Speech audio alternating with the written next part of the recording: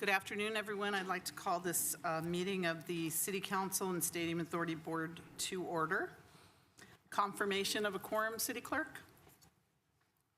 Thank you, Madam Mayor. Yes, confirming a quorum, and I also note for the record that Councilmember Shahal will be attending remotely. All right, thank you very much. We have one item for closed session. Should I be reading this, or should you? I can read it in, Madam Mayor. Ahead. Yeah, the one item, a public employee performance evaluation, titled City Attorney. Given the nature of this item, I will not be attending the closed session. However, that meeting will be staffed by your contract facilitator, Mr. Daniel Keene, with assistance from HR Director Acevedo and with Chief Assistant City Attorney Sue Reuter from my office standing by to provide legal support if necessary. Thank you, Madam Mayor. Thank you. Thank you for that. Do we have any members of the public that I don't see any in the chambers? I don't see anyone online either. Okay, noting that, we will be back at 7 p.m. for the regular council meeting. Come back then. Thank you.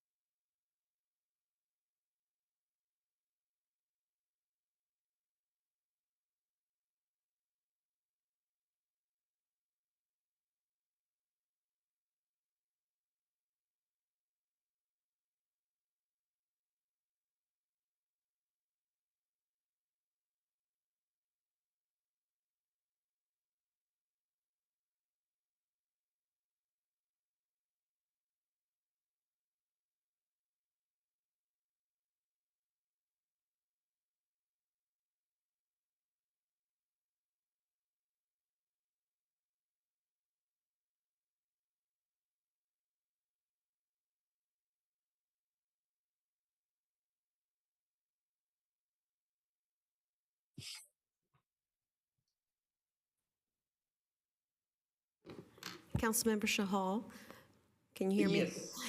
Yes, I can hear you, Nora. Can you hear me? Yes, they've already opened the meeting and they're in the closed session. So now I sent you the Zoom link. Yes. Okay, Okay. so join that one. Thanks. Okay, thanks. Perfect. Bye. Thanks.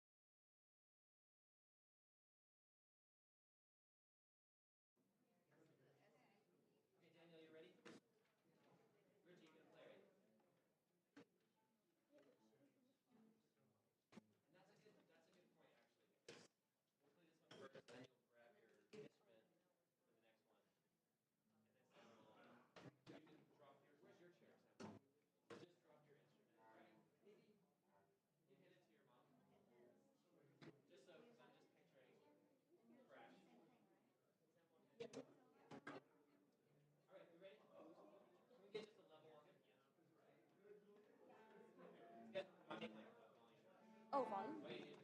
Yeah.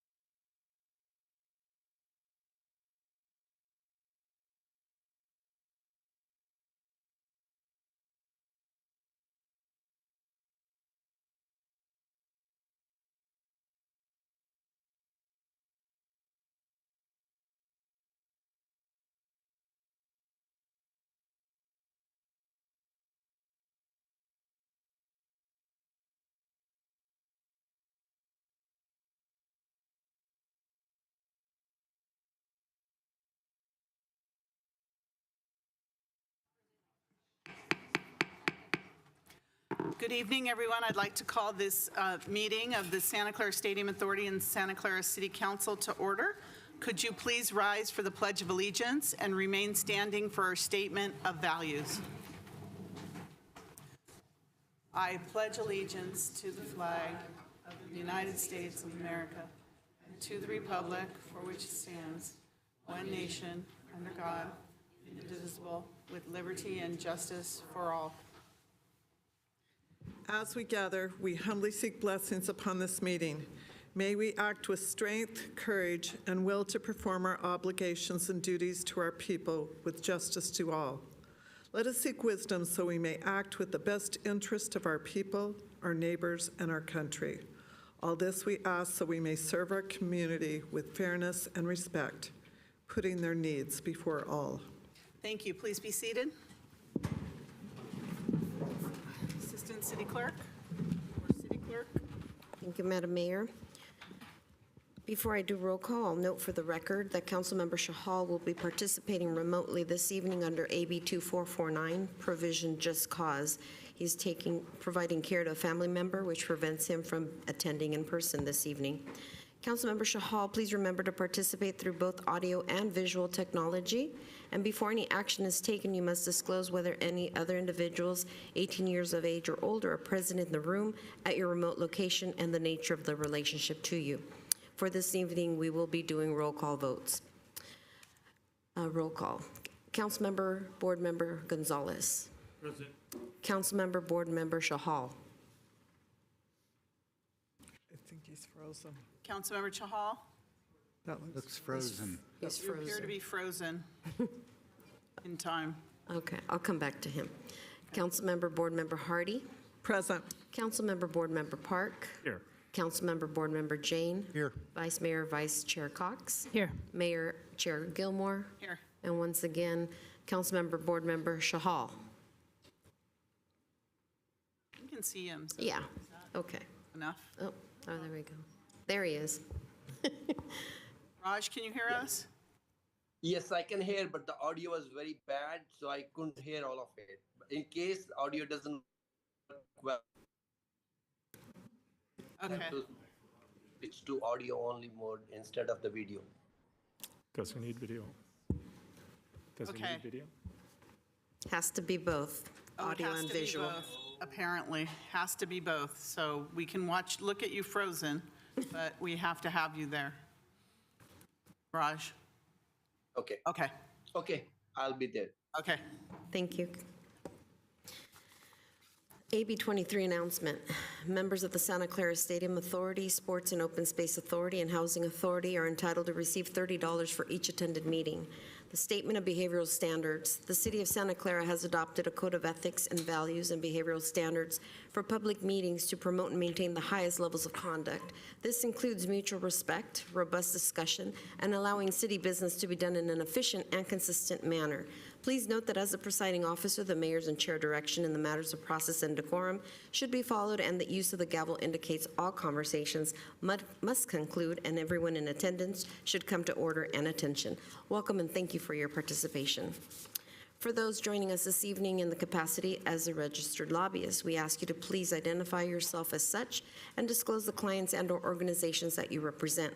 This is pursuant to City Code Section 2.155.110. Thank you. Thank you. So good evening, everyone, and welcome. For today's meeting, the council's back in person and is conducting its meeting in a hybrid manner. The public is welcome to attend in person, and also the city continues to use a Zoom feature to allow participation from your home or office. Members of the public can still join via the link and/or call into the Zoom meeting phone number shown on the screen now. If you would like to speak on an agenda item or during public presentations, please raise your hand on the Zoom application or press *9 on your phone. Please only raise your hand while the item you're seeking to speak on is presented. Staff will enter your name or the last 4 digits of your phone number, and I will call on you to speak. As a friendly reminder, members of the public have 2 minutes to speak on an agenda item and 3 minutes on public presentations, and those are reserved for topics that are not on the agenda. Prior to each agenda item, staff will lower your hand to ensure that members of the public are seeking to speak on the appropriate agenda item. So we'll move on now to the council agenda. So next we have continuances, exceptions, reports of action taken in closed session. There were no actions in closed session. I'm going to report for the city attorney. Continuances, exceptions, reconsiderations. I'm going to start with the city manager. We have item number 9 that is going to be continued on the agenda. Do I just notice, in case anyone's here for item number 9, which is adoption of a general plan amendment to incorporate the multi-jurisdictional hazard mitigation program into the safety element of the city's general plan. Do we have a date for when that is coming back? We don't yet, Mayor, have a date specific, but it will more likely than not be towards the end of April or early May. End of April, early May. So anybody that's here for item number 9, we will not be hearing that this evening. And we don't need a formal continuance, it's just a notification, right? That's right, Mayor. By consensus, we can, since staff pulled it, it can be just continued to a date uncertain. And, Okay. and the matter will be re-noticed for a public hearing. Okay, very good.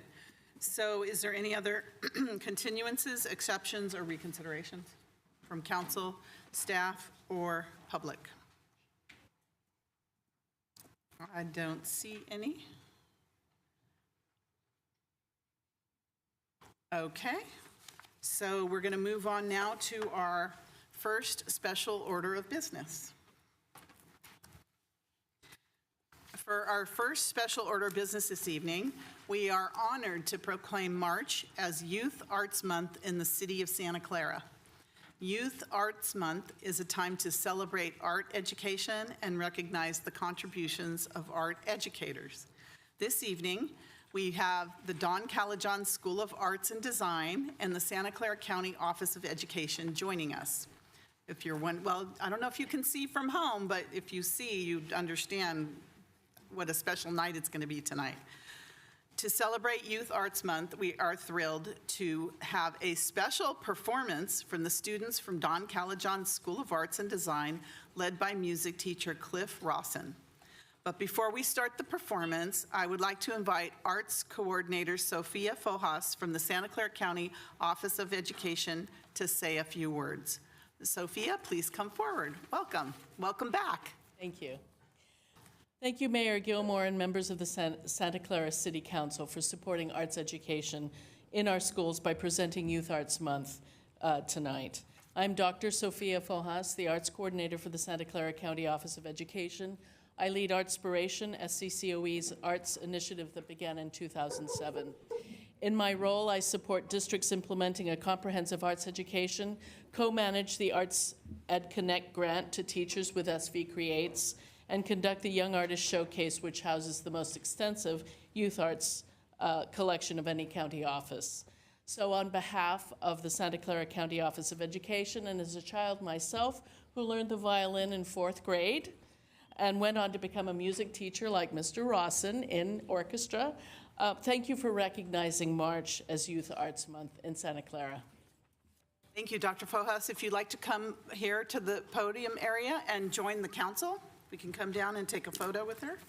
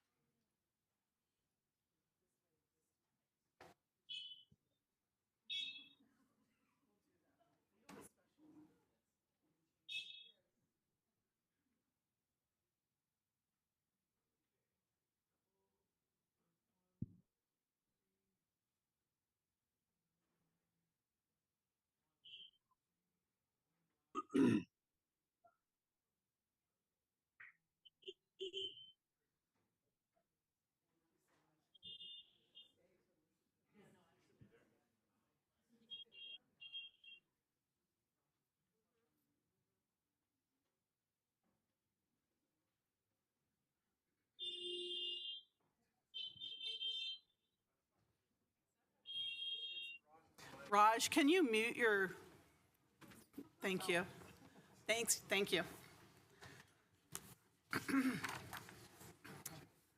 So how exciting. Next, I would like to invite the Coordinator of Arts, Libraries, and Instructional Resources from Don Calajon School, Chandra Henry, to the podium to introduce the students. Please come forward. Welcome. Good evening. My name is Chandra Henry, and as you stated, I am the coordinator for Arts, Libraries, and Instructional Resources for the Santa Clara Unified School District. And I am pleased to introduce our principal from Don Calajon School of Arts and Design. He's going to say a few words before introducing our performers this evening. Wonderful, thank you, welcome. Great.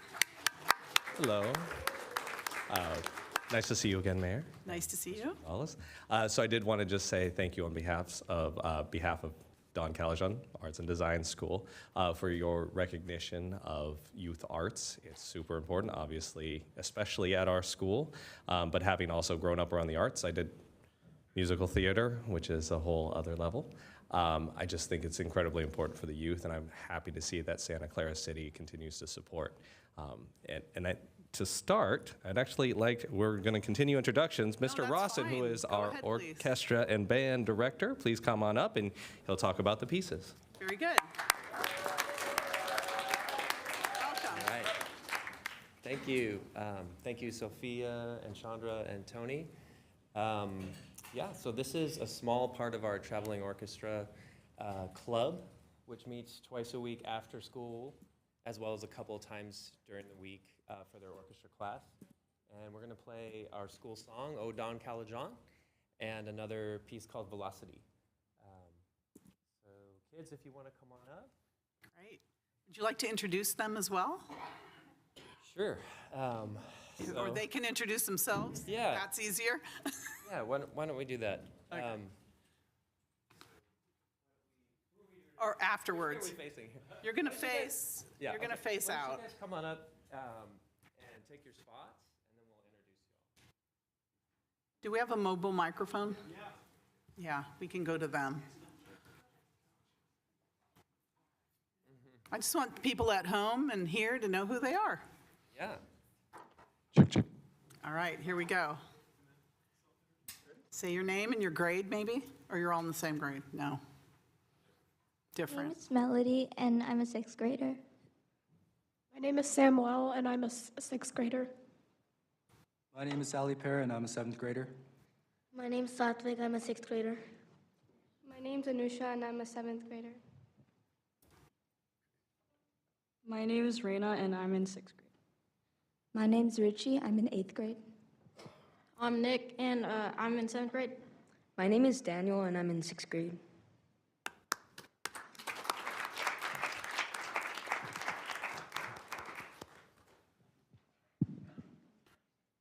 All right, so for our school song, Ruchi is going to be playing the piano.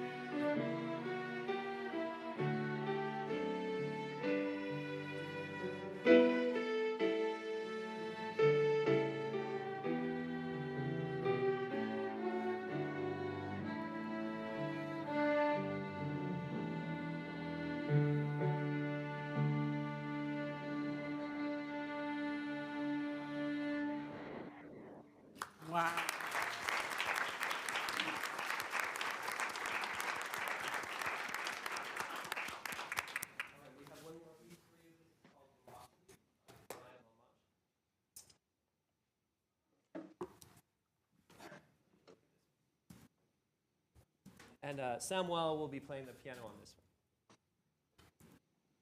And Ruchi's back on the violin. They're multi-talented.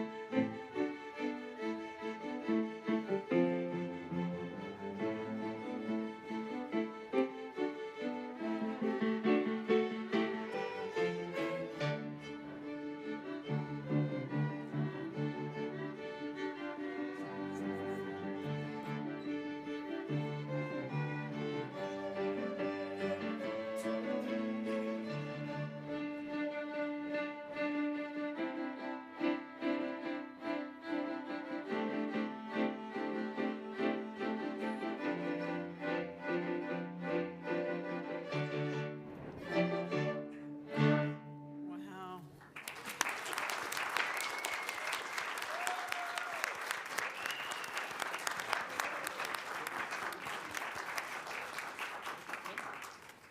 I just need to remind everyone, that's a middle school. That's unbelievable. Bravo, very, very talented. Done a fantastic job. This is really, really nice. I think we should start all our council meetings with this music. It will put us all in a fabulous mood. Bravo. Let's give them another round of applause.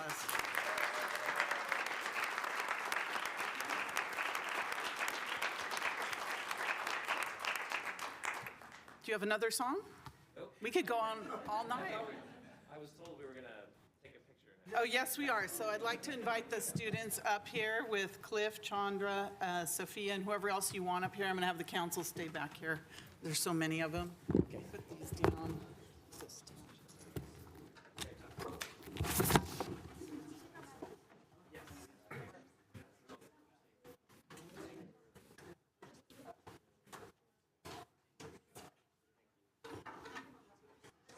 It's nice to see you. Yes, you do.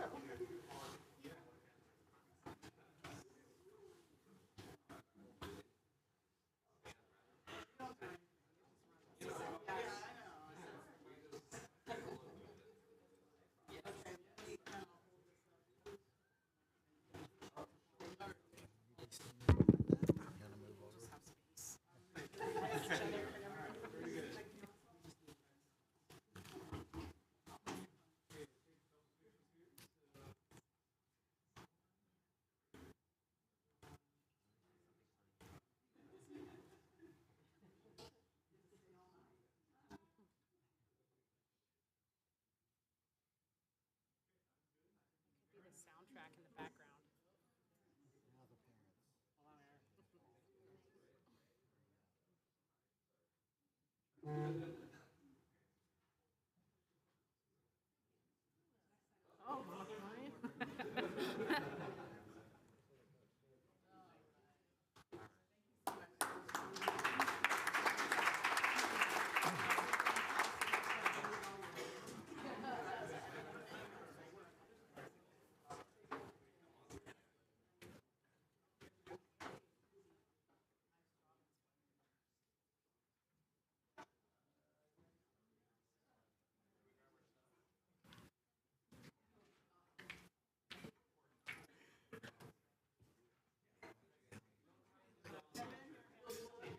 Yeah. What was that? Yes. Yes. So I just wanted to thank the students and all the people that helped put this together, but also for Don Calajon School.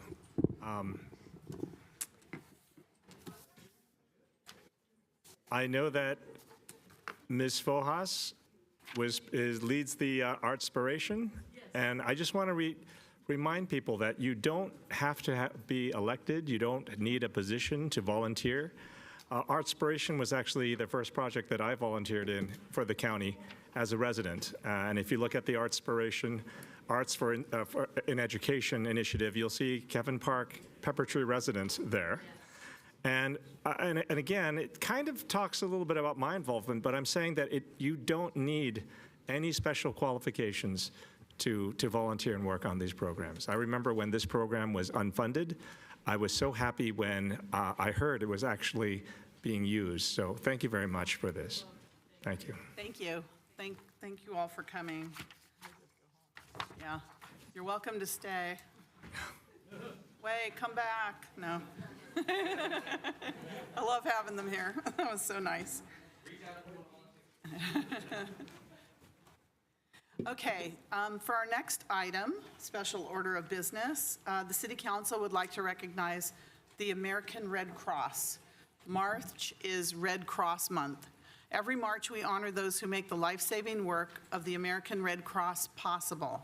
We have leaders from the Silicon Valley chapter of the Red Cross, Executive Director Reagan Lund and Board Member Saksham Gokar here with us this evening. So I'd like to invite them to the podium to say a few words. Welcome.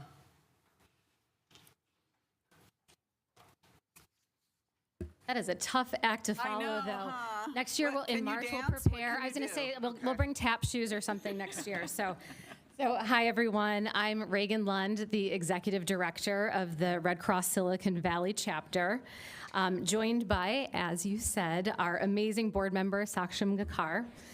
It's an honor to accept this proclamation from the City of Santa Clara, recognizing March as Red Cross Month. For nearly 80 years, this tradition has honored the volunteers who power our mission. 90% of our work is driven by them. From disaster relief to supporting military families and collecting life-saving blood, their dedication brings hope to those in need. In Santa Clara County alone, we've responded to over 100 disasters in 2024, provided 2,100 services to military families, and collected nearly 17,000 blood donations, all thanks to our incredible volunteers and donors. We invite you to join us. If you're interested in volunteering, please visit redcross.org/volunteer today. Thank you to you, Mayor Gilmore, to council members, to the City of Santa Clara and your staff, for your partnership in building a more prepared and resilient community. We deeply appreciate this recognition. Thank you. And we stuck to under 2 minutes. Wow. You still have 3 seconds left. Is there anything you'd like to say? Yes, donate blood, donate Yes, treasure, donate time. We need you. Thank you, Reagan and Saksham. We are so grateful for the work of the Red Cross. I'd like to also ask you or any other Red Cross volunteers to come up here and take a picture with the council. Council, we can go down, and I'll present you with this proclamation. Thank you. Thank you.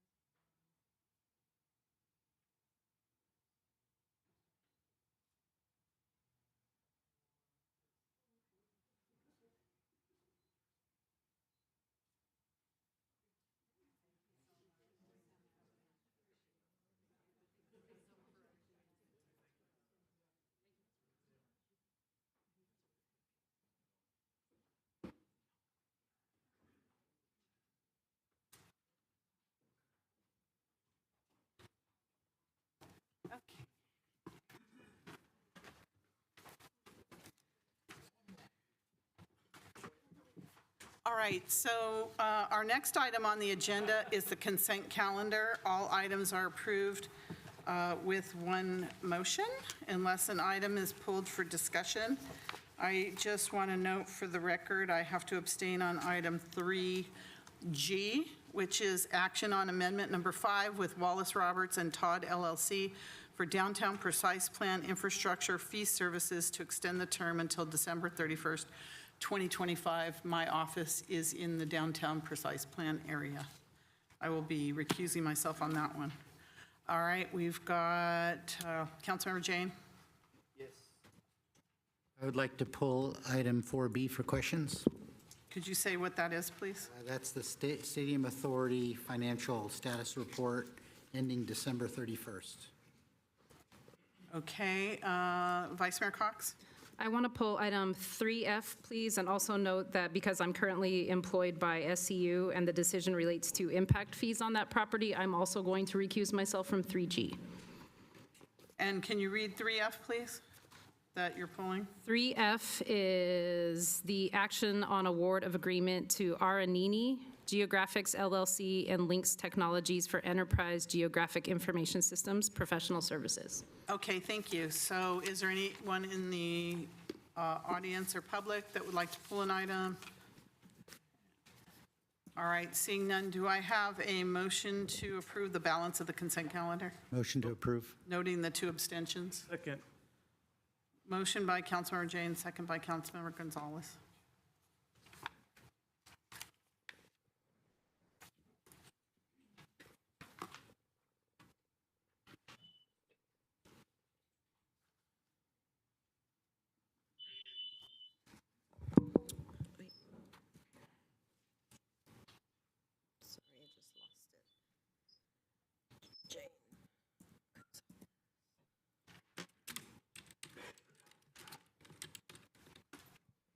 Please register your vote. Let me roll call it. Oh, okay. Councilmember Gonzalez, Councilmember Board Member Gonzalez. Yes. Oh, this actually, yeah, for 4A since the stadium. Thank you. Councilmember, Board Member Shahal. Yes. Thank you. Councilmember, Board Member Hardy. Yes. Councilmember, Board Member Park. Yes. Councilmember, Board Member Jane. Yes. Vice Mayor, Vice Chair Cox. Yes. And Mayor Chair Gilmore. Yes, Thank you. that passed unanimously for those items that were not pulled. Thank you. All right, we're going to move now to public presentations. All items are approved. Public presentations. Those are for those items that are not on the agenda. Does anybody have a public presentation? Do we have any cards, City Clerk, Assistant City Clerk? For public presentations, we'll start with the cards, and then I'll ask if anybody would like to speak. We have a card for Akos Zaboskli. Okay, welcome. Welcome. Here we go. All right, I turned it on. Go ahead. Photo shows San Tomas Path with pedestrians prohibited sign. County Roads Director Freitas states that he will post these signs if the, quote, city has an ordinance prohibiting pedestrian access to expressways, unquote. At right is a sidewalk map excerpt for San Tomas. Sidewalks in red are approved by the BOS for both sides of San Tomas in the 2008 plan. Lower photo is the Kaiser pedestrian entrance on Lawrence. I forced all pedestrians prohibited signs to be removed from Lawrence using people's right to walk on roads. I then forced county roads to construct 4 miles of sidewalks the entire way at no cost to the city. The only thank you I ask for is to repeal Resolution 5603. In 2006, I asked City Council to repeal the prohibition, but Council voted 4-3 to, quote, take actions after the county completes the expressway planning to adopt a resolution to support the county's prohibitions. 3 council members wanted immediate repeal. For the 2008 county expressway plan, County roads lost their fight to eliminate all sidewalks. The BOS approved sidewalks on all expressways and acted absolutely no prohibition, no request for prohibition. See 8 BOS votes and quotes in the links. At the November council meeting, Mayor Gilmer asked staff, are county expressways in the jurisdiction of the city or county with regard to prohibiting pedestrians? I reminded staff several times, but staff won't answer the question. In fact, I reminded staff several times since 2009, but staff won't comply with the 2006 council vote. Staff's delay tactics have been very damaging for pedestrian safety. Next slide. It is answered by the prior quote from County Roads and this quote from County Council. The authority rests with the city, in whose jurisdiction the expressway or portion thereof may lie, unquote. Next slide. The use of logic makes the answer moot. Examine the 2 possible cases for the answer. Case 1, county has jurisdiction. The city ordinance needs repeal because the city ordinance is not enforceable. Case 2, the city has jurisdiction.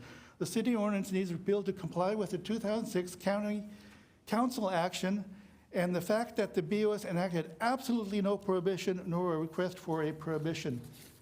Last slide. This has the clickable links that I cited in my slides. Thank you. Thank you very much. Sounds like we need some cleanup here. Can we, by consensus, refer this to staff for a follow-up? Yes, okay. We can't take any action, but you see we're referring, so thank you for bringing that back to our attention. Thank you. Anyone else? Would anybody like to speak on public presentations? Those are items not on the agenda. Please come forward.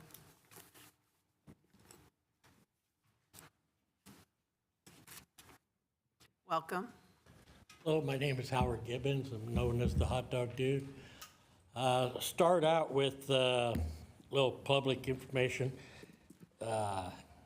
April 11th is the start of Cinema in the Park. Sunset Cinema, they call it. It's going to be Top Gun. I encourage y'all come out and take a look. And people who are listening in on me, go to the city website. You'll find all kinds of information about some good stuff starting April all the way till the end of till the rain comes. And I'll be there doing the best I can. Next thing is, it's a lot of talk about Super Bowl and soccer and all excited about it and everything. 10 years ago, it devastated my business. I got basically shut out. For me to get to where my stand is, I had to push my hot dog cart up a ramp, down a platform, and then go back and push 2. Some of you been to my events. You see those huge ice chests I got. 2 of those plus a bunch of stuff onto the cart, push it up that ramp that's at the train station. Back then, I was 10 years younger, had a lot more strength. I'm an old man now. I can't do it. So hopefully somebody thinks about how the hot dog dude is going to be able to do his business, run his business. Last time I tried reaching out, I got nothing. Luckily, at the last minute, the chief of police back then told me push the cart up and do it that way. So I hope I can get somebody to listen. Otherwise, I just sit out of business for a month, and that's not really fair. Everybody's making money. I tried last time, got the runaround. Just not the right whatever they wanted. So, but anyway, get that out of the way. Really, I hope you guys come out to some of the events that are in your districts. There are your constituents out there. There surprised me at voting season last year.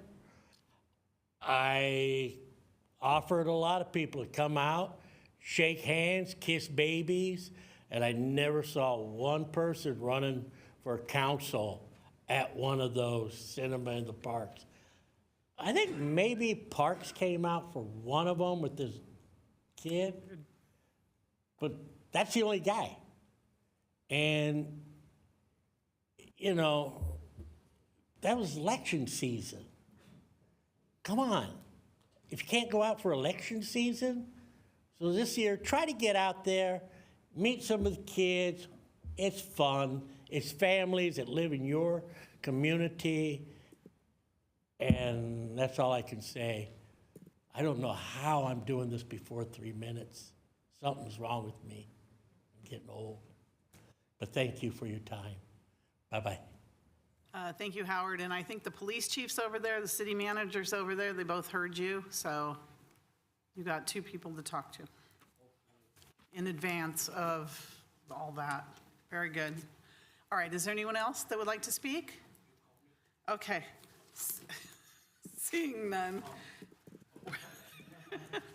Next time, bring samples. Anyways, okay, did I say that out loud? I was thinking it. Okay. All right, next, instead of the consent, I'm going to push the consent items pulled for discussion after the next item, because I know we have people that have to leave. I'm going to go directly into item number 5, public hearing action to allow the development of 1,792 residential units and associated on and off-site improvements on property located at 2518 Mission College Boulevard, including an addendum to the Freedom Circle Future Focus Area Plan Environmental Impact Report and Mitigation Monitoring and Reporting Program. That's all one word. General plan amendment, rezone, and a vesting tentative subdivision map. And this is a public hearing, so public hearing's open. City manager. Sure. Thank you, Mayor. That was a great introduction. I'll just add that the project includes 5 residential buildings, each of which is 5 stories tall.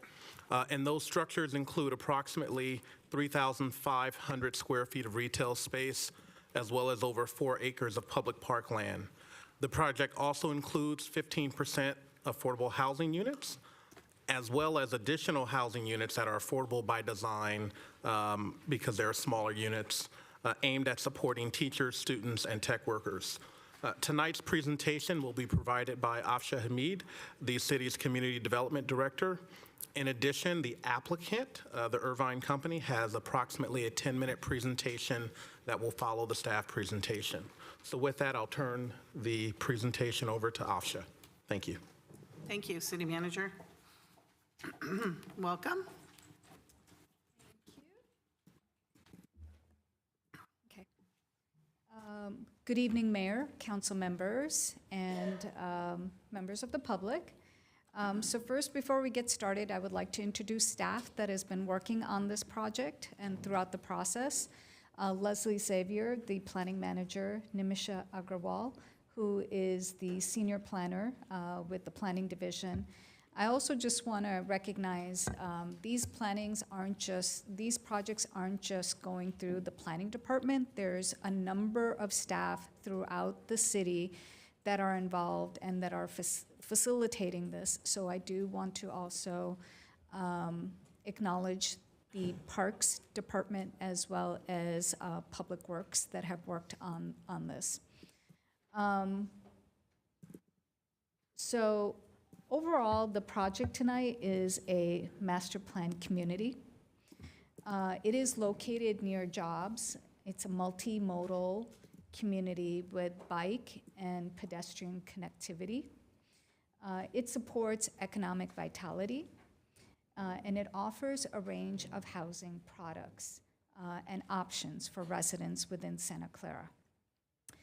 The project applicant throughout the process worked with staff to resolve all the technical issues before coming before the Planning Commission and also before you tonight. So with that framework, I'd like to get started with the presentation. The project is 2518 Mission College Boulevard, and the developer is the Irvine Company. And just as a reference, the Irvine Company has 2 other projects within Santa Clara.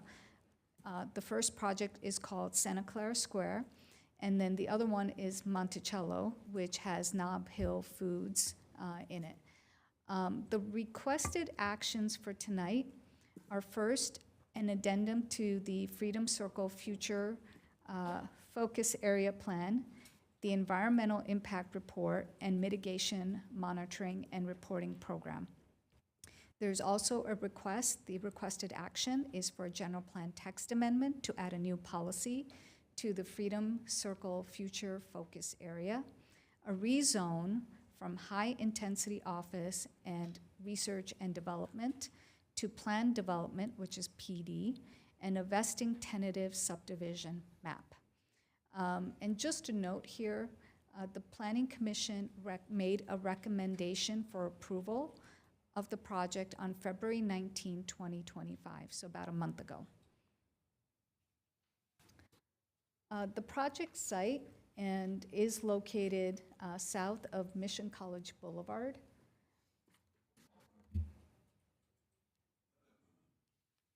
It's located south of Mission College Boulevard. US 101 is to the south, right here. San Thomas Aquino Creek is to the east, and Great America Parkway is to the west. Nearby are Great America Theme Park, Santa Clara Convention Center, and the Levi Stadium. The project is encircled by Freedom Circle right here, and the project site is directly here in the center. The site data is that it's about 25.74 acres. The general plan is very high density residential, and the project is conforming with that density. The zoning is high intensity office, research and development, and this is the portion that will require a rezone. So just a little bit about the Freedom Circle Future Focus Area. The Freedom Circle Future Focus Area is the area here, and I'll just share the boundary here. San Thomas Aquino is to the east, 101 is to the south, to the north is Great America Theme Park in the red, and to the west is Great America Parkway. So on June 7, 2022, the City Council approved the Freedom Circle Future Focus Area, and that would include 3,600 units, residential units. The area itself comprises of 108 acres, and as I've shared with you, the general plan as well as the zoning map. To implement the project and to allow the requested 1,792 residential units, a general plan text amendment, rezone to plan development, which is a PD, a tentative subdivision map, and an architectural review are necessary. The architectural review will be done at the staff level, and that will be done once council approves the actions tonight. So this employment-rich area was long envisioned to be a commercial center.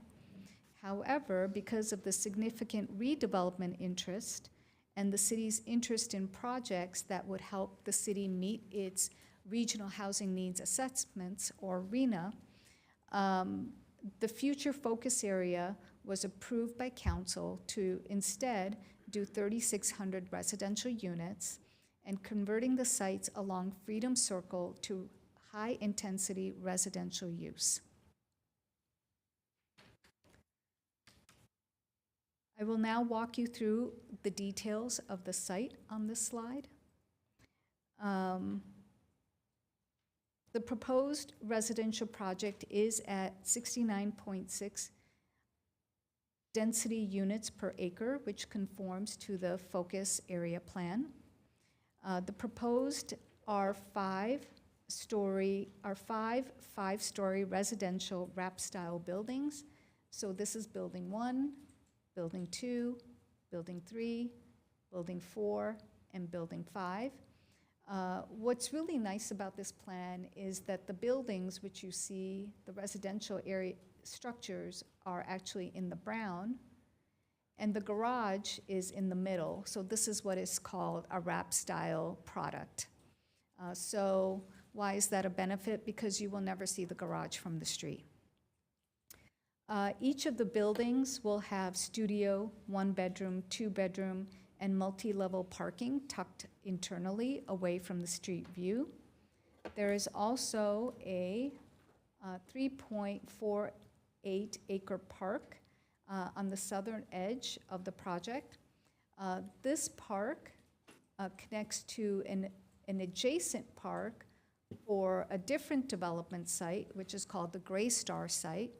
And then these two parks, in turn, will then connect also to the Creek Trail, San Thomas Aquinas Creek Trail that is to the east. So it's a very connected overall site, and it's thoughtfully designed. There is also a north-south connector through the entire project. And this pedestrian path connects Mission College Boulevard and also the future home right here of Sutter Health to the proposed public park. And across the street from the 2-acre public park on the Gray Star site leading to San Thomas Aquinas Creek Trail. There is also another feature on the site, which is a 28-foot wide internal street. And then there's also a nicely paved center focal point, and I will get to that center focal point as well. But that east-west street divides the project site into the northern half as well as into the southern half. And it will include bike lanes, 6-foot pedestrian sidewalks on both sides, and a landscape parkway in between the street and the sidewalk. So the proposed project, and I will talk about some of the features again about the project. The proposed project is consistent with the city's affordable housing ordinance, which is 15% of the total number of units. In this case, 268.8 units will be affordable, and they are required, as required by our ordinance. The proposal also includes 5% of the units to be at very low income and 10% of the units to be at moderate income, with an overall affordability of less than 100% area median income, or AMI. 5% or 75 of the units at 50% AMI, and the remaining 193.8 units are offered at an average of 100% AMI. There is a fractional unit, the 0.8, and the applicant has elected to make that into an additional affordable unit, so it will be 194 affordable units. In addition to the required affordable units, there is also what the applicant is doing and is calling affordable by design. And those are smaller units, and those units are 667 square feet each. And these are 70% of the units, and they will be available to teachers, students, and tech workers, like our city manager alluded to at the beginning. And these units will be distributed throughout the 5 buildings. Another important feature of the project is that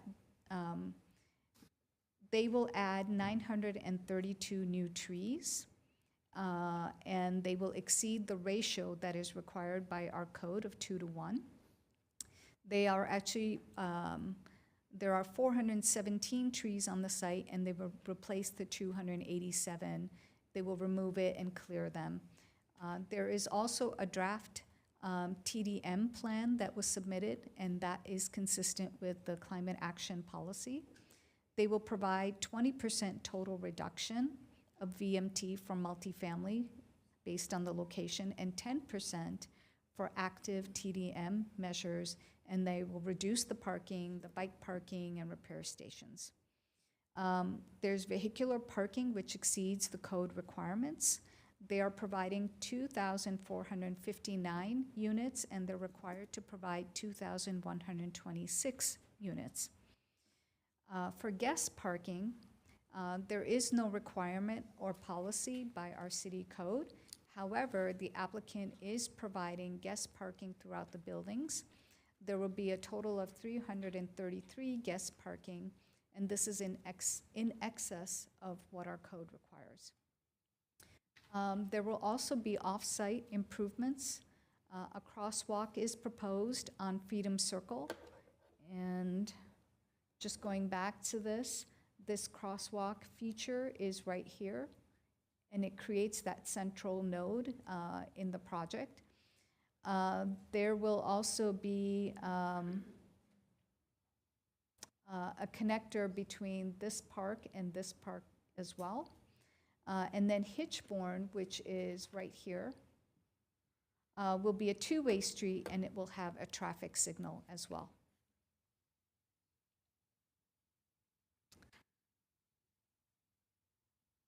In addition, there are some other features. We talked about the public park, which is feature number 1. Some other areas that they're doing, they will also provide 15 parking spaces within this park for the public to park in, so they will be within the park and not on the street. There is a 7-foot wide sidewalk that is being proposed all along the site. They will have class 4 bike lanes. Those are the bike lanes that are distinct and separated from the from auto areas. They are providing 2 private pools. This is number 1, and here's the other pool. And then in that central node that we had focused on earlier, they are providing some amenities. So the first amenity is a 3,500 square foot retail space, number 5. They're providing a gym and a fitness center, which is at number 6. They're also providing a leasing office and site access. And why is that important? Because it basically creates a very nice central node for activity and continues that theme of connectivity. So a little bit about the architecture. And as you're aware, the architecture goes through once at a staff level, once council approves the project and the actions requested tonight. So this is really conceptual only. So the architecture is Mediterranean style, and it's a range of Mediterranean style elevations. And it is modern palazzo, Italian, Palladian, and formal Spanish. And there is a mixture of exterior materials and architectural features that creates visual breaks and interest in the design. And overall, this creates that community that you see at their other projects as well.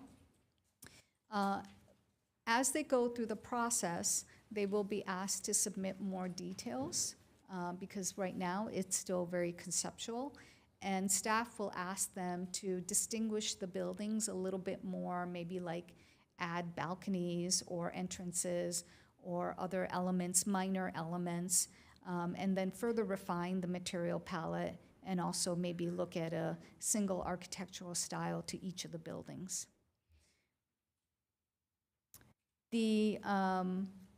A little bit about the conformity of the project.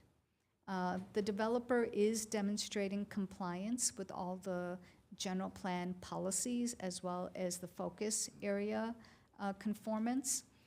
They are providing a range of housing types, multimodal transportation, breaking down large blocks, enhancing connectivity to San Thomas Aquino Creek Trail.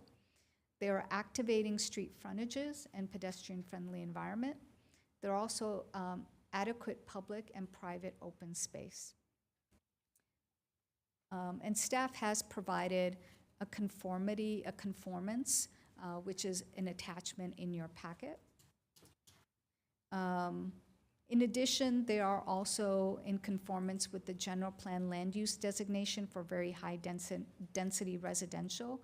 The density that's proposed is 69.9, and the general plan range is from 51 to 100. In addition, they are also meeting the general plan policies for landscaping, public outreach, adequate public services, infrastructure, amenities, connections to pedestrian connections, adequate right-of-way, modes of transportation, and TDM plan. The zoning conformance. The zoning code, the PD zone is limited to properties that are at least 25 acres. This is slightly more than 25 acres. And the intent of the PD zoning is to really allow for creative design solutions and land uses that might not otherwise be allowed by our zoning code. So the project does do that, and they provide that through the parking and by exceeding the parking requirements, and also the guest parking itself. And the proposed project also exceeds that through the number of trees that they're proposing on the site with 932 trees, and that exceeds that ratio of 2 to 1. In terms of the tentative map, subdivision map, which is also an action required tonight, the project is proposing 5 residential lots. So Lot 1, Lot 2, Lot 3, Lot 4, and Lot 5.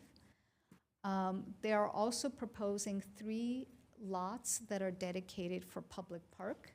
So this is the first one, which is the north-south connector. This small one right here, adjacent to Freedom Circle, is the second one. And then the third one is the 3.4 acre public park. So the subdivision committee cleared it on December 10th, 2024, and they provided conditions of approval. And the subdivision committee reviewed the tentative map on March 11th to subdivide the lot into 8 lots instead of the 6 that were originally proposed. A little bit about the community meetings and the public comments.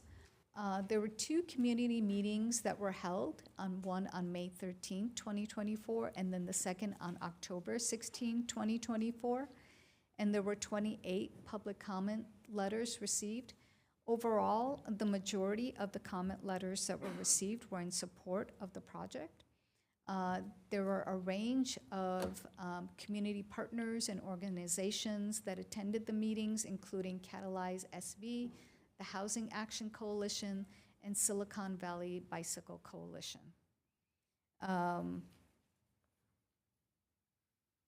Some of the areas or topics that were raised were about density, requesting more affordability, transportation, parking, urban design, environmental and sustainable features, all electric appliances, reclaimed water, and then finally, your action also tonight is on the environmental review. So there was an addendum that was prepared for the Freedom Circle Future Focus Area Plan, and and what is being prepared is basically an addendum to the California Environmental Quality Act, and that was posted to the city's website. The addendum includes 4 refinements to the 2022 EIR mitigation measures and provides clarifications and protocols. So the first one is air quality, 2 in biological resources, and 1 in cultural resources. It was determined that the addendum for the proposed project would not cause any substantial changes to the previously approved EIR. There was a Planning Commission hearing held on February 19, 2025. Overall, the Planning Commission recommended the project for approval. During the discussion portion of the meeting, the Planning Commission raised questions regarding cobblestone versus paving, and they are proposing paving. garage security, and the applicant is having 24/7 patrol service and cameras for security. Providing higher level of affordable units. The applicant team shared that in addition to providing the 5% at 50% AMI and 10% at 100% AMI and affordability by design, they are proposing the affordability by design, and it is more attractive to teachers, students, and a different market. And additionally, the affordable units by design will be evenly distributed throughout all 5 buildings. EV chargers, the commission recommended fast chargers in the project for vehicle charging, and the commission asked if solar panels could be on the rooftop for both hot water heating and to reduce equipment costs. And they are including solar panels on upper levels of the parking garage. In terms of the architectural design, the commission requested a variation to the overall mission style architecture, and the applicant clarified that they are working on a very distinct style for their projects and providing a distinction between the 4 different styles. And it's a balancing act for their customer base, and there is a certain demand that their customer base likes, and they are building a unique project. At the Planning Commission hearing, 14 members of the public did speak on the project. Of those, 11 members of the public spoke in strong favor of the project, and 2 members were representing local unions who emphasized the importance of using skilled labor. Commenters noted that the Irvine Company does quality development and that their other developments in the city are mostly occupied, and the project provides much-needed affordable housing for the city. There were concerns regarding providing unbundled parking and a vehicle miles reduction strategies, e-bike charging in the bike parking areas, lighting improvements on the trails, and providing more retail in the project. And the applicant did respond at the Planning Commission meeting and said that there will be adequate e-charging in the garages. The parking will be unbundled, and also the retail provided by in the project, which is 3,500 square feet, will be maintained by the Irvine Company themselves. And in response to the lighting improvements on San Thomas Aquino Parkway, or Creek Trail, the applicant noted that the trail is managed by the City and Water Authority. While they could light up the trail heads, additional lighting would actually interrupt the biological environment around the trail. But at the end of the public hearing, at the close of the public hearing, the Planning Commission unanimously recommended approval of the project. And they requested that the applicant explore opportunities to work with the local construction labor unions. So tonight, the recommendation is to adopt a resolution for the City Council to the addendum to the Freedom Circle Future Focus Area Plan, EIR, Mitigation Monitoring and Reporting Program for Santa Clara Park Residential Project, adopt a resolution recommending the City Council approve the general plan text amendment, adopt a resolution recommending City Council approve a rezoning of the project, and adopt a resolution recommending the City Council approve a vesting tentative map for 2518 Mission College Boulevard. And staff is here if you have any questions or clarifications. Thank you. Thank you so much, Director, for that report. We're going to start with just council questions and questions only of the Director before we go to the applicant. Councilmember Hardy. Thank you. I wanted to make certain I understood you mentioned something about cobblestones, and I wasn't clear if that was something that was in the project and the Planning Commission wanted that changed, or there's a way to make paving look like cobblestone anyway. I'm guessing just from what I'm hearing that it is for rent and not sale for condos, that you didn't specifically call that out. I was listening for that. I really like the bike lanes. It is very close to the San Tomas Aquino bike trail, and it's an excellent place to get around and much safer than many. The reality is there are no schools anywhere close to there. It was just a comment.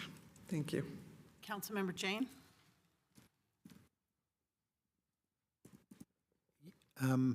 Yeah, I like the 4 acres of parks, but it seems like for this number of residents, there should be more parks. Are they paying an in lieu fee for the parks space? And then do we have any idea what type of activities would be programmed at that park? Would there be tennis courts or basketball courts or what? And then how would the public get access to that park? Is there parking? Thank you. Vice Mayor Cox? Thanks. I was wondering if we could give clarification, since this is a portion of the Freedom Circle plan, if there is a mandate to complete the full specific plan, and I know this is in the questions I sent. I also would like a little bit more clarification when you talked about the architectural part, where you said looking to get more distinguished. I know one of the things about an Irvine property in Santa Clara is you absolutely know it's an Irvine property. I think they've done such a great job at distinguishing themselves. I think it was mentioned that you're looking for a way for all 5 buildings to be independent styles, which would not make sense to me. So I wanted clarification on that and how far you want to deviate from what seems like a very successful brand that they have. And then I think my other question was about the 4.2 acres of park as well. I'm assuming that's all unencumbered and public accessible green space, and none of that is private. Thank you. Councilmember Gonzalez? Thank you, Madam Mayor. As far as it's a similar question as far as to Councilwoman Cox, as far as the palette and architecture. It seems like whenever you go to Irvine property, whether it be Santa Clara Square or Monticello, I mean, you can feel that it's an Irvine property, and I wouldn't want to change that look and feel as far as that's concerned. But is when you were talking about the palette and architecture, would it be something similar to those 2 other properties? And I think you mentioned it's basically an integrated BMR type of environment where you have different units. Just want to make sure that's what you had mentioned. And also, as far as the EIR, you mentioned that it also talks about a dual 2-way street at Hitchborn. Is that something that's definitely going to happen? It just seems like when you come off the freeway there at posted speed, it just seems like that intersection comes in pretty quickly. As I've gone to Berks and things, it's just a quick right turn there. I'm not sure if a light would be kind of very close or too close to the freeway there. Thank you. I had similar questions on 2 items. One, you said there was going to be a single architectural style for each building. One thing I know about the Irvine projects is that they have a signature design in Santa Clara especially, and you know that that's what it is, and it's a quality development the way it is. So the thought of having a different design to each building sounds really tacky to me. So I'd like to see it stay as the signature Irvine design, because why mess with success? That's my thought on that. So I just, maybe you didn't mean that, but it sounded like that. So, and then I didn't see anything in the report about the traffic signal. Is it on Hitchborn and Freedom Circle? Is that what you're talking about? Where the traffic signal is? I wasn't sure about that. So those are my 2, 1 comment, 1 question. And that's it. So if you're prepared to answer, that would be great. Sure, thank you. And let me just go through this. Okay. So Councilmember Hardy, your first question was about cobblestones versus pavers. I think the Planning Commission asked if there were cobblestones in the project or could be cobblestones, but the applicant is using pavers, and it's a product that they've used, and it meets technical specifications. And so I think the Planning Commission ultimately was fine with the use of pavers. I believe this project is for rent. Thank you. You had 2 comments. You liked the bike lanes, so no additional feedback on that. And then your second comment was that there aren't any schools nearby. So, Councilmember Jane, you asked if there could be more parks in the project.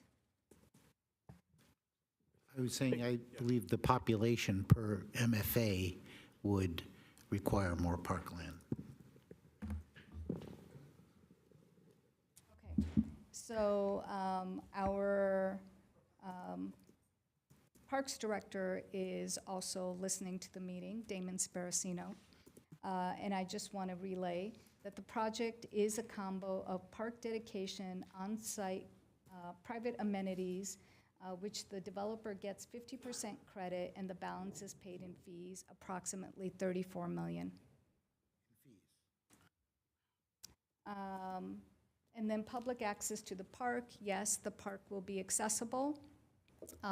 In the park on the southern end, which is the 3.4 acre park, they're actually providing parking spaces within the park itself, so you'll be able to pull into the park and access the spaces. Then the north-south connector, where Mission College Boulevard starts, they're actually doing nice features, like gateway features, so that you're actually welcomed into the project and you're encouraged to connect. Then throughout the project site, they will also have like this theme of redwoods, and they will have like signage throughout the life of a redwood, and they can talk about that. But that will also encourage people to walk throughout the entire site and use the parks, and kind of also it'll serve to be an educational piece as well. Councilmember Cox, your question was if there is a mandate to complete the specific plan, and that's a really great question. Let me take that. So the specific plan calls out a desire for the area. And so there is no mandate in the sense that the city does not own title to those properties. We certainly encourage development and will work with other developers in the area. However, the site we're talking about is a site that Irvine controls and is coming forward to develop that. But certainly we will continue to work with all the other property owners in the area to realize that entire vision. I also want to talk about the architecture piece, because that came up through a couple council members, and staff appreciates the architecture style and the overall way that it creates a theme and it's connected and creates a community. The comments that are coming from staff are more minor, like to add a little bit more distinction between each of the products, like for example, you know, even between different Mediterranean styles, there's differences in balconies or differences in entrances. And staff is not asking to deviate from this style or create a different theme at all. Staff is just saying that maybe take a look and make it a little bit more vernacular, and that's simply the extent of what staff is requesting. Not to change the style, not to come up with a different theme. We like the success of this product. We like the success of what is coming here, and we want to continue it, but just add some distinctions between one style versus the other style. And through the mayor, I'll just expand on that point. From the city manager's seat, I totally understand the comments of the successful Irvine projects that we have within the city and the overall palette of an Irvine project. And so we'll certainly work with the applicant to ensure that we keep that intent as well as work through the staff suggestions. But I think we can come up with a very amicable solution that accomplishes both, but really keeps that definitive Irvine product. Totally understand the comment. So And if, can I ask, if not, then is there an appeal to the city council? If it's anything but what you just said? Yes, okay, all right. Yes, there's. I mean, there we is don't an want to see appeal. that, but we'll do it if we have to. Thanks. Thank you. I'm sorry, Vice Mayor Cox, did you want to say? I think I just, on top of that, are we as a staff and then a city working towards like a common vision of what we want our designs, or is this just somebody on staff's personal preference that they're asking for a redevelopment of kind of a working model right now? Sure. Let me take that. So an architectural review, whether it's by a planning commission, an architectural review committee, or staff, is by definition on some level a subjective process, right? That said, staff is trained and staff does review architectural plans and offer comments to not just this developer, but other developers. And so we often will work with the applicant to arrive at an amicable situation. And in my tenure here, I don't think that we've had an appeal of an architectural design decision. And so I think we will. Had them in the past. Yeah, but we will aim to work certainly with the Irvine Company. Totally understand the DNA of, you see a project and you almost know without seeing the plaque that it's an Irvine project, and we appreciate that quality. We have examples of that quality here in the city, and we truly want this to replicate that. Yes, and I echo what the city manager is saying as well.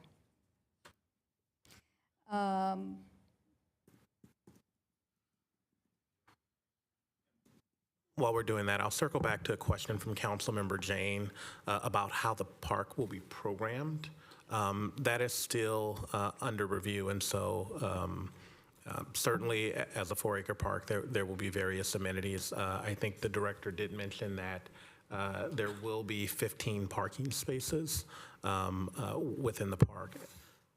And have certainly confirmed that there is significant park fees that will be paid for this project.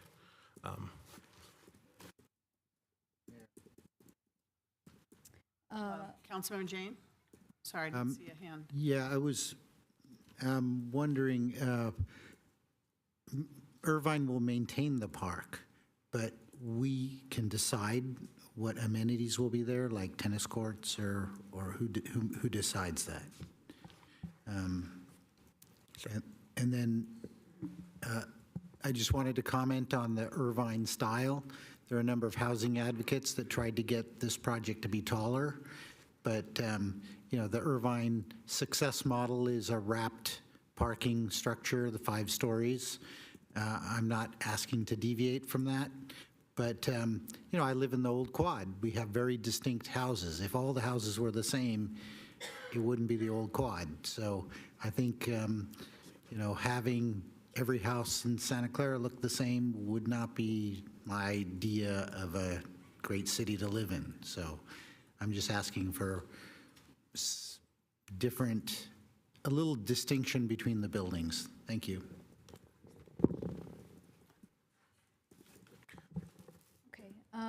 I think there was a question about the park.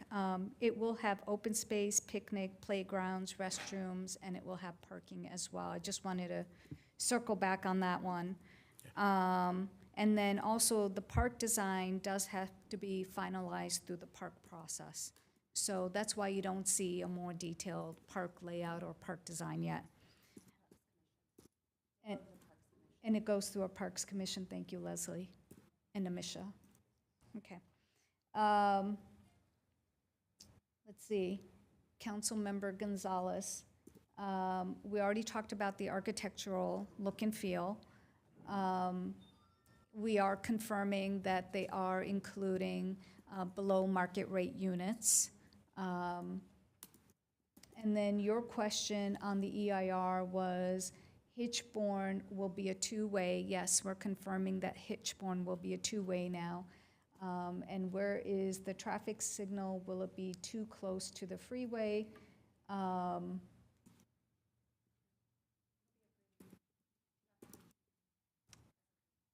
Okay, so that will be worked through with traffic engineering. Right now, the traffic signal is approved, but they will work on the exact location of the traffic signal. It'll be at Great America Parkway. Okay, it will be at Great America Parkway. The Great America Parkway and not Freedom Circle? You're proposing a stoplight at Great America Parkway in Hitchborn? Is that correct? Yes. Vice Mayor? Sorry, Oh. I didn't, is that in the report at all? Where is it in the report? It's in the conditions of approval.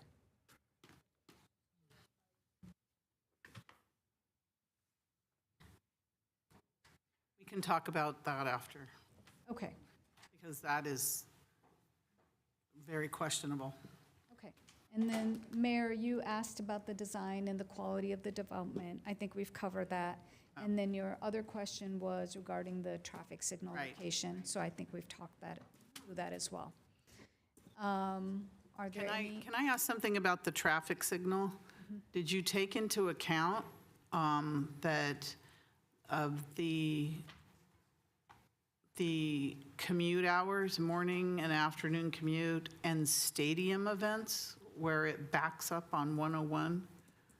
And the effect that a new traffic signal would have on the already horrendous traffic coming right off 101, that'll back it up even further. I'm just wondering, I would not approve of a traffic signal there at all. The stadium events would be off the charts anyways. So we do have our Mike Liu and Carol Shariat available on Zoom to respond to that. They are with our traffic division of Public Works. So if you would like, I think they would be better able to respond to that. I'm going to go to the city manager. Okay. Sure. It seems like there are concerns from a number of council members about the traffic signal that's proposed for Great America Parkway and Hitchborn. So why don't we turn to our staff traffic team and then our consultant. I will say, council, that there are always traffic engineering studies, and certainly I know staff is going to be cognizant of the various events there, and these are timed and loop signals that can be configured to moderate based on the traffic volume and the activity. But it looks like we have Mike Liu, our Assistant Public Works Director. Yeah, thank you, Mayor and Council. I just want to confirm everybody can hear me. Yes. Everybody hear me fine? Yes, we can hear you. Okay, great, thank you. So appreciate the question. So yes, the project is, and actually, the project's going to be installing or proposed to install a new traffic signal at Hitchborn.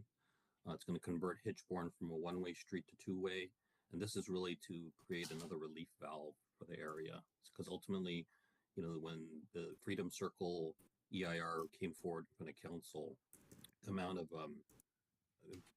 land use changes on this side of Great America Parkway was causing a lot of issues at Great America and Mission College Boulevard. So what this does is it allows another egress point from the project onto Great America Parkway, primarily during the PM hour. That's what usually, just in general, that's kind of when the issues arise in the area. In terms of stadium events, you know, stadium events are very controlled.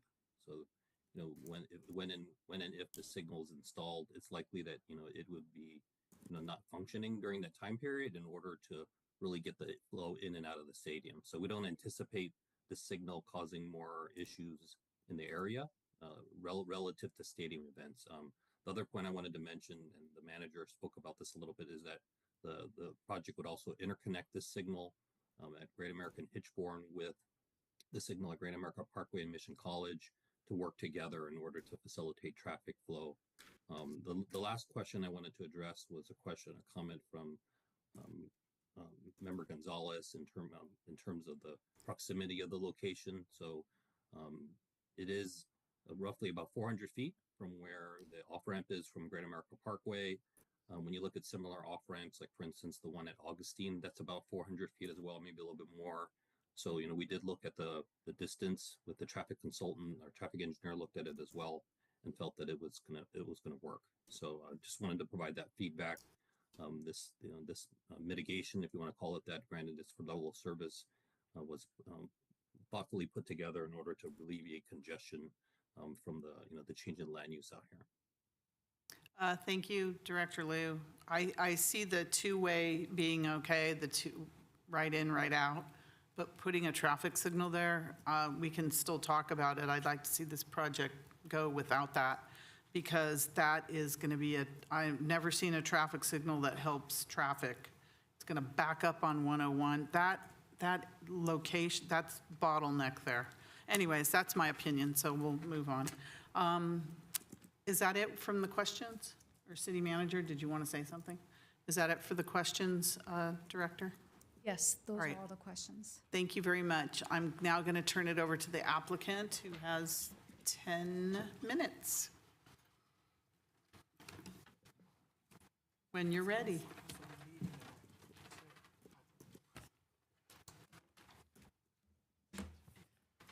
My slides here. Good evening, Mayor Gilmore, Vice Mayor Cox, and members of the City Council. My name is Carlene Matchnip. I'm Vice President of Entitlements for the Irvine Company. Tonight, we're very enthused to come before you to present a new development located in Santa Clara within the Freedom Circle focus area. And as you know, it's the redevelopment of our existing Santa Clara Park office park, which has been functioning there for years. At this time, I'd really like to acknowledge staff. They have put so much into this project, all the departments working with us to collaborate and with our entire team to make this a much stronger project. And, it takes a team to put together a project like this. Staff Afshan did a great job, and she was very thorough, so I don't want to go through all the same details tonight, but I want to tell you a few things that might clarify some of the questions that have been asked. The project's 1,792 units, and it will be nestled within many preserved old-growth redwood trees, and that's going to be a very special setting, along with our lush landscaping, which is a signature of the Irvine Company. We're incorporating 8.5 acres of both public and private park, so the total visually will include 4.25 acres of public dedicated park and 4.22 acres of private amenities. And those include a large fitness center, 2 pools, co-working space, a public cafe, and resident services.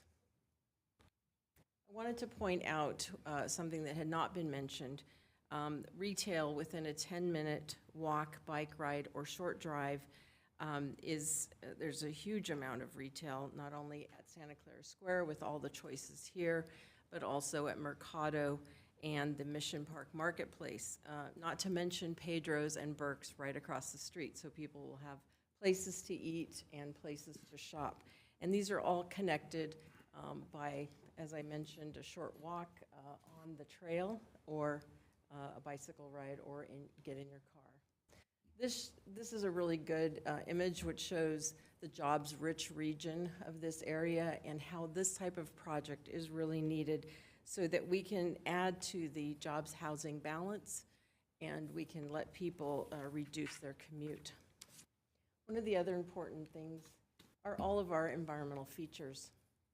Not only the photovoltaic systems, but a long list of other items like LEED Gold equivalent and meeting your climate action plan goals of 1 parking space secured in the garage and charging stations for those.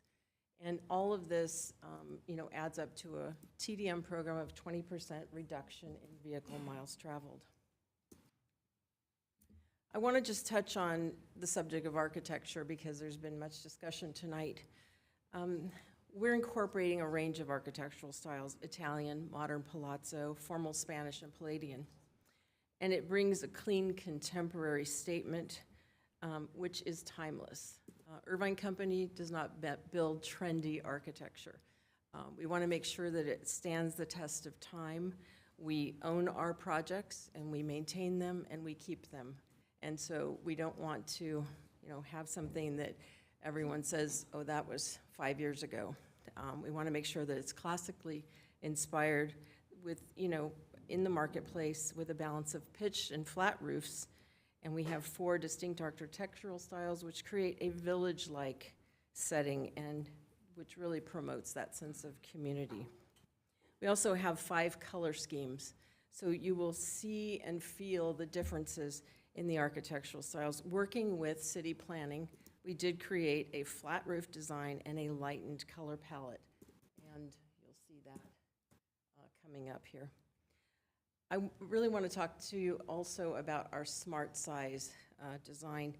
I think there was a little incorrect statement of square footage in the earlier presentation. How do I go back? Okay. They range from 385 square feet and then all the way up to 1390 for our conventional units. So they're not all 670 square feet, which was mentioned earlier.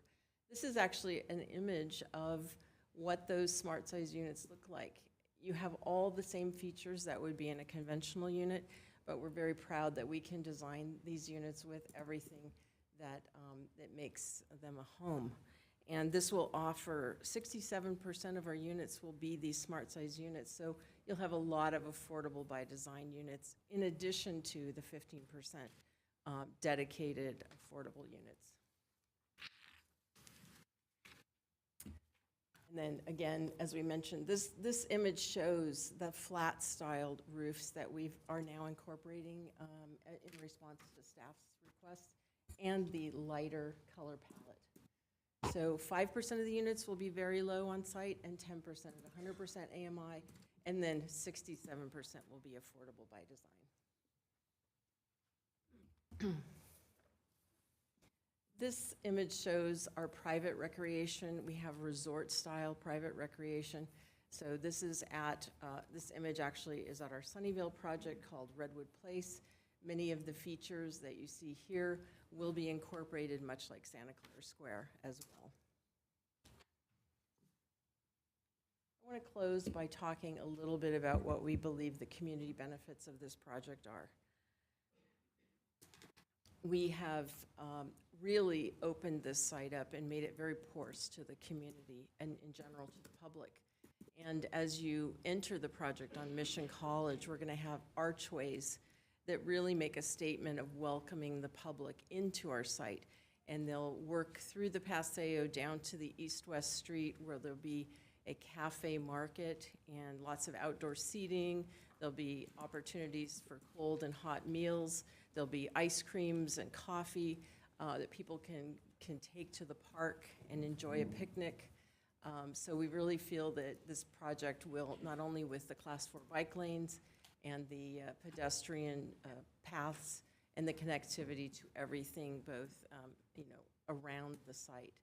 In addition, we have our private and public parkland. We have the bicycle lane extensions, a lot of off-site traffic improvements, which you didn't hear about yet. We have a lot of contributions to fair share traffic improvements, and of course, school fees and annual tax revenue. Projects like this do not generate many children. The higher density projects, especially with our smart size units, you won't find many school-age children. You'll find children that are below school age. We have also been required to update and add to the electrical substation at Agnews, and the affordable housing, and of course, the jobs for skilled labor, very important. We're here for questions and welcome. I did want to clarify one thing about the condition we just noticed regarding the Hitchborn two-way. In the condition, it says 60 feet of right-of-way. It's actually supposed to be about 48, I believe. So if I could ask for that correction, because there doesn't exist 60 feet of public right-of-way there. Thank you. Thank you. I think we have one question from Councilmember Hardy. Thank you. You made a comment, and I wanted to follow up. You were saying staff ask you for flat roofs, and what you're showing is more of a hip type situation. I was wondering why that would be asked for. When I see a flat roof, that's usually because for some useful purpose, such as having space up there, having some kind of a, these wouldn't have restaurants, but we've talked about, different uses, and because you're going to still, when a flat roof, you're still going to have your drainage situation.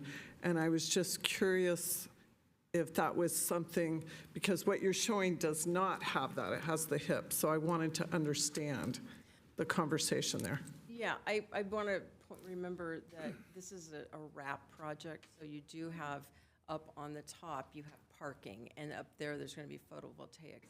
Oh, but I do have our Senior Vice President of Design with me, and I'd like him to answer that question about the roof style. John?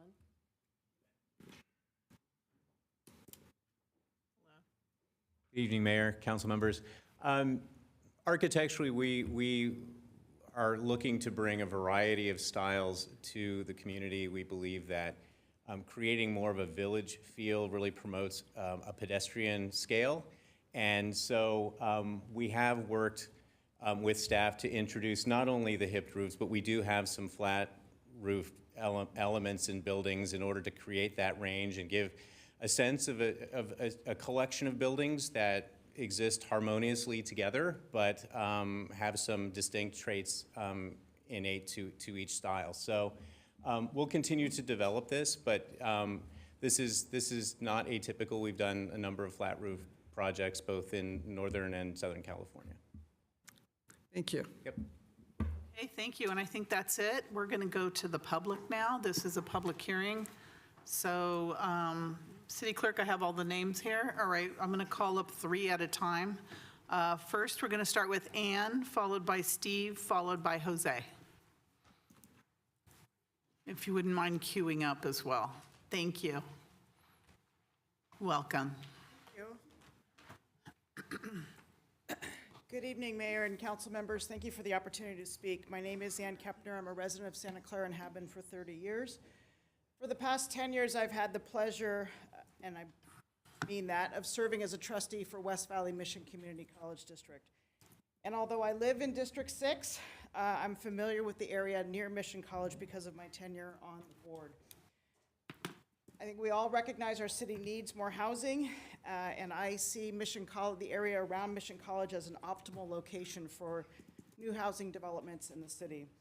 I've been provided an overview of the proposed Irvine Santa Clara Park redevelopment project, as was reviewed this evening, and I support it for a number of reasons. First, the project contemplates close to 1,800 units, many of which are affordable, which is important to, as has been mentioned, teachers, students, and frankly, anybody who wants to live in the city of Santa Clara. Second, the proposed development is designed to encourage and promote walkability and bicycle use. This is something we've been discussing at the college with the city, and we're looking forward to having more opportunities to have people moving about this part of Santa Clara. Third, the project would further support the existing retail properties near Mission College and at Santa Clara Square, as well as the retail components of anticipated developments to be built to the north of Mission College.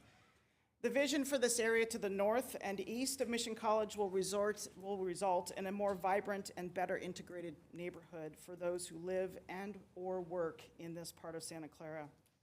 I appreciate the comments that have been directed around the traffic light and would appreciate as much attention to that matter as possible, given it can be a challenge to get in and out of Mission College and the retail space in that area.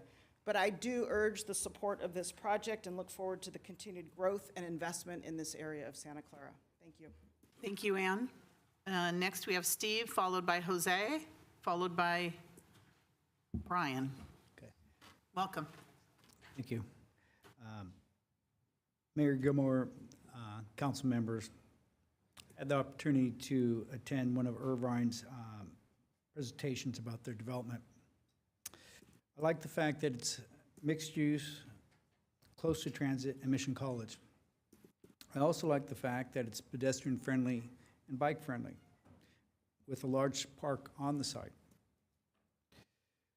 I further appreciate the mixture of retail, restaurants, jobs, and other amenities on the site or in close proximity to the site. So I urge you to support it. Thank you.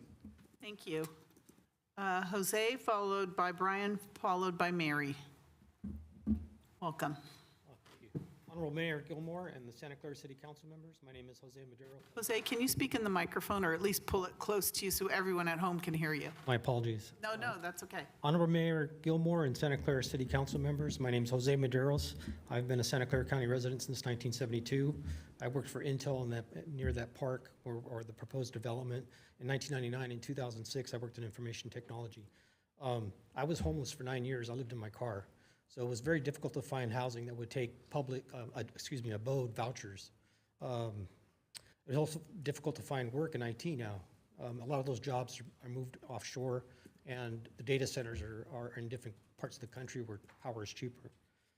I support the project for these reasons. It provides 1,792 much-needed apartments with 15% designated as affordable housing.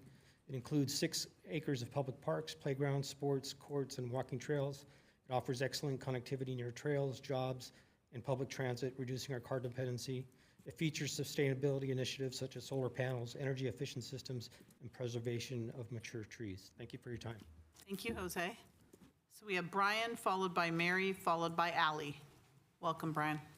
Hello, Mayor and Council. I'd like to speak in favor of the Irvine project and go over some of the benefits that I see to the city that have been stated by some others here as well. I support the project because of the much-needed housing near the job centers that this brings, also the close proximity to shopping, dining, and recreation.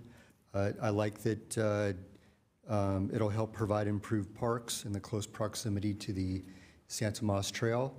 And also with Irvine Company, they've been a good partner in the city. They've done some great projects already, and they work well with. They've worked well with the city, so encourage you to support this as well. Thank you. Thank you, Brian. Next, we have Mary, followed by Ally, followed by Robert. Good evening, Madam Mayor, Council, and our city manager. Irvine Company is known as one of the elite local developers and are known for their quality of work in all of their projects. From their beautiful inset windows to their courtyards, just everything breeds quality. The well-designed project creates a walkable, active, diverse experience while promoting social interaction, sustainability, and accessibility, not unlike what I would want for our Santa Clara historical downtown. I am eager to see shovels in the ground for this project as soon as possible, and I am hoping that all our council members give this project a huge thumbs up. Thank you. Next, we have Ally, followed by Robert, followed by Jamie, or Jaime. Welcome. Good evening, Mayor, Council, and staff. My name's Ally Saperman, and I'm here in strong support of 2518 Mission College Boulevard on behalf of the Housing Action Coalition. Due to its size, Mission Boulevard is a project of regional significance to address our housing crisis. The project will bring almost 1,800 units and 15% on-site affordable housing, with 5% for very low-income households and 10% for moderate-income households, all of which are needed for Santa Clara to meet its 11,632 regional housing needs allocation. I probably didn't need to say that. You probably have that in the back of your minds. But this project, out of the 11,632 units the city is required to build, 1,981 moderate income units and 2,872 very low income units. We commend the city's progress towards these goals. The Irvine Company's proposal greatly contributes to the state mandated RHNA requirements and helps to address the region's affordability crisis. In addition, the project's focus on connectivity and accessibility is highly commendable. The site's connection to the San Tomas Aquino Creek Trail and proximity to nearby employment hubs, retail centers, and public transportation options will reduce car dependency and enhance multimodal access for residents, providing amenities and trains by much-needed housing. By delivering housing, including affordable units, alongside thoughtful design, sustainability, and community-focused amenities, this project sets a high standard for the future of development in Santa Clara. Thank you. Thank you, Ally. So we have Robert, followed by Jaime, followed by Daniel. Welcome. Yes, Mayor and City Council, I'm Robert Fitch, longtime Santa Clara resident and descendant of one of the founders of Santa Clara. The City of Santa Clara is blessed to have such a dependable partner to provide badly needed residential development. I strongly support this project. Thank you. Thank you, Robert. Jaime, followed by Daniel, followed by Ruben. I think Ruben's online. Yes, welcome. Thank you. Good evening, Mayor Gilmore and council members. My name is Jaime Vasquez, and I'm here on behalf of the NorCal Carpenters Union, Local 405, to voice their strong support for the proposed residential development at 2518 Mission College Boulevard. This project represents a crucial step forward addressing Santa Clara's housing needs while promoting smart growth and responsible development with 1,792 new residential units, including much-needed affordable housing. This project will provide relief in a market where working families are being priced out. The 4.2 acres of the public park and open space will enhance the community, creating a vibrant and livable neighborhood, and with the inclusion of 3,500 square feet of retail space. This development will not only provide homes, but also support local businesses and economic growth. Beyond its benefit of residents, this project will create good-paying union construction jobs that offer fair wages, healthcare, and career paths for local workers. One that invests in both housing and the workforce that builds it. I urge you to adopt the necessary resolutions to approve this project, ensuring we move forward with a plan that prioritizes housing, sustainability, economic opportunity for our community. Thank you. Thank you, Jaime. So we have Dan, followed by Ruben, and iPhone online. Dan. Hi. Good evening, esteemed council members and mayor. I'm Daniel Myberg, a longtime supporter, volunteer, resident, employee of Santa Clara for most of my life. I'm here to support the Irvine Freedom Circle project. What I find most interesting is the almost 2,000 units that are mostly going to be priced to the local community and market, which is just so important in this area. The project incorporates and in close proximity to many social shopping, social spaces, entertainment, public venues, all within walking distance, which will reduce short-time use of cars, which will help, and maybe we don't need that light anymore, so we'll see. The Irvine Group is a major supporter of many Santa Clara community organizations, and I've personally witnessed the benefits of their community involvement, including Santa Clara PAL, Mission City Community Fund, and the Parade of Champions. For all these reasons, and plus much more that I don't have enough time to really talk about, we're all getting tired, I implore and recommend the City Council and the Mayor please approve of this project, and let's get going on it. We're not getting tired, Dan. We can go all night. You know us. You guys are used to it. We're just getting warmed up, Dan. Okay. All right. Next, I think it's all online so far. Okay. We're going to start with Ruben, followed by iPhone, followed by Wanda. Go ahead, Ruben. Unmute yourself. Ruben Camacho, unmute yourself, please. Come on, Ruben. All right, let's come back to Ruben. Next, we have iPhone. Unmute yourself, iPhone. Please unmute yourself. Star is on Zoom. Is it star 9? Or that's on the... No.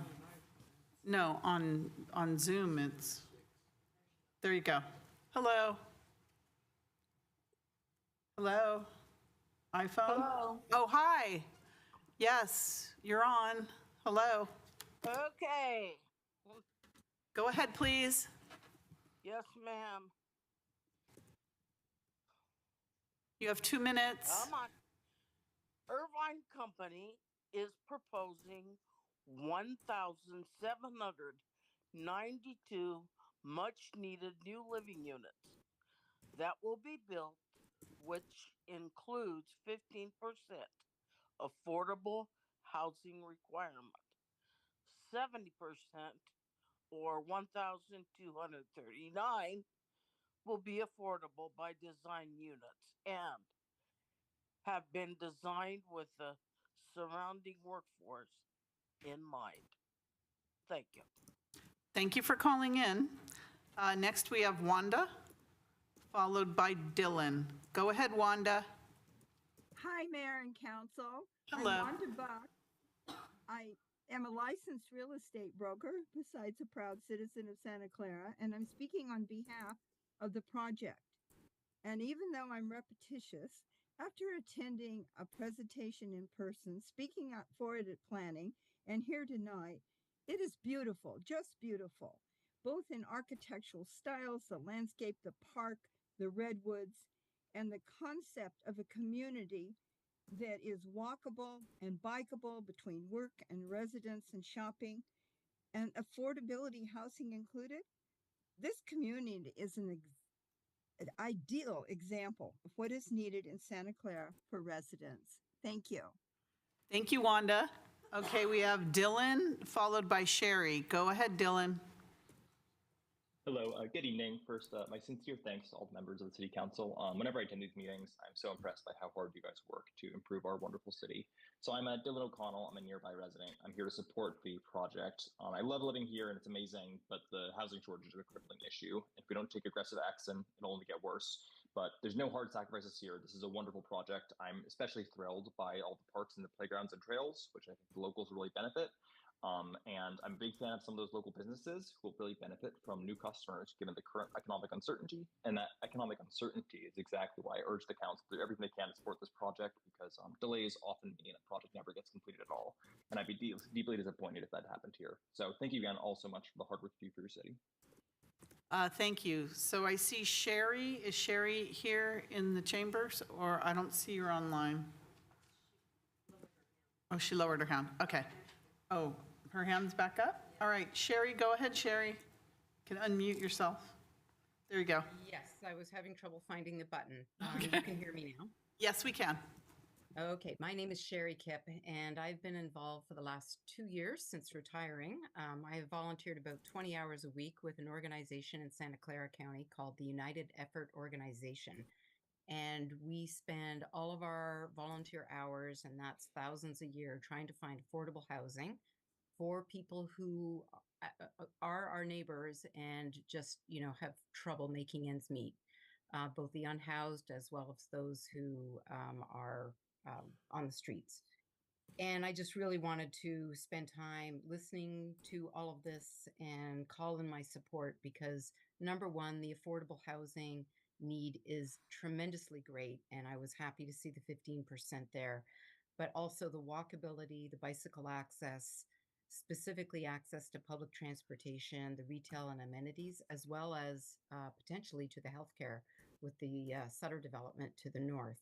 So I really urge the Santa Clara City Council to support this. I think it really will go a long way towards helping our housing situation. Thank you so much. Thank you, Sherry. Next, we have Jake, followed by Doug. Go ahead, Jake. Good evening, Mayor and Council. My name is Jake Wild, and I'm commenting this evening on behalf of Catalyze SV and our members. We submitted our written review of this project as a letter in the public comment file. We had some feedback on this project, most of which has to do with alternative transportation and access to future and existing commercial amenities. We appreciate that the developer is planning on operating a cafe on site for the community. It's an interesting approach, and we think it could be great for sort of seeding other services and businesses. And we'd like to see the project include additional commercial space for those businesses. The project is going to have a lot of units and even more nearby in the future. That's a lot of potential customers and a lot of people. We think this project needs a retail component. We know there's a lot of commercial and retail space at the nearby Santa Clara Square site to the south, but we don't feel that these two sites are connected well enough to get people to walk and bike between them daily or regularly, as it currently is. The project is kind of boxed in by some very busy streets and 101 to the south. It's great that the project is providing a 1-to-1 ratio on bicycle parking, but the bicycle connections to that area right now are just not that strong. Maybe not directly on this project, but we'd like to see Santa Clara work with this project and others along the Creek Trail to improve low light and nighttime conditions. If the trail is going to act as a major bicycle transportation amenity, it needs to be available to residents 24/7. Our roads don't close at sunset, and neither should our bikeways. Thank you. Thank you so much. Next, we have Doug, followed by Mike. Go ahead, Doug. Thank you. Good evening, Mayor and Council members. My name is Doug Block, and I'm with the Silicon Valley MEPS. Our group includes the IBEW, sheet metal workers, the sprinkler fitters, and the plumbers and pipe fitters unions. Our members live in Santa Clara and build residential, commercial, and industrial projects here.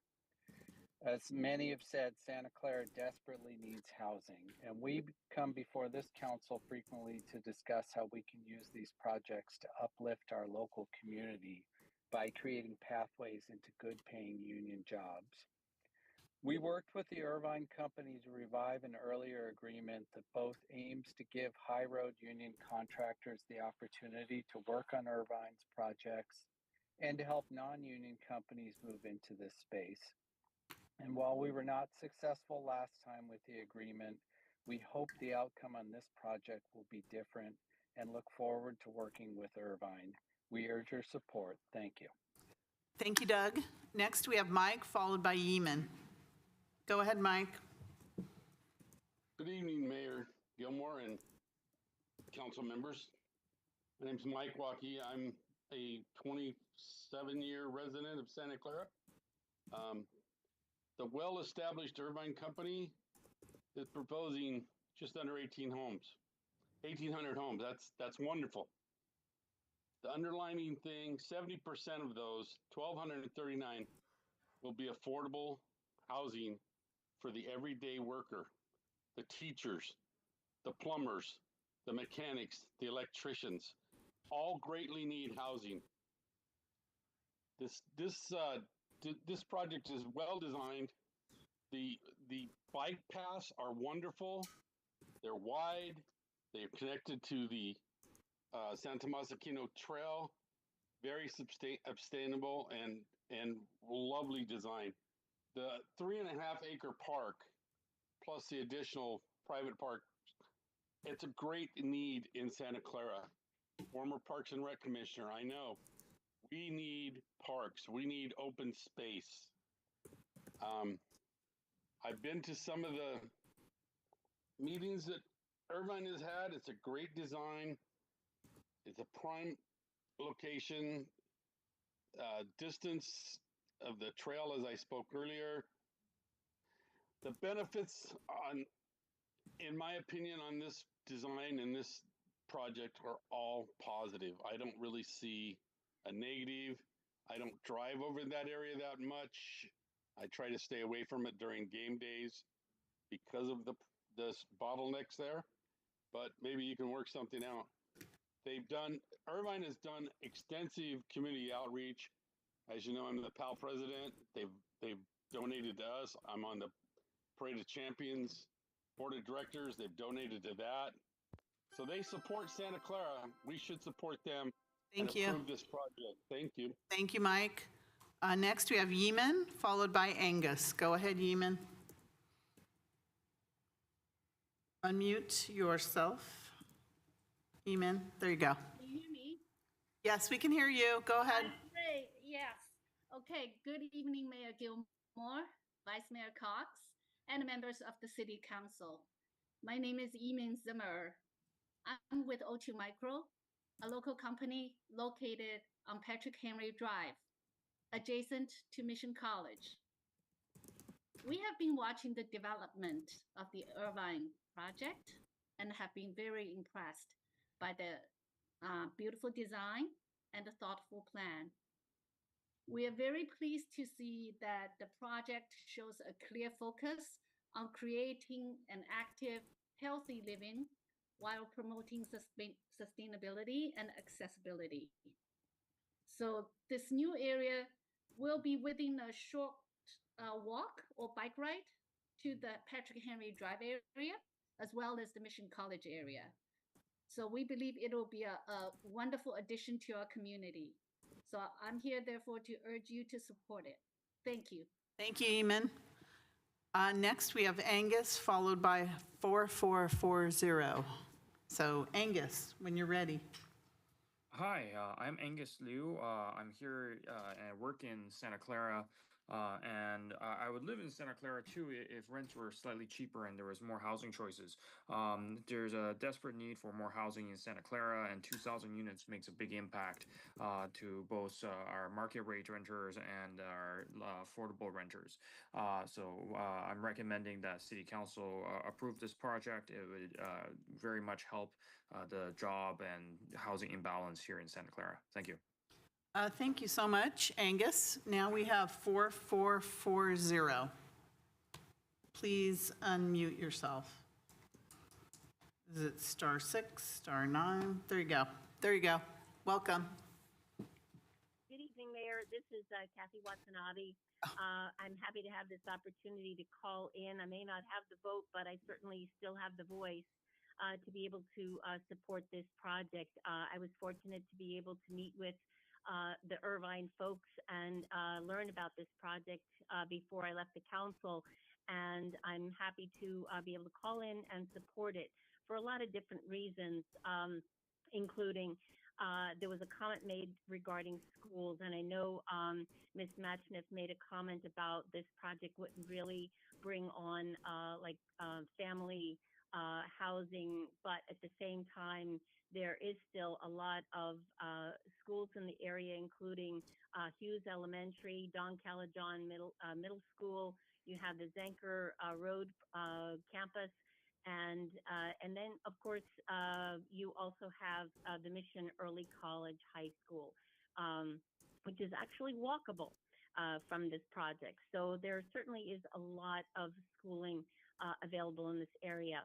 The other important thing is that you have important workforce housing, which has been talked about tonight. One project that is coming online, hopefully in October, is the Sutter Health Facility, ambulatory care that's right there on Mission College Boulevard. And this will definitely be an opportunity to provide good housing, affordable housing for the folks that will be employed there at Sutter Health, as well as teachers, professors at Mission College. So this project definitely brings on a lot of important amenities that will benefit the area, as well as providing good living wage jobs. Lastly, I just want to add, I heard the concerns about Hitchborn and a Great America Parkway, and hope that our traffic engineering department will continue to work on that area to make it safe. Thank you very much. Thanks, Kathy. And now we have Ruben back. Ruben. Unmute yourself, Ruben. Hi, Mayor. Yes, you made it. Yay. Hi, welcome. Hi, fantastic. I've heard all the comments tonight, and I love it because you know why? We're all here because we all love the city of Santa Clara, and we all want the best for it. And as far as in our city growth, it's always about growth. Continue to grow, because if you don't grow, things just die. I don't want to be Sunnyvale. I don't want to be San Jose. Santa Clara has always been the city that's done things. And if we continue on this path, good things will happen. Irvine is providing a great opportunity, and I support this wholeheartedly, because if you don't grow, you subside. And I've always thought of our city as the city of growth, a city of opportunity, city of like, what's next? Like, whoever thought that we'd have a stadium that would host a Super Bowl twice in 10 years? There's a lot of cities that would love to be in our position. Let's maximize our opportunities and continue our communication and make sure we all do the right thing for the city of Santa Clara. Thank you so much. Thank you, Ruben. I don't have anybody else. Anybody else here? All right, so do I close the public hearing now? Is there a motion to close the public hearing? Motion to close the public hearing. Second. Motion second. Motion by Councilmember Hardy, second by Councilmember Jane to close the public hearing. Please register. Councilmember Gonzalez. Yes. Councilmember Shahal. Yes. Thank you. And anyone with you in your location? No. Thank you. No one is with me right now. Thank you. Councilmember Hardy. Yes. Councilmember Park. Yes. Yes. Councilmember Jane. Yes. Vice Mayor Cox. Yes. Mayor Gilmore. Yes. Thank you. That passes unanimously. We go back to staff. Sure. Lots of public comment and council comment. I just want to circle back to the conversation around the traffic signal. Important reminder to say for the record and to remind council that the traffic signal was actually included in the traffic impact analysis for the Freedom Circle focus area. And so based on the totality of development that would be coming to the area, a traffic signal was warranted. A traffic analysis was done for this project. The Irvine is knowledgeable of the traffic signal and willing to provide the traffic signal. And so it is totally appropriate that that be included in this project. That said, I understand the comments and concerns raised by council and members of the public. So one of the things we can do is I would recommend that council, if you're accepting of the project, approve the project as structured. However, we can schedule a study session with the city council just to provide you with information on how the traffic signal will work and a little bit more on how the timing can be configured and the traffic analysis that was done in the original focus area, just to provide you with more comfort prior to the implementation of that traffic signal. In addition, as is typical with focus areas, when you have multiple developers, one developer may pay for an improvement.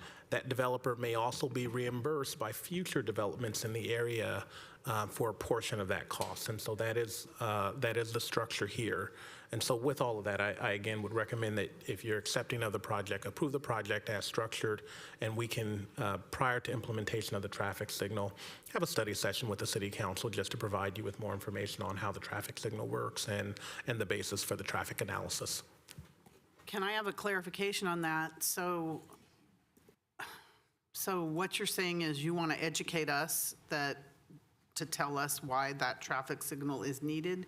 So what would happen after that study session? Would it still be the responsibility of Irvine Company to put that in and pay for it? Because I'd like to see us approve the project without that traffic signal. I like the in and out, the two-way, but not the signal. So tell me what you mean by this, tell us what you mean by the study session and what happens after the study session when you educate us. Sure. One of the things I would also encourage councils to do is never to be traffic engineers from the dais. Totally understand the concerns that are being raised. Just reminding council that there was a traffic study done when the Freedom Circle focus area plan was adopted, and that called for a traffic signal at this location. In addition, there was a traffic analysis done for this particular project stating that a traffic signal was warranted. Conversations ensued with the project applicant and developer, their understanding of that, they're willing to pay for the cost of that. In addition, should other projects come in, they can be reimbursed for a portion of that infrastructure. That's per the city's transportation policy, per the traffic analysis that was done. What I'm suggesting is I understand that there are concerns from council about how the traffic signal may negatively impact traffic for stadium events or other high traffic times in the area.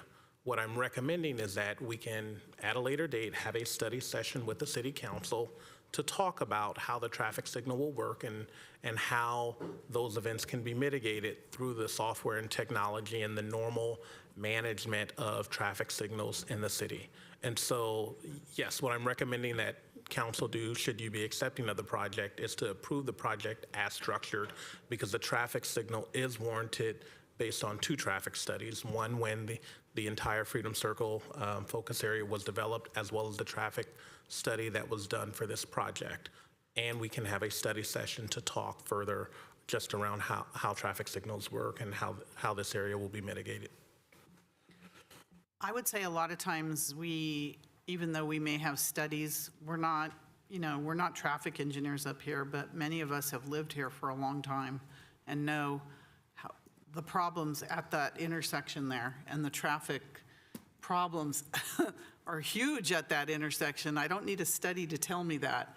All I do is go there during commute hours or during a stadium event. So I don't want to delay it for later. I just want to delete it. Anyways, Councilmember Hardy. Well, I'm willing to make a motion to recommend this, but I have the same concerns, and I'm not remembering a traffic signal there at all. And I looked it up, and that is divided at that point with the Meridian. And many times I have turned left from coming off from where Marriott's and off Mission College Boulevard onto Great America. And getting slowed down there again before getting over 101 surprises me. And I do know and have seen the traffic back up, clear down 101 before stadium events. And so I have the same concerns. And that's why I want to approve the project. But I also heard study session, we're going to do this anyway, and that's what I'm worrying about. I will admit it. So I'm wondering, maybe city attorney can say something that will help us understand a way to approve the recommendation without. Sure. So what you have before you is essentially 2 traffic studies, concluding that a traffic signal is warranted and a developer willing to pay for the traffic signal. The recommendation is that you approve if you're approving of the project, you approve it as structured.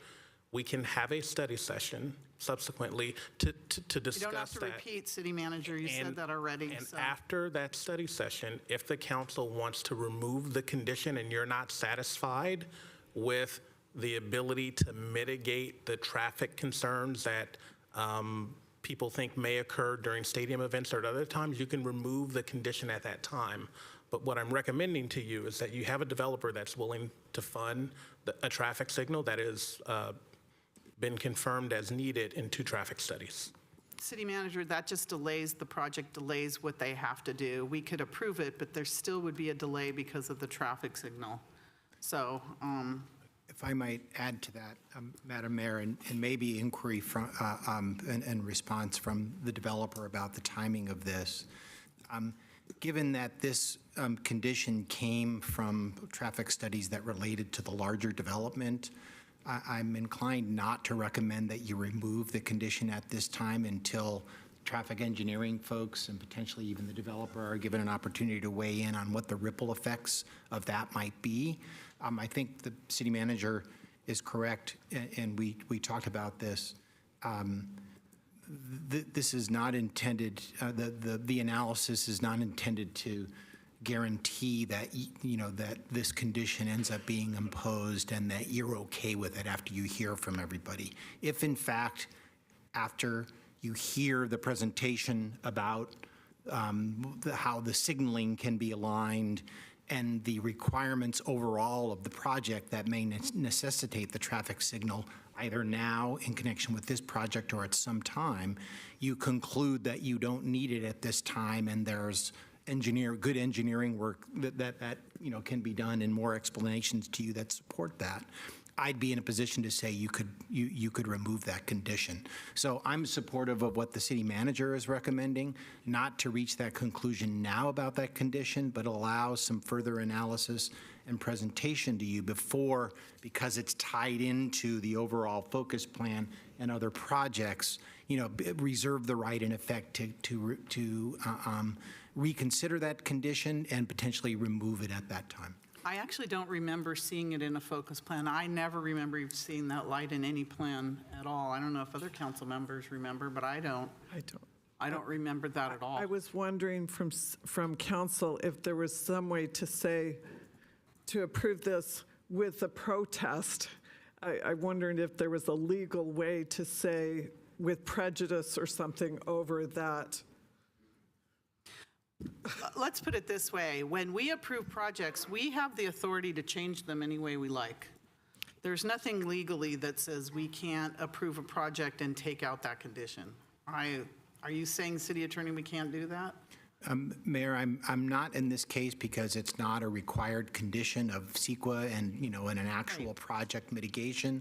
I'm just recommending that you don't do that without further analysis because, and I wasn't here at the time because it may be linked to other needs and development of other projects. So, Mayor, you're right. I'm not trying to override, council authority. I'm just suggesting the decision be in two steps with a expression on the record of concern about that condition and a reservation, prior to when that, condition needs to be implemented by the developer in with regard to their development of the project, the ability to remove that condition as it relates to this project. I was saying whether it's this developer or any developer in that plan, I would not want that signal there. It really affects our stadium and our traffic and our, especially when people get back to work, it's really going to affect it. If you're out there driving there, you would know how much it affects trying to even get to Mission College, as was mentioned earlier as well. So I'd like to see it approved, taking that signal out. You can have a study session to tell us, but I'm telling you, I don't ever remember putting that in or approving that in the past. I just don't, because that doesn't make common sense. And I would have noticed that unless I missed it completely, which is possible as well. So, but like I said, we have the right to do anything here on the dais if we think it makes sense. Not quite anything, Madam Mayor, but I agree. I agree that given the nature of this condition, you could modify it. Yes, thank you. Mayor, I've had my hand up for a while. I know you have. We're still on Councilmember I Hardy. was willing and ready to make a motion, but I wanted to know from council, excuse me, how was the best way to, or from the manager, how was the best way to give us that option? Leaving it in if once you show us something that I haven't seen that would change my mind, I'm not saying that won't happen, but my gut reaction is I don't see it. Sure. Again, totally understand the concerns that have been raised. Also, again, you can include the condition as a part of the approval tonight and then subsequently remove that condition. One of the challenges with not including that as a condition of this project is that you have an applicant and a developer that's willing to fund it. And so if you approve the project without it, you will not have that. In addition, I believe our Mike Liu, our traffic engineer, stated that for stadium events, and that has been mentioned as a concern, that we control the signaling in that entire area during a stadium event.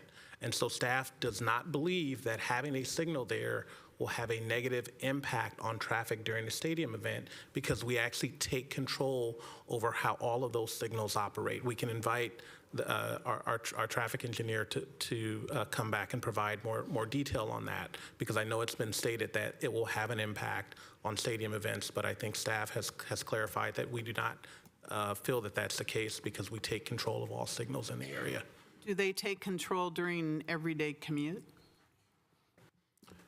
No, they do not take control during everyday commute. However, these signals can be configured to operate differently at different times of the day. And I do believe our traffic folks articulated that this signal was most warranted in the PM hours.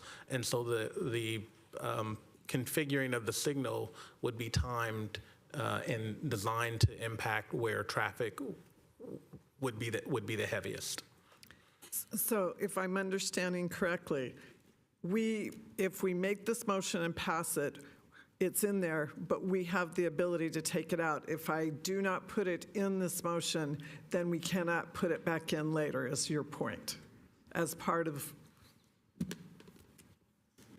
Then the developer has Yes, to it would be wait. difficult to add the condition later. Yeah, but then if you keep it in there and the developer has to wait till we have a study session to take it out, and it delays the project. So, like, when would we have a study session? Look at our schedule. It would be, that would make no sense, so.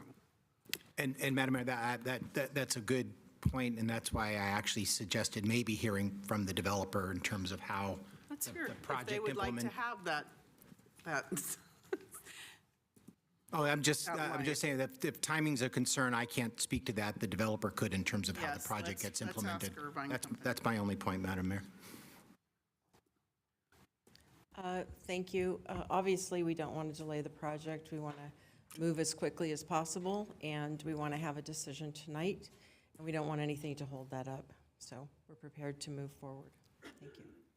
Thank you. Well, then I'll make a motion for the recommendation, adopt the resolution adopting the addendum to the Freedom Circle Future Focus Area Plan Environmental Impact Report, adopt the resolution approving the general plan amendment to add the Freedom Circle Focus Area, trying to make this clear but not read every single line, I apologize. For the rezone satisfying the comprehensive plan, adopt a resolution approving the rezone of the project site from high density to PD, and adopt a resolution approving a vesting tentative subdivision map to subdivide the land. And I think staff heard us very clearly about our concerns. I'll second that motion. I'd like to make a friendly amendment, if that's possible. What I'd like to suggest is that we do not do any further traffic investigation until the second phase of the Freedom Circle plan comes up. I do agree that it's valuable to keep it in there, not knowing what the retail footprint could be in the future. But as is right now, that doesn't remove it from the plan completely, but based on what could happen with the development in the future would give us the option for that. Is that possible then to put the study session at a later date when further development is suggested and we have somebody who would pay for it at a different time, potentially? Are you asking for She asked delay for- till we have another developer? Yeah, I mean, this is a Yeah, 'cause that's piecemeal not gonna happen development for a right while. now. Yeah, and so if we're suggesting it doesn't need to happen right now, it keeps it on the books, but it would be appropriate to do it at a later time if and when there is more development. I'd like to hear from City Manager over the suggestion of the friendly amendment. Sure. I'll address a portion of it, but then I'll turn to our traffic engineering staff for additional comments. When cities adopt focus area plans or specific plans, we don't control the use of the property. And so we don't know when the next property will come in. Anytime any entitlement comes before us, we're legally required to do a CEQA, California Environmental Quality Act review that may or may not include a traffic analysis, and we do not always have the luxury to determine if a traffic analysis is warranted. And so I don't think we have the ability to say, no, we would not do any further traffic analysis on future projects. No traffic analysis will be done in this area unless initiated by the city without a private property coming forward asking for a redevelopment in the area. Mm-hmm. With regard to the option to not put in the traffic signal with this development and delay that in the future. I will turn to Mike Liu because it's also worth noting that we also have a Gray Star development for 1,100 units that is currently in the building review process. And so it's not just these 1,800 units that we're talking about tonight that are under review to be built now. It's also the other project. And so I'll turn to Mike Liu to discuss that.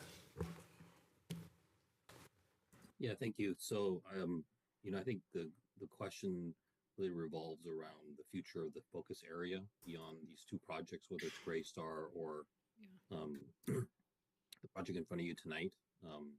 My understanding of the focus area is that there's more to be done out here besides just these two projects.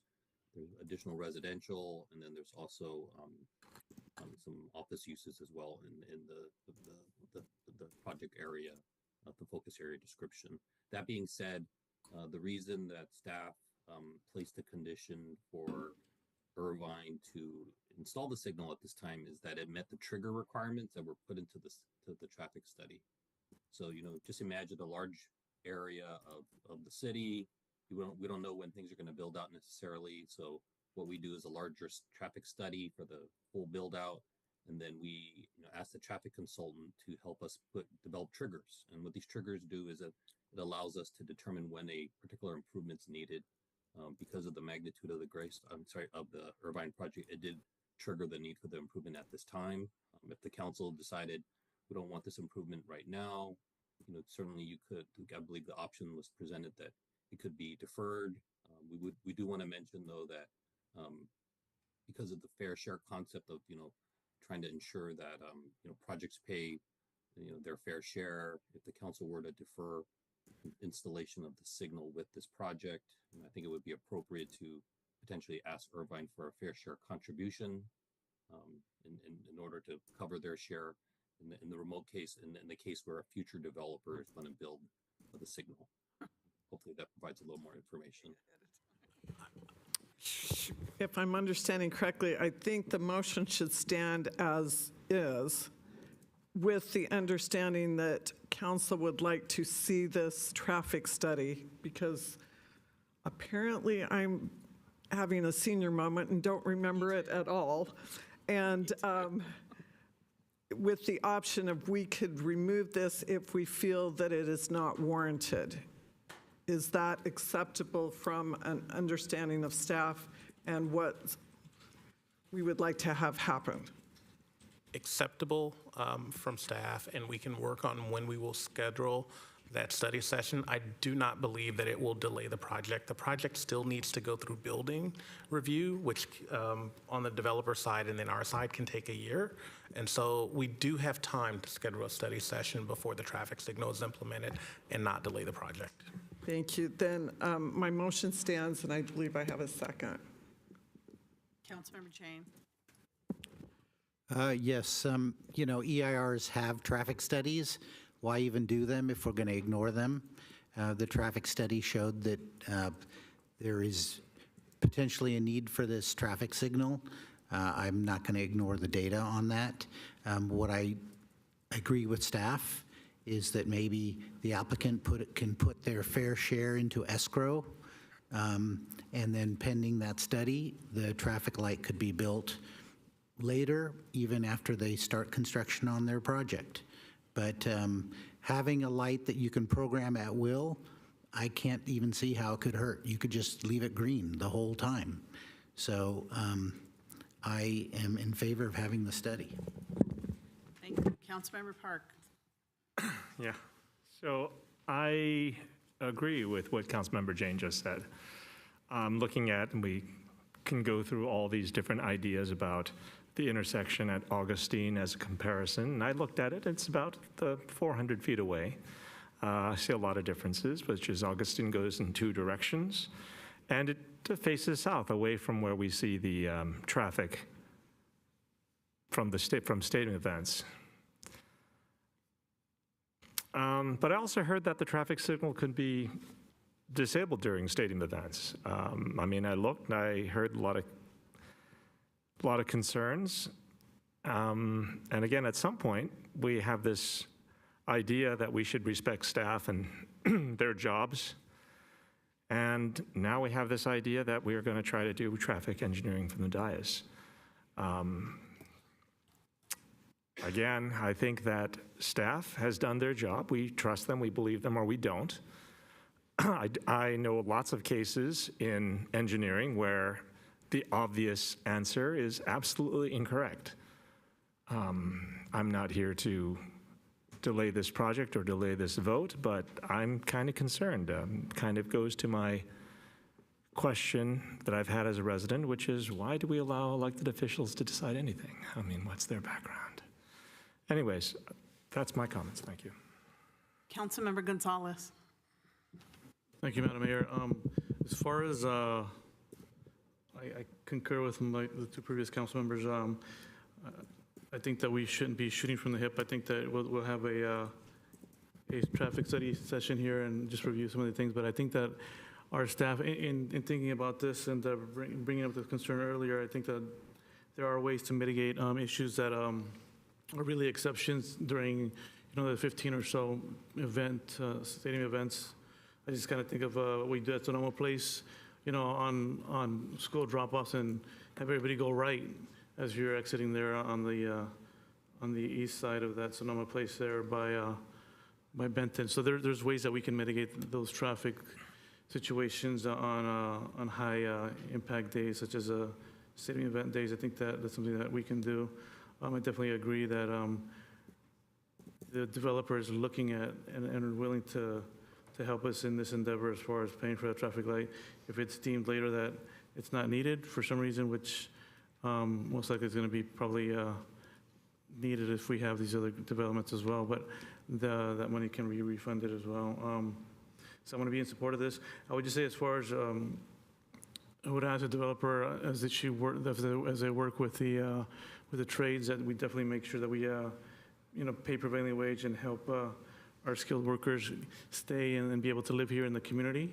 With our schools and the student generation rates, I understand that sometimes the smaller units don't always generate students, but as far as SB 937 and the occupancy, or proof of occupancy, that maybe they're willing to help some of those, the city and some of the entities that receive the permitting fees sooner rather than later. So just some comments as far as hopefully they can help with that as far as doing things sooner rather than later. I know that Irvine's been a great partner. I could attest from my work on the school board that they definitely always stepped up and did and provided a community benefit, and I think they've done that here in the city as well, and looking forward to them to do more as well. But I think they're a great partner, and I think we'd like to see this project move forward. Thank you. Councilman Park, do you have more to say? I do. Your lights are still on? I do. Yeah, so I want to say I think that what Councilmember Gonzalez said is actually very important, which is we're talking about event days, and event days, that's not even the majority use of that area. So I think that we really need to look at the studies before we simply say we're going to remove this requirement.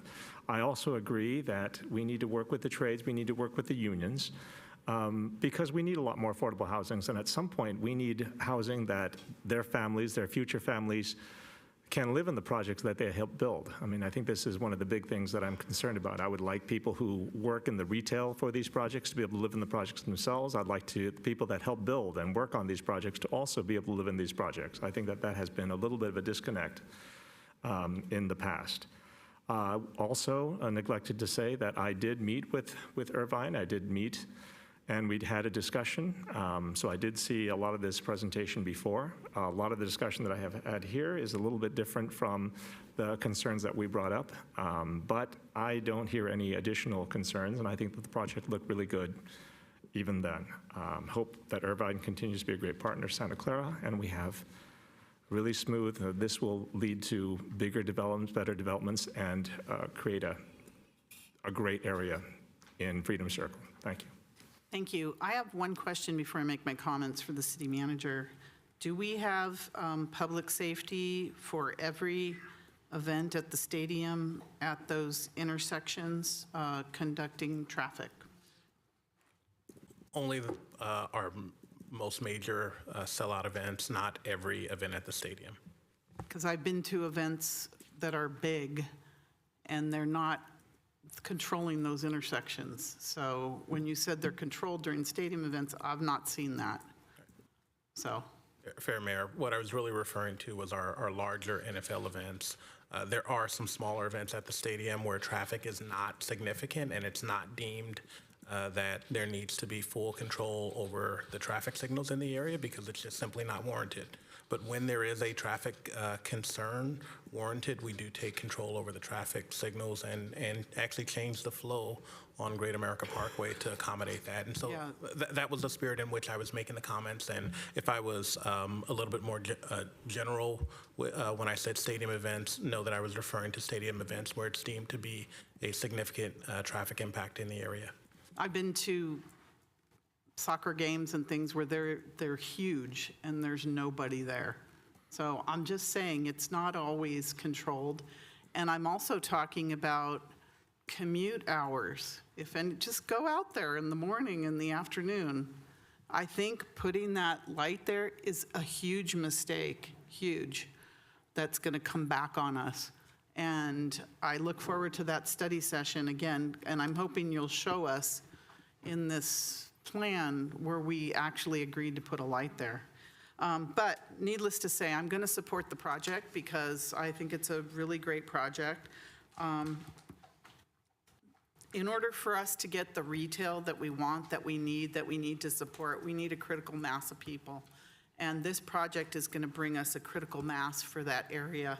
And it's just a short walk on the Creek Trail to Santa Clara Square. It's easy commute over to Mercado, Mission College area. There are very few developers right now that are building residential. It's a tough market right now. And Irvine is one of those developers that is, I guess, self-funding and doing it the right way. The reason I'm supporting this project is because they have proven themselves with their projects in the city of Santa Clara. And not only are they quality projects with the way they look, the way they feel, especially the way they're maintained. And the parks that they have built on their projects that are public parks, open to the public and maintained by the Irvine Company are just phenomenal, especially the one in Santa Clara Square along the Creek Trail. There's a restroom there for the Creek Trail users, and it's just at the trailhead there, it's fantastic. And I don't know if many people know, but Santa Clara Square was one of the first projects, mixed-use projects we put in our business area. Our bookmobile came from that project and the Irvine Company. We wouldn't have a bookmobile if it wasn't for the Irvine Company. But not only, the fees they give to schools, but the fees that they're going to be giving us for parkland is pretty phenomenal. I think that their projects are quality. The way they manage their projects are phenomenal as well. So they have proven themselves in Santa Clara, and that's why I like to see a proven project on that side of 101. I think is going to be a catalyst for other development out there, other quality development out there. So I'm going to improve the project, but I like it noted for the record that I think that light on Great America and Hitchborn is a bad idea. But we'll have a study session and the staff will convince us that it's a great idea. So I think that's it. Ready for the vote. Madam Mayor, I'd like to, just to the maker of the motion, it's staff recommendation 1, 2, 3, and 4. It's just staff recommendation. Do you want to include the study session for the light? The staff recommendation with a study session over our concerns with the proposed light at Hitchborn and Great America Parkway. Okay, so we're moving the piece where you want to remove the condition of approval for traffic signal if not warranted. Is that correct? Yeah, take that out and with the study session. Thank you. The second's fine with that. With a comment I think you should put in there with no delay of the project because of that. Would that be warranted? Okay. Double checking with council with no delay of the project over the traffic study.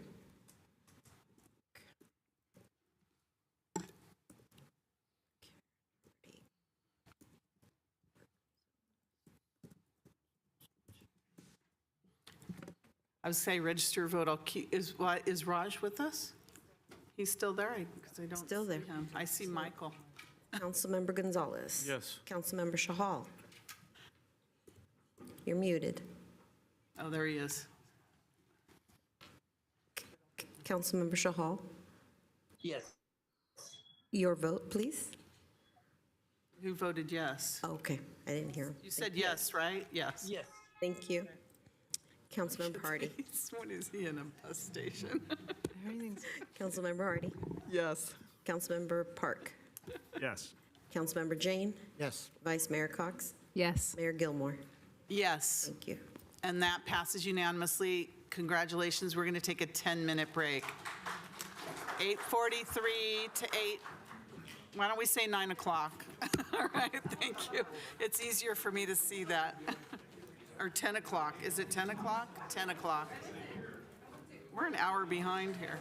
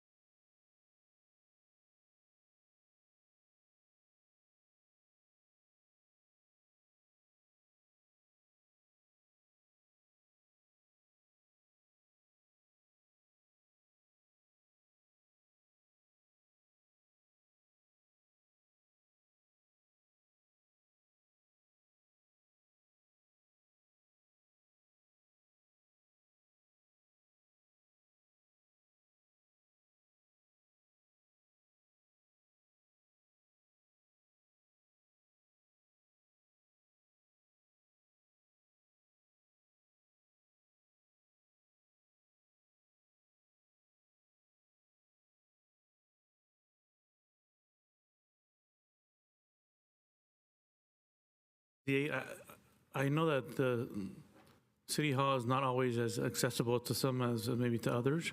Is there a way where we've captured other whether it's email or I don't know, some other way that others may have maybe applied to be off of the list, or is there any other way that we can try to capture other folks who may have abated but have are working to try to get off that list as well?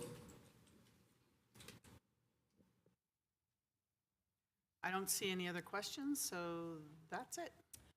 Okay, yeah, to answer that question, there are ability for anybody to email either the fire department directly or to the county program, or also reach out to either via phone.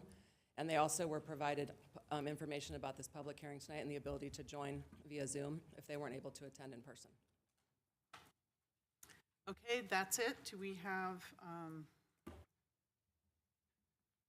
any other presentation? No, that's it. All right, it's a public hearing, so is there any member of the public? Okay, we have a few names here. Shalini, followed by Chikwan, followed by Minsuk. Are they online or here? Here? Madam Mayor, we did let them know that because I have all of their information already, if they do not choose to speak at the hearing tonight, they don't need to. They're welcome to, of course, if they would like. But we also already have their information and can move forward without their speaking this evening. Okay, so I'll ask. Just, Madam Mayor, can I clarify? Just with Deputy Chief Panko, so those are the 8 properties that are being removed, and so you've communicated with them that it's not necessary for them to speak because the staff recommendation is to remove those 8 properties. The recommendation at this point is not to remove them, but to have a follow-up investigation to make sure that their property is in compliance now. Perfect, thank you. Okay, so my question is, does anyone want to speak? If you want to speak, please come forward. If you don't, that's okay. But if you would like to speak, now's your chance to come forward. Okay, I don't see anyone online. Anyone online? Okay. All right, so let's start with closing the public hearing. Motion to close public hearing. Was that you said? Okay, Councilmember Jane, followed by Councilmember Gonzalez to close the public hearing.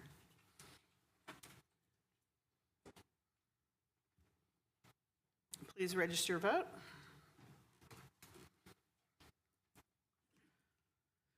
And that passes unanimously.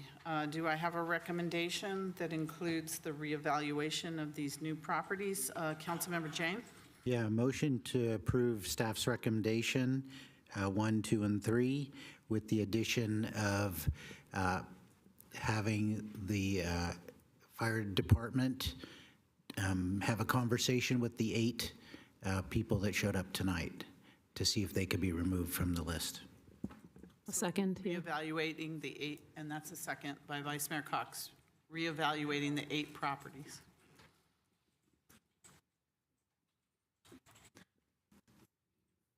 Madam Mayor, if I just might clarify the kind of the practical effect of that motion. Spoke with Ms. Panko just before this and talked about how this would work. The effect of this is that you'd be delegating to staff, their ability to determine whether or not the individuals identified who came tonight could be brought into compliance. If they can be brought into compliance, they'll be removed from the list. If they cannot, the effect of your motion will be to have them remain on the list and proceed to the next step. Just wanted to be clear on that for the record. Thank you, Madam Mayor. Yes, delegate to staff. Yes.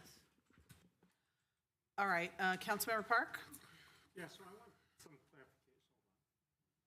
so I want some clarification on that. So my understanding is now that there are 8 properties on the list. There are 8 homeowners or property owners on the list that the fire department will have further discussions with to determine whether or not they can be removed from the list. And if they cannot be removed from the list, then they would remain on the list. And I think that the motion that you have clarified is, it would be that for the people that can be removed, it would delegate to staff the ability to remove them. And for the ones that are not removed, it would be basically saying we agree that they should remain on the list.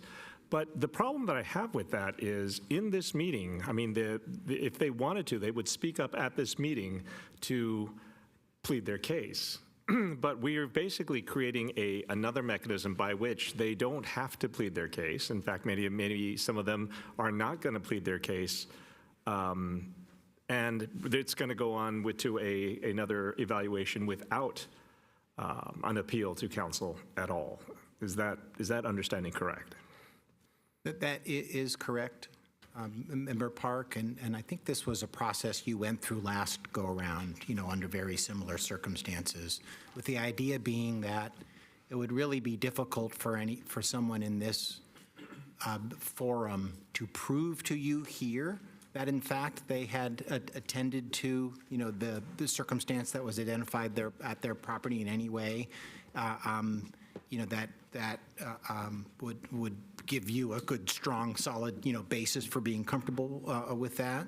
But through the delegation to staff, with the obviously trust and of them going about things in a professional way, they would be able to inspect the property, work with the property owner, and either bring them into compliance, or if they can't, in effect, proceed. So.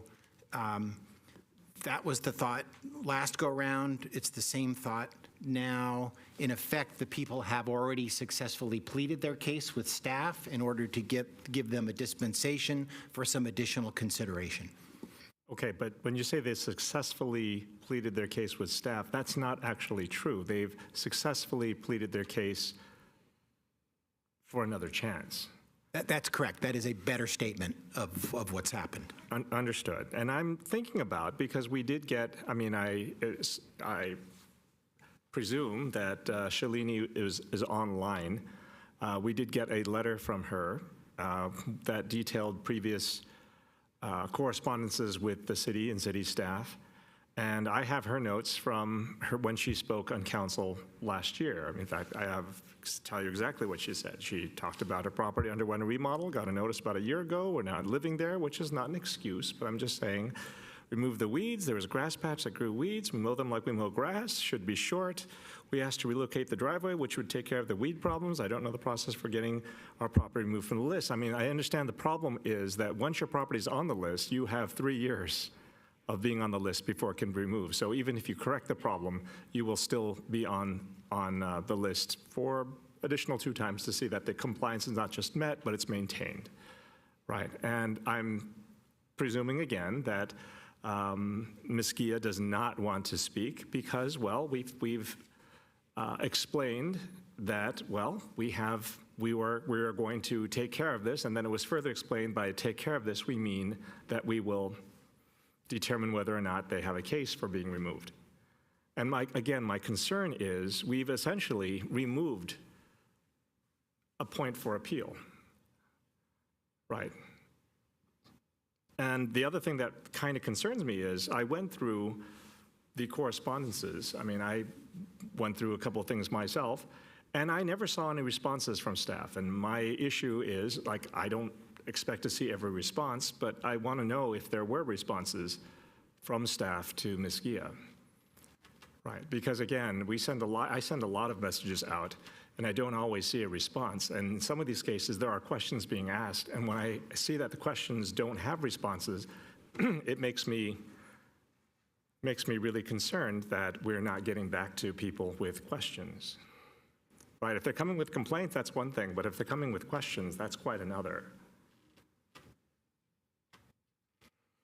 I can say that Ms. Shalini was online and chose not to speak. That's what, but. So you cannot speak for that person. She had an opportunity to speak. And I'm not presuming to speak for the person, but what I just said, if you listened, was that because of the response that we got from Officer Panko or Chief Panko, It is possible that people gave up their opportunity to speak, thinking that maybe there was a remedy already in place, when in fact it's not a remedy, it's another review. I believe this property owner is from 2771 Prune Ridge, is who you're referencing? That's probably correct. Yes, we spoke with her in the lobby, and the county program manager is going to be following up with her in the next couple days. And she's going to be providing documentation to the county and may be directly removed from the county. But we will also send out, our code enforcement has agreed to go out to these 8 properties. She was included in this, to reevaluate these properties at this point in time, take photographs, and then make recommendations, which is the same process that they did for the other 38 properties that they're recommending be removed. So they will be afforded the same opportunity to be removed from the list as those other 38 properties. Understood, but because this one came with a letter, it's a particular case, it's had a little bit of correspondence, is there any way that we can get a report on this property, maybe some others as well?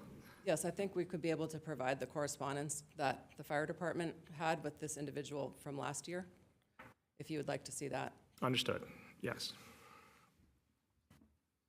Okay, so we have a motion and a second to approve the staff recommendation with the addition of the reevaluation of 8 properties. Who was the seconder? Vice Mayor Cox? Oh, thank you.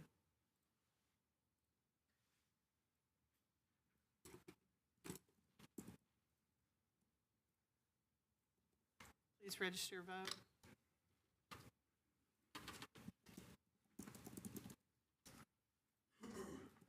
And that passes with those here in the dais 6-0. Thank you very much. Thank you for waiting so late. We appreciate it. Thank you for your work. And thank you all in the back for coming and staying so late. Thank you. Let's hope it all works out. Bye-bye. All right, we're going to go back now to, we have many people here for our update, which I'm sorry, this whole agenda, I wanted to have this done at the beginning of the meeting so the public could listen, but things don't always work out. Informational report on Super Bowl 60, item number 6. City manager. Don't leave, city manager. I know, I thought about going for the door, not the podium. I saw you heading towards the door. Okay, I brought my coffee. I don't know what that says. Good evening, Mayor. Good evening, council members. Javon Grogan, City Manager. As a reminder for this item, you are sitting both as the City Council and as the Santa Clara Stadium Authority Board of Directors. Tonight, what you have before you is an informational report on Super Bowl 60 that will discuss both past and current planning and preparations for all of our activities to host Super Bowl 60 at Levi Stadium on February 8th, 2026. This is the third informational update that staff has presented to you on this topic. The first informational update was dedicated to Super Bowl 60 in March of 2024. The previous informational update covered both Super Bowl and FIFA. And tonight we are providing an update solely on Super Bowl 50 because you may recall that on February 11th, we presented on our agreements for the FIFA World Cup assignment and assumption agreement. And that was also a follow-up from our December 10th, 2024 study session on the same agreement. Before I start, I want to highlight that we are making significant progress in preparing for Super Bowl 60. Across multiple departments, staff are actively engaged in security planning, emergency preparedness, public outreach, and event logistics to ensure that a successful and well-coordinated event occurs. Today's update outlines key efforts in public safety, emergency management, convention center preparations, marketing, tourism, an overview of key agreements and the status of our negotiations.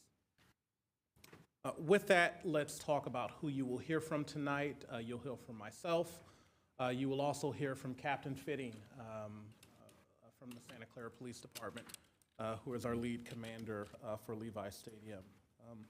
You will also hear from Matt Queen, our battalion chief of Santa Clara Fire Department, as well as David Flam, our emergency services officer, and Assistant City Manager Chuck Baker, who helps out with Stadium Authority oversight.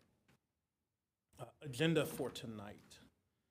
We will discuss a little bit on Super Bowl 60 background. We will highlight some of the brief informational reports Then we'll touch on those key topic areas in a little bit more detail. We'll talk about public safety planning. We'll talk about emergency management planning, and frankly, the difference between the two. We will also talk about the Super Bowl Future Host Cities program, the improvements that are occurring at the convention center. We'll touch on Discover Santa Clara, a dedicated webpage that has been created, also reimbursement and service agreements, and a bit on community engagement. So with that, let me provide a little introductory items, and I know for council this will be a little repeat, but we know that people from the public oftentimes join us for the first time. And so Levi Stadium in Santa Clara, we're fortunate to host, frankly, 2 international events in 2026. We'll be set to be the first city to do so, Super Bowl 60 in February of 26, and then 6 World Cup matches through June 13th to July 1. And again, this will mark the first time a single venue has hosted both global events in a single year. And I really like our logo there because we're the center of what's possible. And we think that with appropriate planning and oversight, it is possible to do that, and we're up for the challenge. So a little bit more background. In 2018, a lot of this began a long time ago, the Super Bowl, the NFL changed how they do their bidding practice. I think we've talked about this before. We hosted a Super Bowl here once before in 2016. And there was a bid process, right? And a lot of work went into putting together that bid. There were agreements that were negotiated between the Bay Area Host Committee and the city beforehand, and the bid was put in, and I wasn't here, but I hear this room was packed when the NFL announced that we'd be hosting Super Bowl 50. But in 2018, the NFL changed that entire process, frankly. And now the NFL identifies a city or team to host the event and presents them with the hosting opportunity. And so it's no longer that competitive bid process. And what that means is the agreements are worked out for the most part after the fact.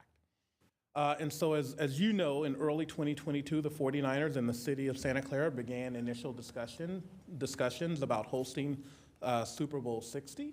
And subsequently, the Bay Area Host Committee was reactivated, and a formal bid was submitted in 2023, followed by a number of NFL visits to Santa Clara and stakeholder meetings. And then on May 22nd of 2023, the NFL officially awarded the Super Bowl to Santa Clara at their owners' meeting, and there was great fanfare around that. And as you all know, Article 12 of our stadium lease with Stadco, and we'll talk a little bit about what Stadco is, gives Stadco the right to use the stadium for a Super Bowl event. And in our language that we commonly refer to, it treats Super Bowl as an NFL event. Distinctly different than a non-NFL event, which we as a stadium authority run through our management company. We are also in the process of negotiating what's called a league event agreement that may modify key terms and assign certain event costs such as public safety expenses to other parties like a host committee. And so we're actively negotiating that agreement, and we'll touch on that. Key entities involved, the Bay Area Host Committee. As you know, they are a nonprofit focused on bringing mega sporting events to the Bay Area. Their board of directors is made up of many individuals in key sport and a representative from, I believe, just about every major sports team in the Bay Area.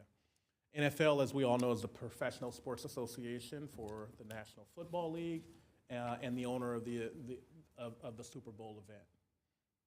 We as a city, we own the land that Levi Stadium sits on. We receive rent for that as well as other revenue.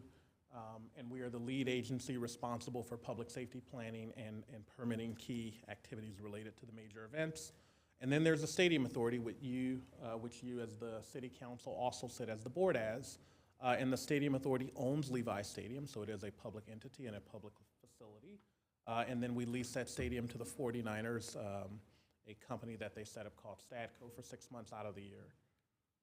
So we have various partners, federal partners that will work with us, and that our public safety partners and key staff are in direct communications with, so Department of Homeland Security, FBI, and more.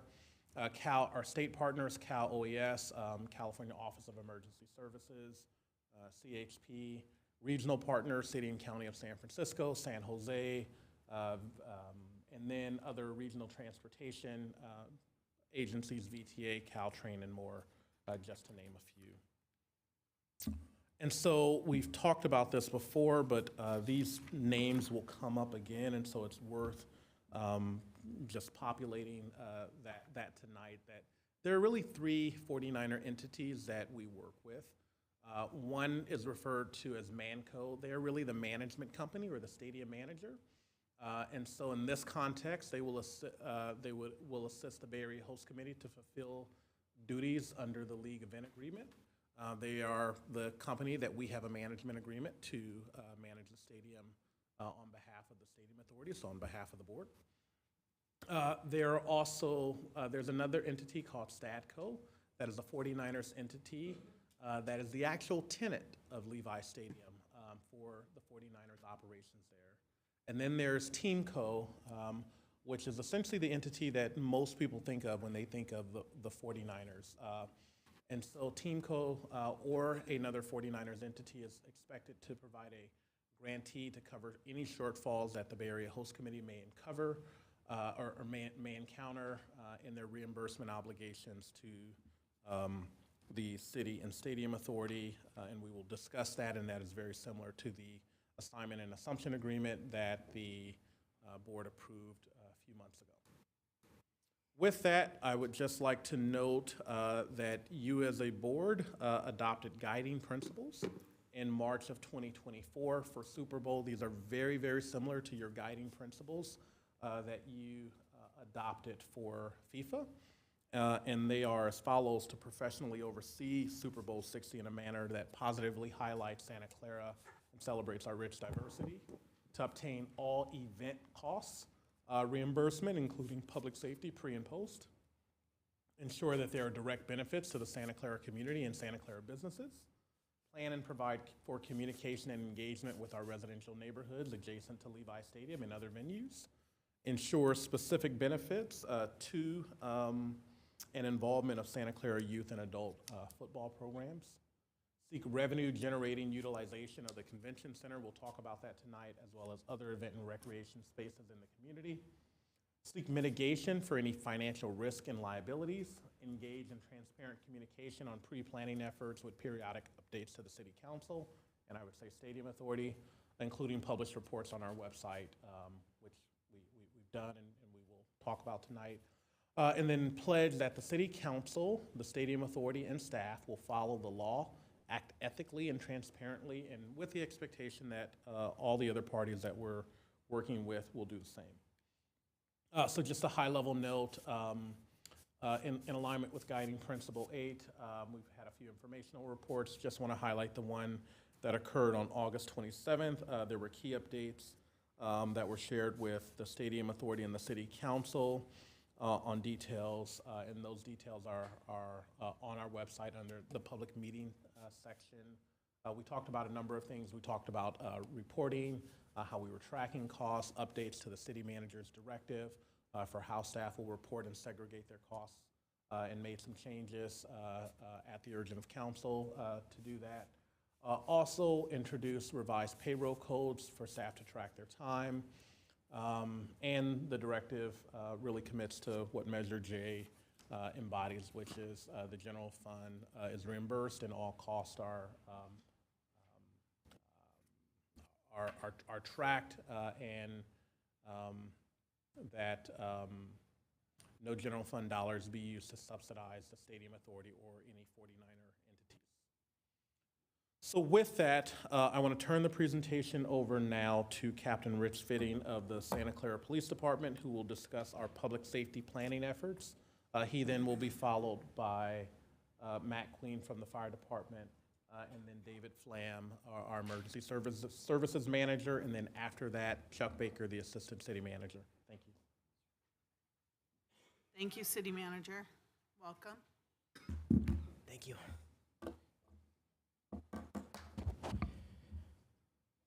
Good evening, Madam Mayor, Chair, members of the board and council, city staff, and those from the community. As noted, my name is Richard Fitting. I've been before you several times before, and as noted by our city manager, executive director, I'm a police captain and lead our special operations division. During major events at Levi Stadium, I'm also the law enforcement incident commander, and I'm our lead public safety planner for the major events coming to the city of Santa Clara in 2026, including Super Bowl 60.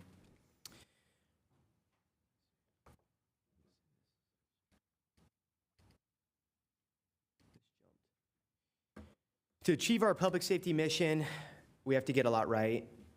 And it's a fairly simple way of putting it, but it is reality. We need to plan prevention and mitigation strategies for a vast amount of threats and risks to public safety. Some of those considerations or focus areas or other readiness needs are listed here. These are just a sample of working groups we've established with internal subject matter experts who partner with private, local, regional, state, and federal partners to address the needs within each category. Each has been on an increased planning pattern since our last update.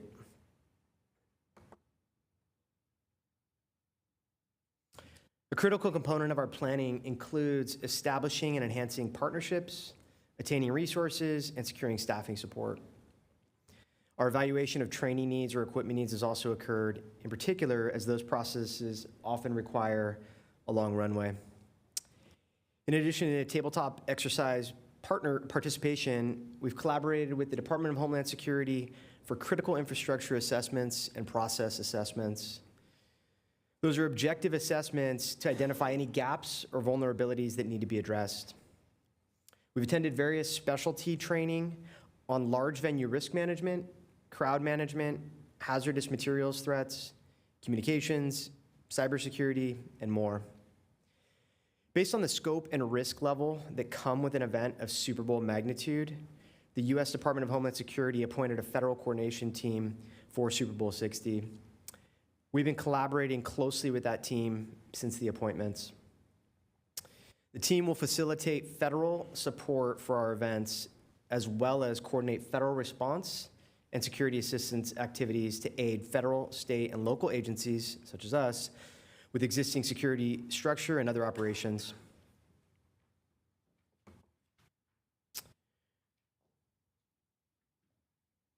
This February, several members of this team visited New Orleans to learn from our public safety partners planning for Super Bowl 59. It's referred to as the Visiting Public Safety Officials Program, and it's an opportunity for public safety officials for the next two host regions to be exposed to planning efforts and operational implementation of those plans at a Super Bowl. It's designed to facilitate learning and observation of public safety protocols and best practices.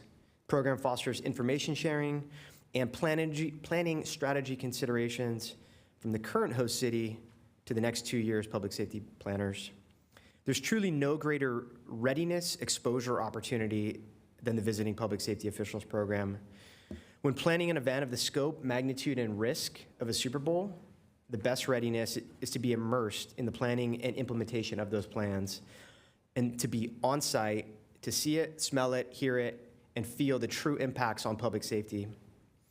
Our VPSO agenda was robust with a schedule that proved invaluable to our planning efforts, including a comprehensive briefing of public safety planning efforts, a meeting with the FBI at the Intelligence Operations Center, exposure to and observation of the Real-Time Crime Center, the Emergency Operations Center, as well as observation of the venue, exterior and interior, during pre-event, event, and post-event operations.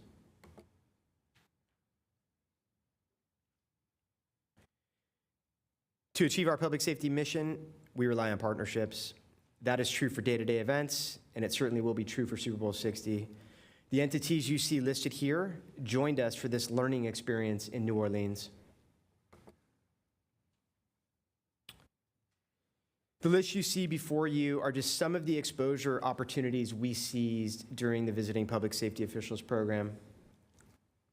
That concludes my presentation. Next up will be my close working partner, Battalion Chief Matt Queen.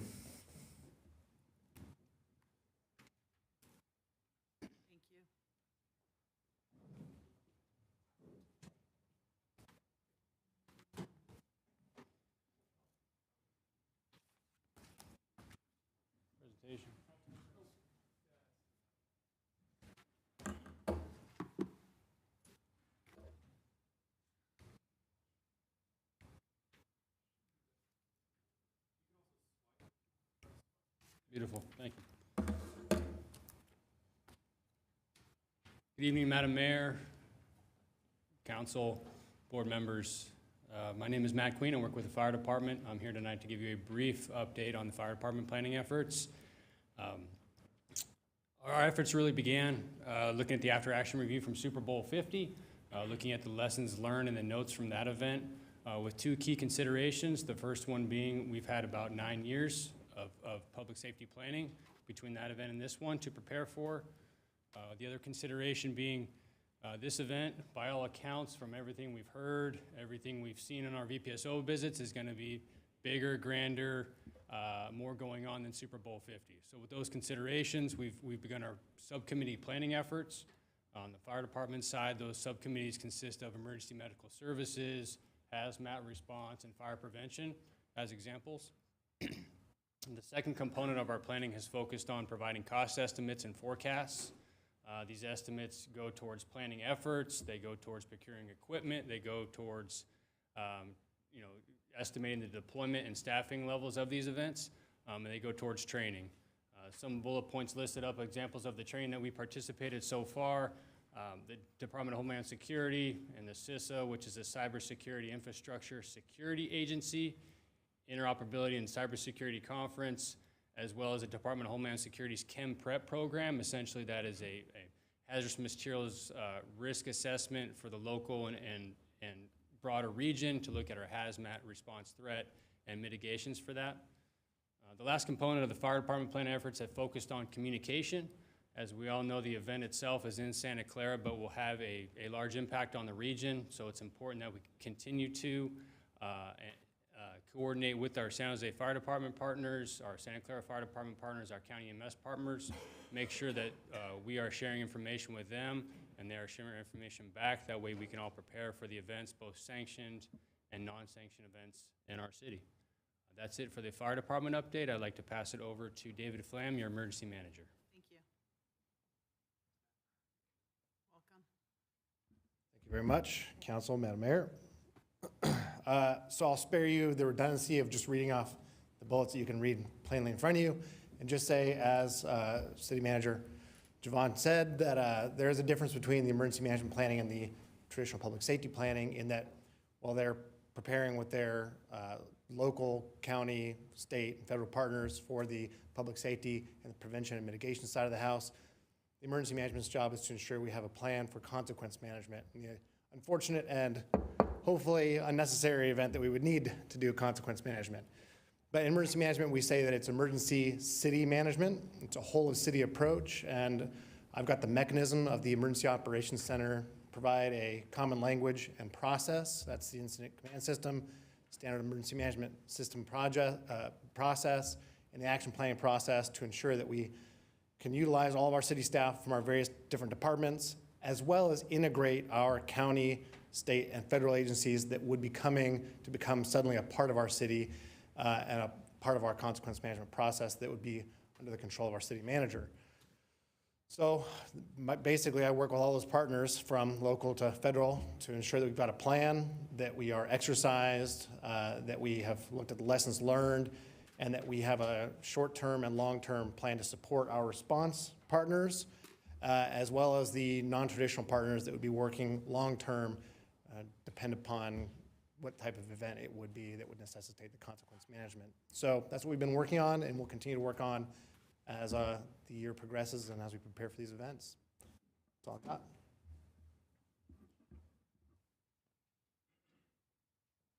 Thank you. Welcome.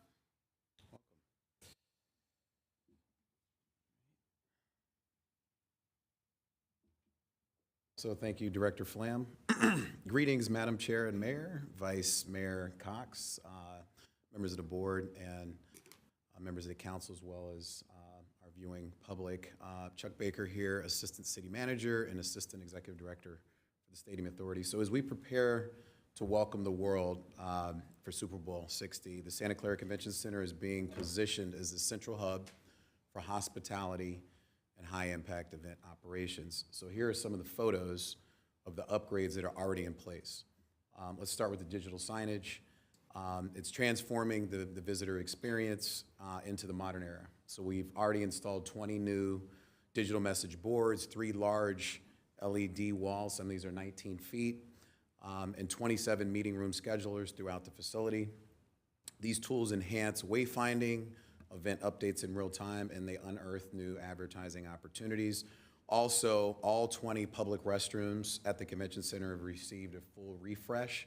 That includes fresh paint, non-slip flooring, energy-efficient LED lighting, motion sensor faucets, and resurfaced countertops and stalls. We've also completed a key infrastructure project, which is the air wall replacement in the grand ballroom, which provides greater efficiency and room flexibility. The installation was completed in just 5 weeks. So these improvements ensure that the convention center is not only ready to meet the moment in '26, but also well positioned to deliver long-term value to Santa Clara. So shifting to the DMO, Discover Santa Clara is the official destination marketing organization. We call it the DMO. For the city of Santa Clara, focused on promoting tourism and events such as Super Bowl 60. The DMO has launched a strategic marketing campaign that features hotel kits, trade show booths, and digital ads alongside paid media promoting trip planning and local business engagement. Public relations efforts include influencer outreach and press partnerships, and then FAM trips, which is short for familiarization trips, and also a visitor guide that we've already produced and printed will highlight Santa Clara's attractions. And then the DMO is also collaborating with the Bayer Host Committee on initiatives like the Supplier Diversity Program and event promotions. In February of this year, the DMO launched a newly redesigned website that offers an immersive, all-in-one digital gateway that elevates the visitor experience, empowers event organizers, and showcases Santa Clara's vibrancy to a global audience. Frankly, a huge benefit that promotes Santa Clara as the center of what's possible on a 24/7 basis. So let's look at some of the screenshots. It's a great design. Some of the new improvements are book your stay. So for the first time, you can go to discoversantaclara.org and you can compare real-time rate comparisons for the 11 partner hotels that feed into the TID. There's an easy RFP submission button and process for event planners to submit an RFP, which simplifies event planning, multi-language support for 7 languages at a single click to serve our diverse and population and global audience, and then a neighborhood map, which was developed with the city to input and showcase and explore Santa Clara's distinct neighborhoods. This was a huge effort that took about 14 months, so we're happy to see that. Switching to our side of the fence, which is our dedicated city webpage. There's been requests, and we were able to deliver on those requests from council and the public. So the city of Santa Clara has launched a dedicated webpage to keep the public informed about Super Bowl 60 and FIFA World Cup, our planning efforts, et cetera. It's accessible from the city's homepage.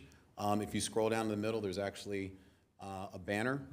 And then you can actually, and I'll go to the page in just a second, you can navigate it from the nav bar as well as the round buttons. So there's 3 entry points to this webpage. It offers timely information on the major events, including key milestones and coordination efforts with stakeholders. It also provides public access to meeting agendas that are relevant to Super Bowl 60, reports, supporting documents, background materials, every document that's necessary to understand what's been happening with our events. This ensures transparency and keeps residents, businesses, and visitors informed. Our city manager will talk about the Bloomberg Initiative and how that ties into transparency. This is going to be updated regularly throughout 25 and 26. The site is designed to evolve with the planning process. Here's the page. Just kind of cut and pasted it on a few screenshots. Again, visit the page at santaclara.ca.gov. You can find it on the nav bar under Our City, and there's also shortcuts on the homepage. So with that, I will turn it back over to our city manager. Thank you.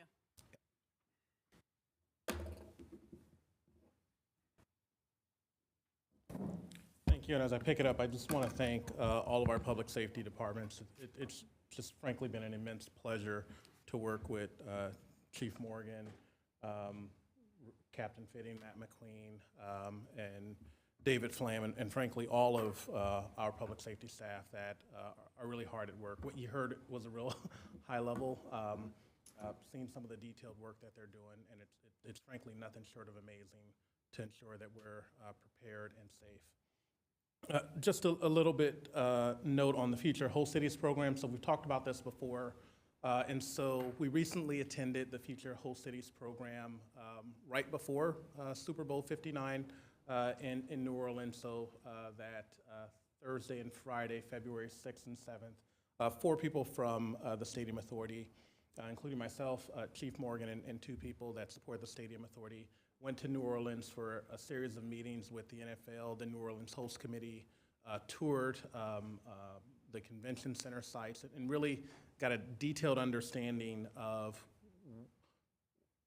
what it's going to be like a year from there here in Santa Clara. And so the program was a comprehensive overview.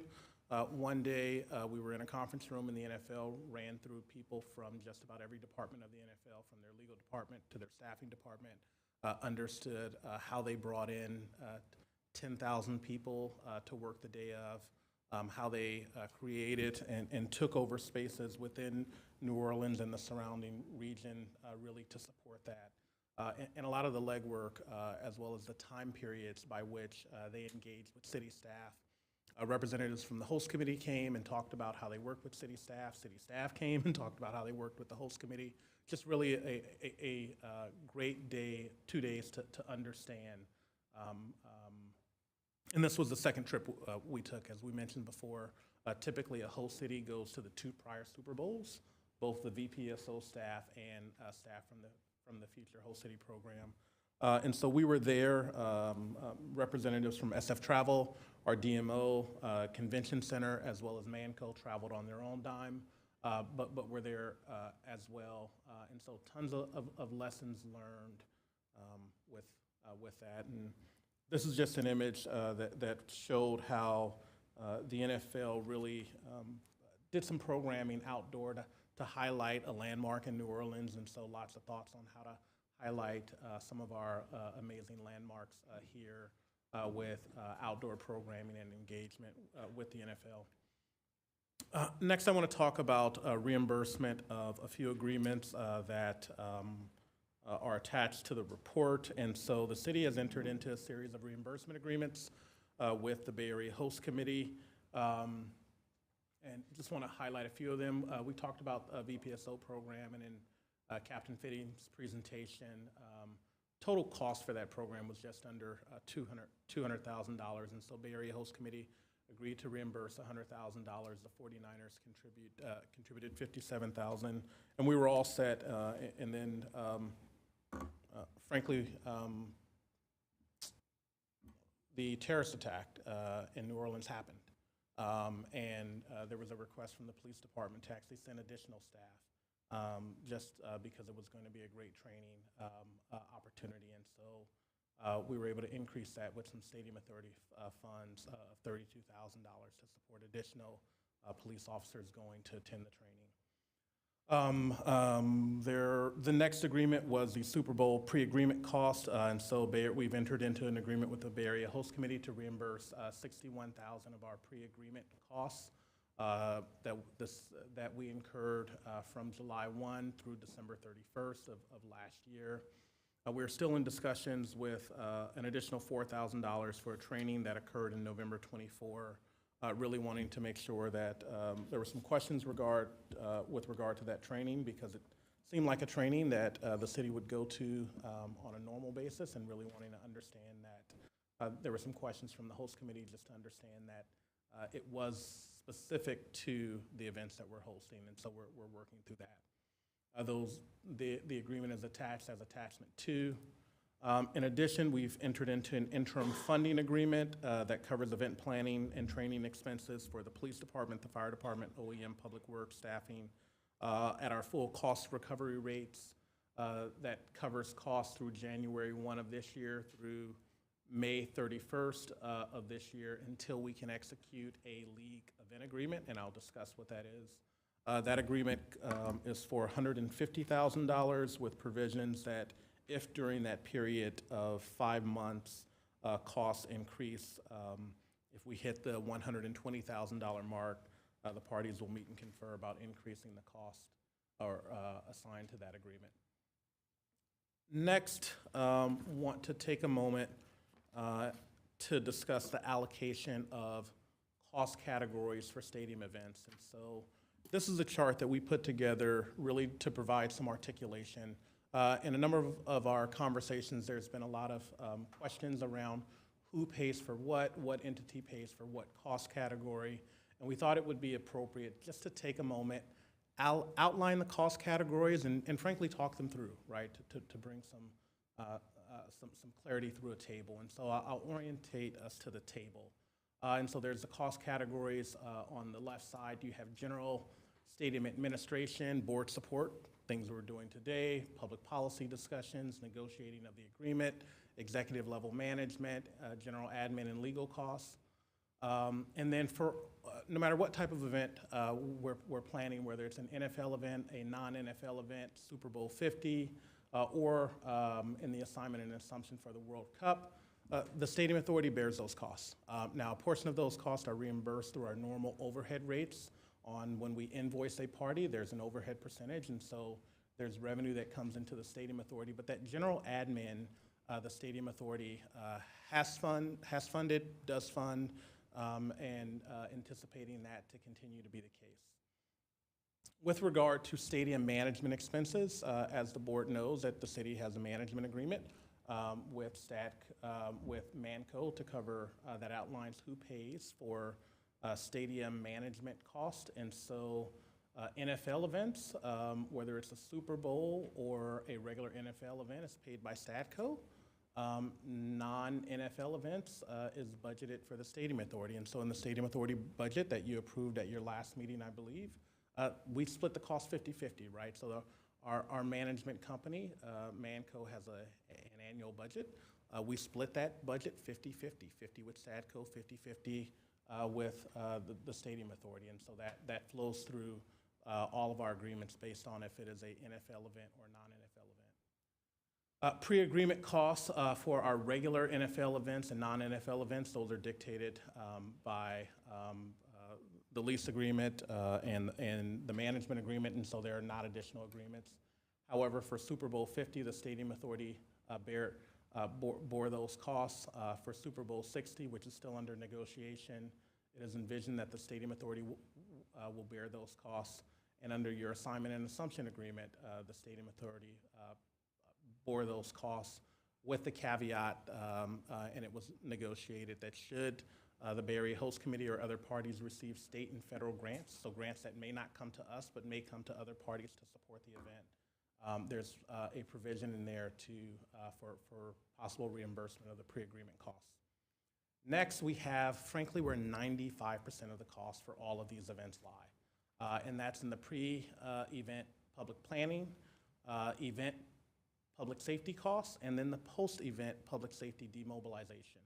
Important to note here, under a regular NFL event, it is Stadco as well as the Stadium Authority, because there is a threshold that was embedded within Measure J and the initial agreements for how the stadium would run, right? And so it's been talked about that, yes, the public entity, the Stadium Authority, does bear a portion of public safety costs for NFL events. Those were in the agreements that were signed more than 12 years ago at this point. For a regular non-NFL event, those costs are borne by the Stadium Authority. So we are, through our management company, putting on those events, and we bear those costs.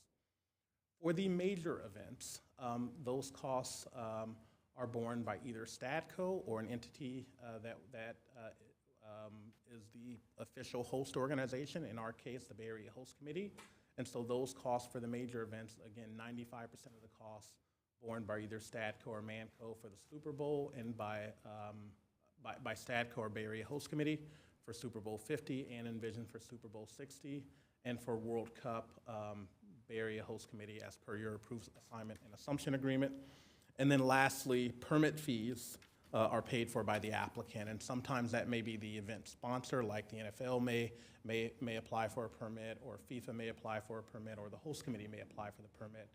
But all the costs associated with processing that permit is paid for by whoever the applicant is. But we thought this table would provide a little clarity to what we've been discussing about the general stadium admin and who pays for the various events. And again, 95% of the costs are borne by other parties. Also to note up here, the city's general fund is not mentioned at all, and we have been in our Measure J compliant. Lastly, would like to discuss the league event agreement. And so as I mentioned, the city is actively negotiating the league event agreement with the Bay Area Host Committee that will define the guidelines, reimbursements, and operations for Super Bowl 60, ensuring that all event costs are recovered and that there is risk mitigation. And in your staff report, we detailed what are the key areas that are under negotiation. And so I won't read all of them, but it's really defining at its core the services and needs of the host committee and cost estimates. And so from our public safety units, you heard that they've participated in cost estimates. And so frankly, that's where a lot of time has been spent, is projecting out cost estimates, both for equipment, but frankly for staff time, right? What will the deployment look like that really will, that was a focus of our FIFA agreement, and that will be a main focus of the league event agreement. It establishes the process for updating and reimbursing the cost estimates. As we noted before, it's not a public safety budget. It is a public safety estimate. We recognize that things may change over time, and the agreement will outline the cost for that. Also ensures that any NFL required capital improvements are covered and accounted for. Talks about cost allocation, talks about planning, training, and payment procedures. Also, we'll discuss the financial guarantee, marketing and promotion, indemnity insurances, default and remedies. Lastly, we anticipate that this agreement will be before you. This is the agreement that does require board approval. And so we envision that this agreement will be finalized before May 31st of this year. There is a provision within the interim funding agreement should additional time be warranted to extend that agreement. We frankly hope that that's not the case, but we understand that negotiations can be quite complex. But we are aiming to have that before you before May 31st of this year. Lastly, just want to take a quick note on community engagement. I know we'll be talking about this a lot, and Mayor Gilmore was, I know, honored to be a part of the Harvard Bloomberg Initiative this year. And she has selected, because mayors select a focus, and her focus has been community engagement and transparency around these 2026 major events. And actually just today, we received an email that I was able to share with the mayor where we will be receiving a Harvard intern that will come to us this summer to help us study how we engage and communicate with the community and be transparent around these events. Hopefully work that will not just provide dividends for the major events, but frankly, in the future of how our stadium engages with the surrounding community, both residents and businesses. So we're all looking forward to that, frankly, trust and partnership building process. We've been hard at work at community event programming and some ideas that we have generated that we're going to work with various stakeholders in our Economic Development Committee. And so we've talked about the DMO and some partnerships that are being worked on, and so a lot to come on that. Really excited about those.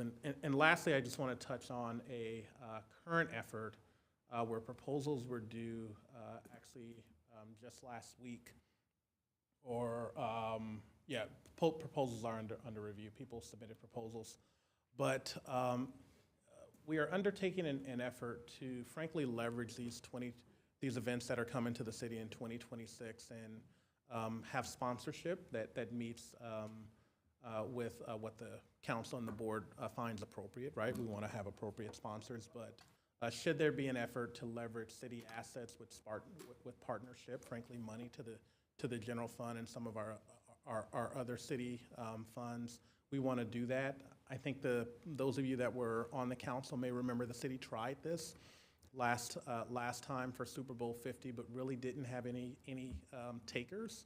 So we've learned for that, and we're not doing it ourselves. It's not what we do on a day-to-day basis. And so we've issued an RFP for a commission-based firm to come and frankly catalog and then market our assets to all the various partners that may be willing to utilize a city asset and provide revenue. And so we're going through that process. We have a number of proposals that we're reviewing but certainly we'll bring it to the board as we talk through revenue generating opportunities for the city and the general fund. So with that, happy to take any questions. I know there will be public comment and then additional questions, and there's no real action tonight outside of note and file the report. So with that, I want to thank you, and again, an amazing thank you from me to our public safety partners. Just frankly, amazing work. Thank you. Thank you. Thank you to everyone for the reports as well. So we're going to start now with Council/Stadium Authority Board comments or questions at this point. Councilmember Jane.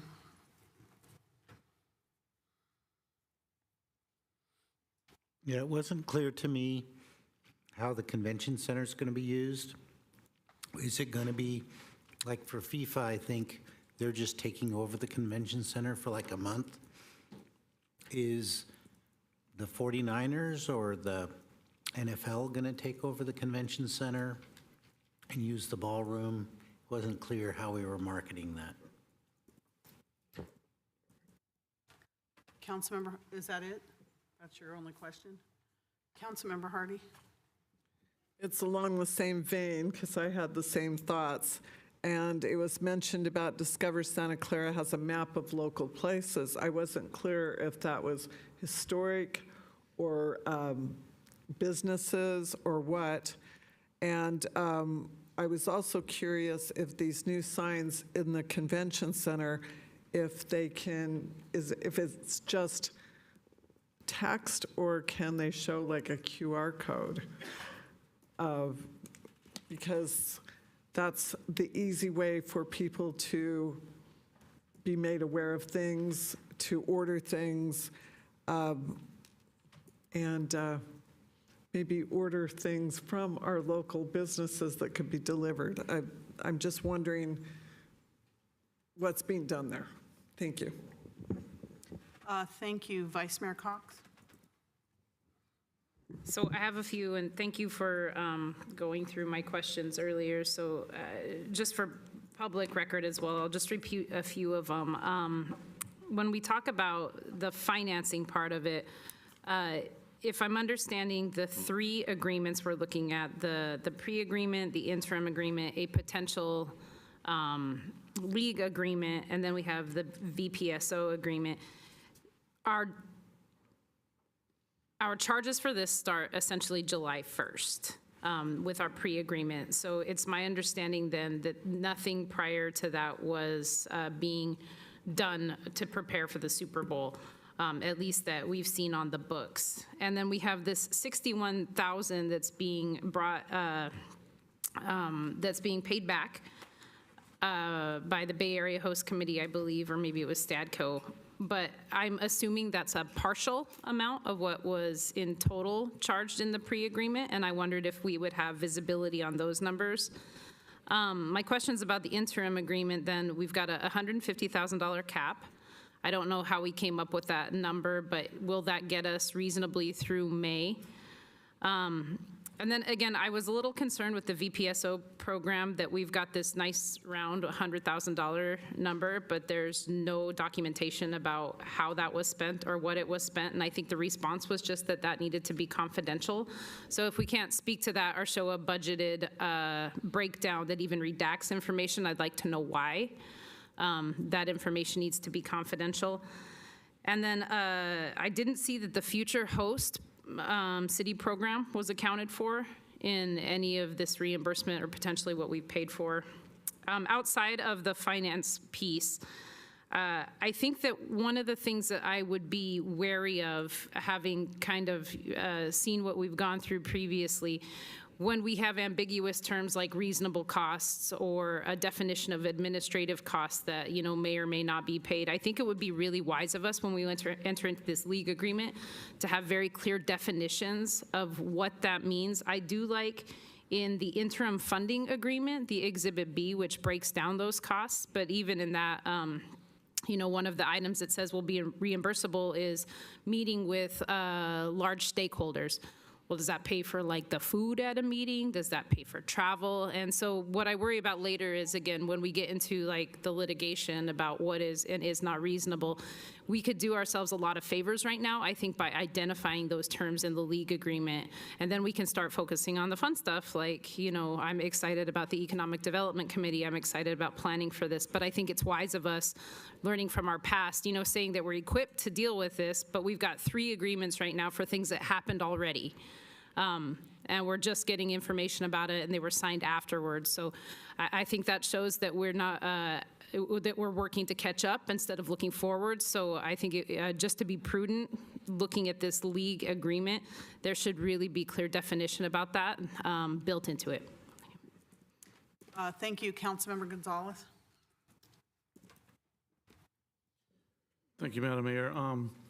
As far as, this is tangentially connected, as far as I know, our Firehouse 10 has been offline for a while. When do we see that coming online? It's just something that would definitely benefit us in that area.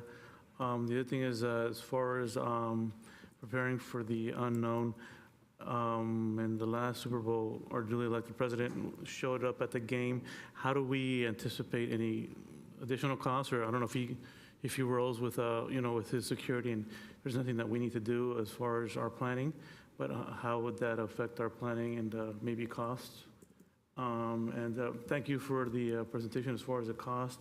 It's pretty, well, it was very transparent to me as far as how that was done, and it made it a little bit easier to track where those costs were coming from. Thank you.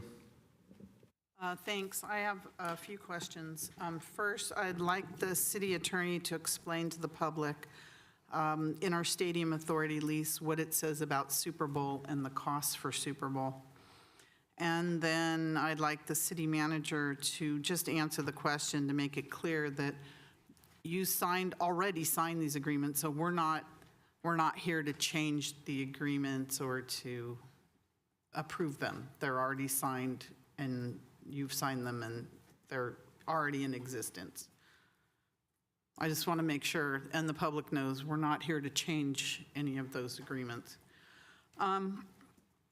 I also want to know, following up on Vice Mayor Cox's question about what happened prior to July 1st of 2024, I'd like to know, I'd like a confirmation of when the payroll codes were set up for Super Bowl with the city. When did they go up? Because there was comments about no work happened before July 1st of 24, but I'm questioning that. Then I want to know, has anything been done so far to communicate with the neighborhoods or to help or assist the neighborhoods in understanding and assisting into what's happening? And it's one of our guiding principles. I don't think anything's happened yet, but in case I'm missing something, has there been any outreach to our neighborhoods on Super Bowl? And I'm just talking about Super Bowl. I could say World Cup too, but Super Bowl, that's first. I want to ask the EOC, during these events, when you're looking out for the stadium and the area, one of my concerns is what happens with the rest of the city, and especially because of what happened in New Orleans. Is the Emergency Operations Center also looking at the rest of Santa Clara during all of these events? So I have a question there. So I saw that there were charges for the Stadium Authority for the Super Bowl operations. I wanted to know, what are we charging, how much, and for what? Another convention center question, it was kind of asked by Councilmember Jane, but has the convention center been rented by the NFL for the time surrounding Super Bowl? I believe in World Cup, I think they're renting it, or thoughts of renting it. Is the NFL going to rent the convention center?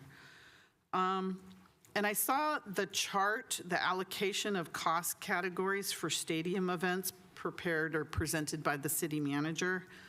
Does that chart comply with our guiding principle to attain reimbursement of all event costs, pre and post event costs?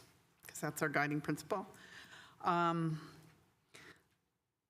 because it looks like on that chart that there was a section that you have the stadium authority paying for pre-event costs until we have maybe a government agreement.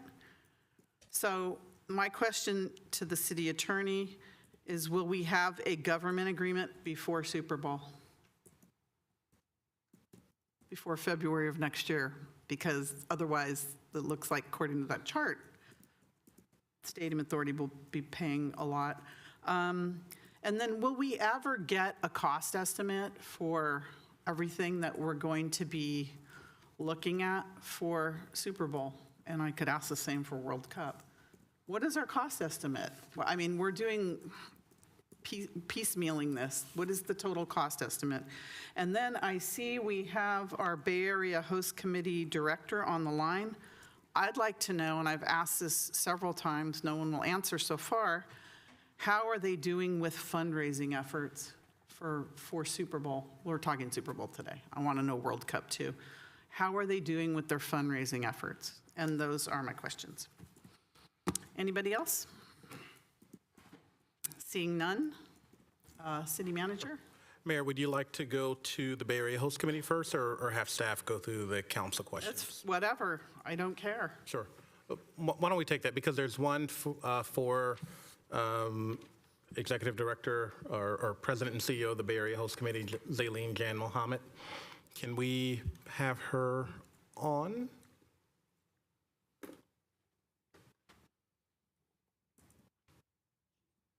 Hello? Zaleen? I don't see her. All right, so we'll have that. Is she coming on? Oh, she came on as a panelist? Okay. Camera may or may not be on, but let's see.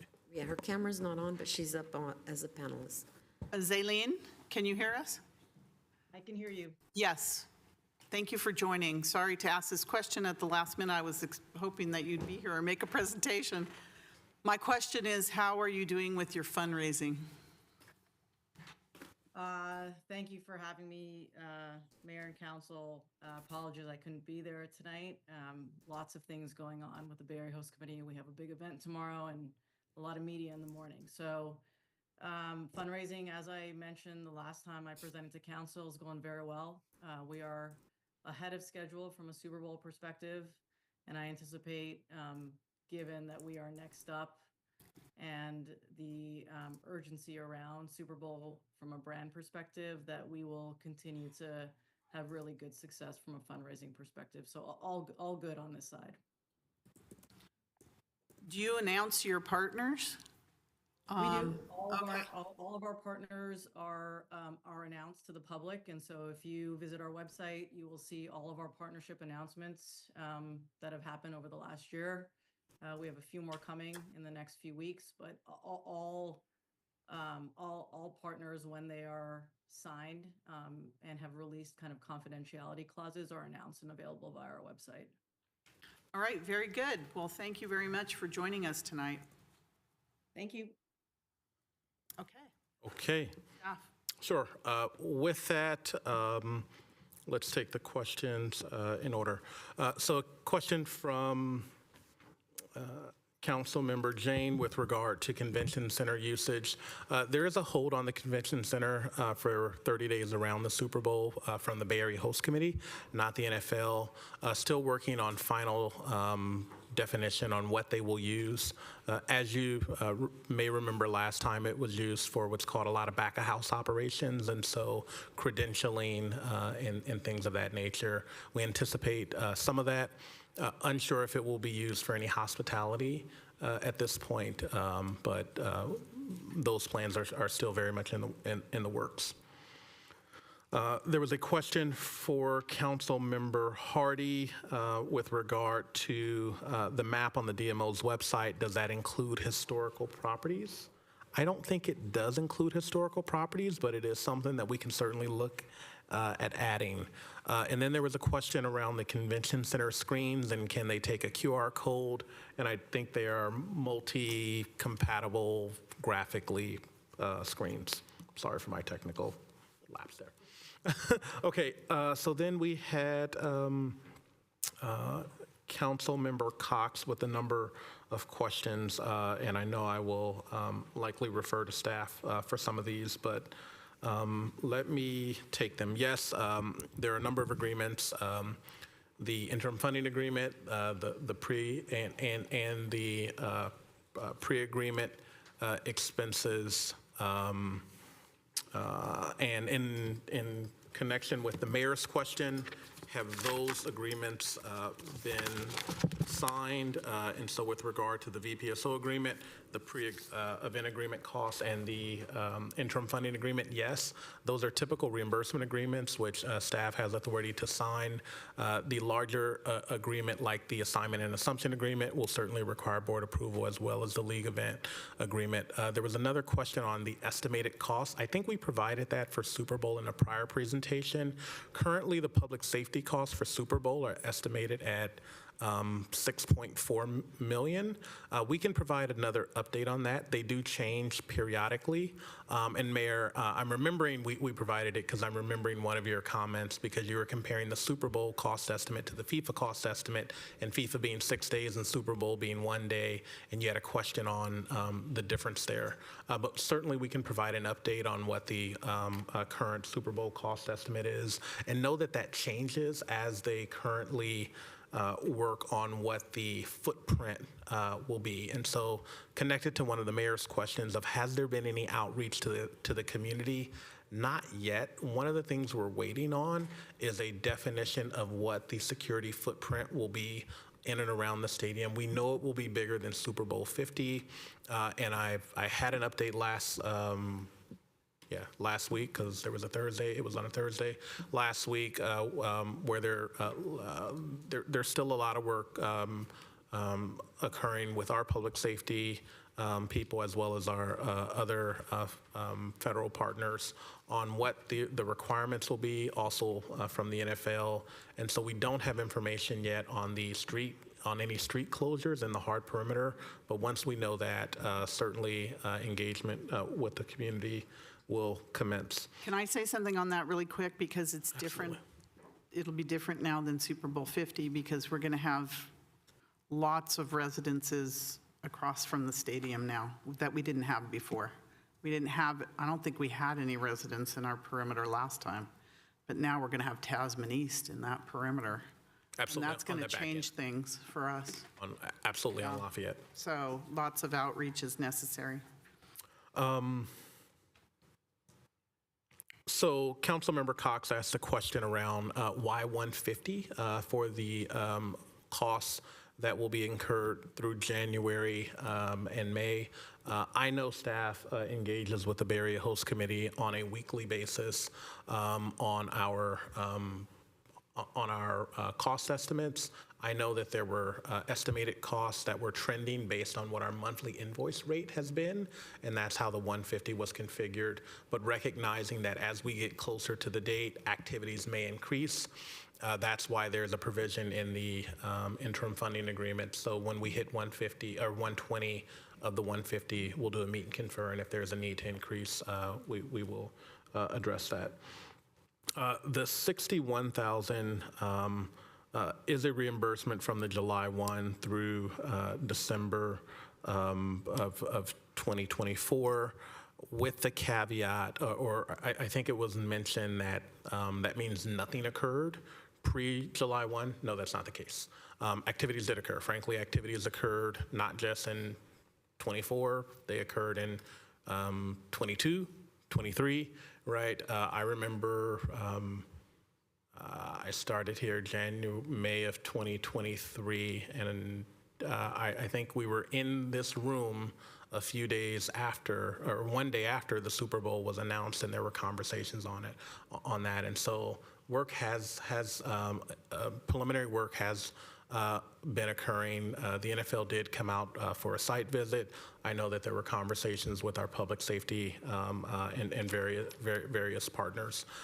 And so we did go back and make sure that all of the costs from May 2023 through present, but May 2023 through June 30, 2024 are tracked.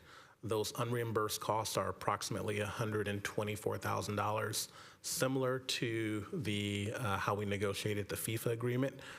Those are under discussion and under negotiations for reimbursement with our League event agreement. And so I would not say that it is a foregone conclusion that those costs will not be reimbursed. I will say that they were not included in the prior agreements, but they are still actively being negotiated.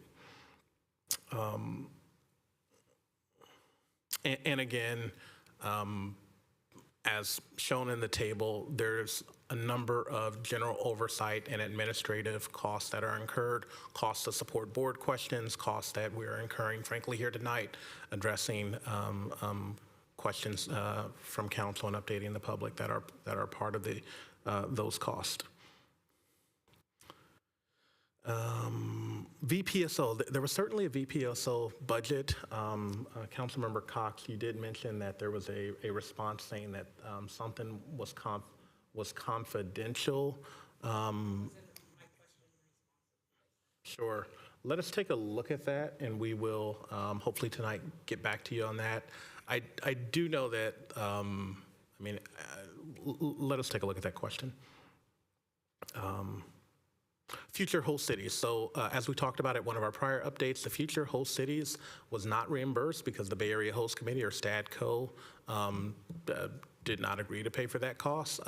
As we discussed before, those costs are incurred by host cities. We were there, when we were there were other cities that were either hosting in subsequent years or want to put in a bid. And so it is an optional thing, and we did not have to go to that, but certainly we felt, and there was room in the Stadium Authority budget to pay for a limited amount of staff to attend the program, to meet with people from the NFL, to meet with the New Orleans Host Committee, to meet with the Las Vegas Host Committee, and really understand what hosting the Super Bowl entails. And so we did use a portion of the Stadium Authority's budgeted costs for training and travel to go to that. And so it's not reimbursed, and it is our understanding that it is not typically a cost that is reimbursed by the NFL or teams. It is something that they offer for cities that would like to host to meet. And if you are a city that's thinking about putting in a bid or will be hosting, you can send personnel. Distinctly different from the Visiting Public Safety Officers program. So that is a program that is a hosted program. And for example, next year, the region will have a duty to host visiting public safety officers for future Super Bowls. And so I know the police department is working and actually partnering with other law enforcement agencies to carry some of that burden as well. But it's a part of what's entailed in hosting a Super Bowl, but also a valuable training effort. There were a number of questions from Councilmember Cox around the agreements and potentially ambiguous terms and being very clear on our definitions. And so I think it's most appropriate to turn that over to the city attorney. Thank you, City Manager, and appreciate the question. That's definitely something we want to be very clear about, and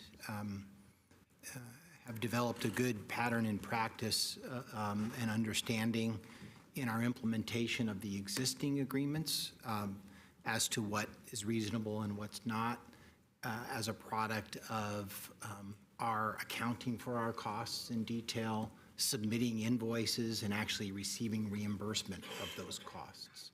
But more than that, as you may recall from the full-blown assignment and assumption agreement, when these costs got really substantial, right? And we were talking about millions of dollars of costs as opposed to still meaningful numbers, but tens of thousands of dollars of costs, like we're discussing in the interim funding, agreement.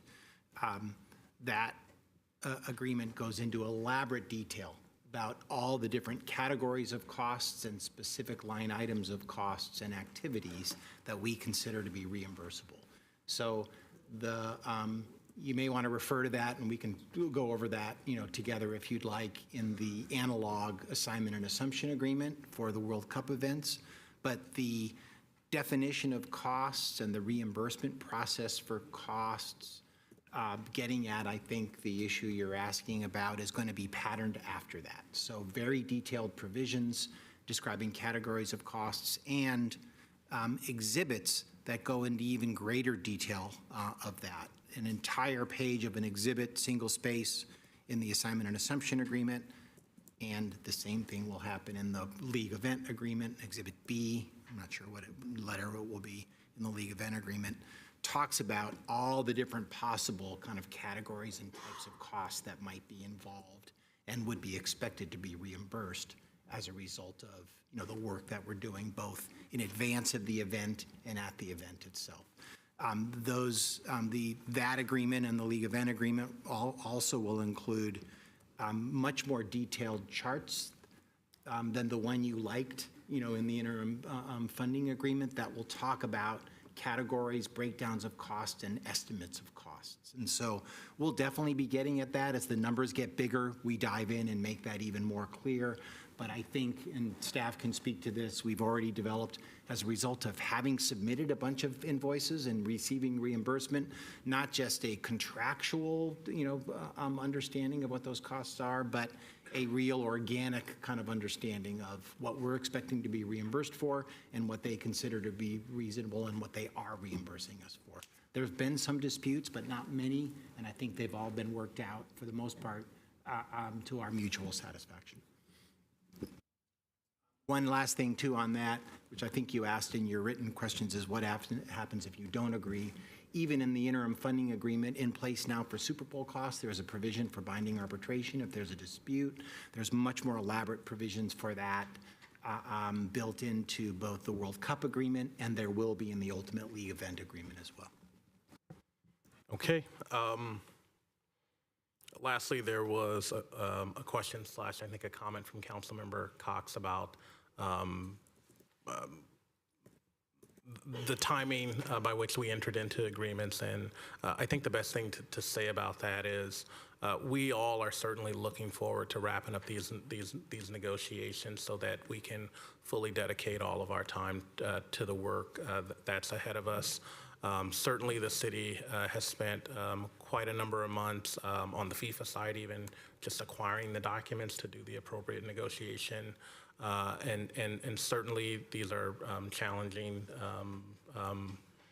circumstances and negotiations, but I'm confident that we will be able to arrive at agreements for Super Bowl like we were for FIFA, where staff can come in here and provide you with an affirmative recommendation to adopt the agreements and hope that they meet with your approval, and certainly there'll be questions, but very much looking forward to that. But we are at a point now where we have reimbursement and funding agreements to cover the time that we're incurring. There was a question from Councilmember Albert Gonzalez around Fire Station 10. For those of you, Fire Station 10 is the city's former fire station that was near the golf course, now connected to the development of the related Santa Clara project that was torn down. There were, in the current entitlement for related, triggers on when that fire station would need to be designed and brought online consistent with phase 2 of that development that of course has been delayed. But really those triggers envisioned a certain amount of development to happen in the area before that fire station would come online. We have not met that level of development. Also worth noting that when Fire Station 10 was taken offline, there were substantial improvements to other fire stations across the city. That said, Related is currently working with staff and will be coming before the City Council with a re-entitlement request. And as we negotiate the amendment to the DDA Development and Disposition Agreement, we are also renegotiating the trigger by which design and Fire Station 10 will need to come online. But the reality is, because that project has been delayed, it will not be brought online in time for these major events. There was also a question by Councilmember Gonzalez of what happens if the president shows up. So frankly, one of the benefits of the VPSO program and attending the Future Host City program, I know our law enforcement partners met with the various law enforcement agencies, including the New Orleans Police Department. I myself had the opportunity to meet with the New Orleans Police Chief and Kilpatrick, as well as the head of security for the NFL, to talk about that various point. And so it's worth noting that, of course, the movements of a president are confidential until they're not. And so whether the president will choose to come to Super Bowl 60, we don't know. But I know that there was significant work that went into that. I will also say that our agreements are flexible because we know that public safety costs will change over time for any event. It's also worth noting that with presidential travel, the Secret Service does come on board and bring a whole host of assets that are connected to that. And certainly, I believe the last Super Bowl was the first time a president had been to the NFL, and lessons learned, and I'm sure our law enforcement officers are preparing appropriately. And then I'll turn it over to the city attorney to add Yeah, I just additional want to punch comments. that up a little bit in terms of, the expectations and our ability to get reimbursed, for those costs. Again, like the World Cup agreement, the league event agreement will have provisions for an initial estimate of costs. We'll have provisions for regular updates, of estimated costs. And perhaps most importantly, a provision that says, hey, we're all sharing information and we're doing the best we can, to provide, accurate estimates of what this is all going to cost. But we all recognize that there are variables that we do not control, and that if our ultimate public safety costs as a result of, for example, the president showing up and adding X number of $1 million, to the public safety cost increase, we will have the right to submit our invoice for those costs and receive reimbursement for those costs. So everybody recognizes that we work on trying to come up with the best possible estimates, but that we don't control a lot of it, and that there will be an obligation to reimburse those costs. More important, in that we know Area Host Committee doesn't have unlimited access, to funds. We intend to include in our initial draft league event agreement, have included a provision for a guarantee of reimbursement of our costs, from a well-heeled 49ers entity. And so obviously, detailed terms still need to be worked out, but in that arena, we intend this Super Bowl version of the, of the agreement to be very much patterned after, the cost recovery rights that were contained in the assignment and assumption agreement. Okay. And then I think the mayor had a question for you, the city attorney, with related regard to Super Bowl cost. Yeah, thanks, Madam Mayor. Yes, you're referring to Article 21, the Super Bowl provision. It's an interesting provision that we've talked about before. It clearly contemplates the venue being available to the tenant, in this case Stadco, for hosting a Super Bowl. It says that will be treated as a NFL event for purposes of the stadium lease, but it says that a requirement of that will be that there will be a league event agreement, which may modify the terms of the underlying stadium lease. And so how we are approaching that, Madam Mayor and Council, is with the expectation that, as is the underlying agreement, any city costs incurred, in connection with the, providing public safety support for this will be reimbursed, by Stadco or some other entity. In this case, because this article also contemplates this, Area Host Committee will be a primary source, for that obligation. But ultimately, we expect to get reimbursed by, if in fact those monies aren't available, by Stadco or some other designated entity. So, City Attorney, I wanted you to read what it, for the public's benefit, Sure. what it says about the costs, not your interpretation. What does it say about the costs? Madam Mayor, which section do you want? Because it doesn't. Article 21. Yeah, Article 21. So let me read what I think is the most relevant provision.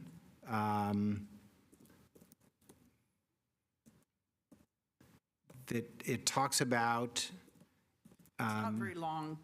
No, and I don't want to, but it deals with the costs in kind of an oblique way, Madam Mayor. That's why I'm trying to find the right provision that it relates to. It says that any such event shall constitute an NFL event for purposes of this lease. NFL events for purposes of this lease have the city providing public safety services and that being reimbursed, the actual and reasonable costs. I just wanted you to read what it said. Okay. You're looking at me, but it's pretty simple, but that's okay. So You just read what it says. It's like 2 sentences. Well, I just read, so that's what it says, but it doesn't say you have to add on to that to get the idea that they reimburse the costs. And it also says that the terms of this lease can be modified by the league event agreement. And what the league event agreement is going to say is that, if we have our way, is affirming that, in fact, all of these costs are going to be reimbursed with primary authority by Berea Host Committee as the third-party entity contemplated by this, with a backup guarantee from Stadco. So, Mayor, I'm sorry, there wasn't anything that spoke exactly to that in the section. I kind of needed to extrapolate in order to give proper Thank you, explanation. and I wanted the public to know that it's an NFL event, and they should be paying for all the costs. That is right, Mayor. As an NFL event, the Stadco is responsible for reimbursing the city's event-related costs. Okay. We've addressed a number. Next, there was a question around the EOC and what will occur and happen with the rest of the city. So certainly we can invite David Flam, the city's emergency services manager, to come.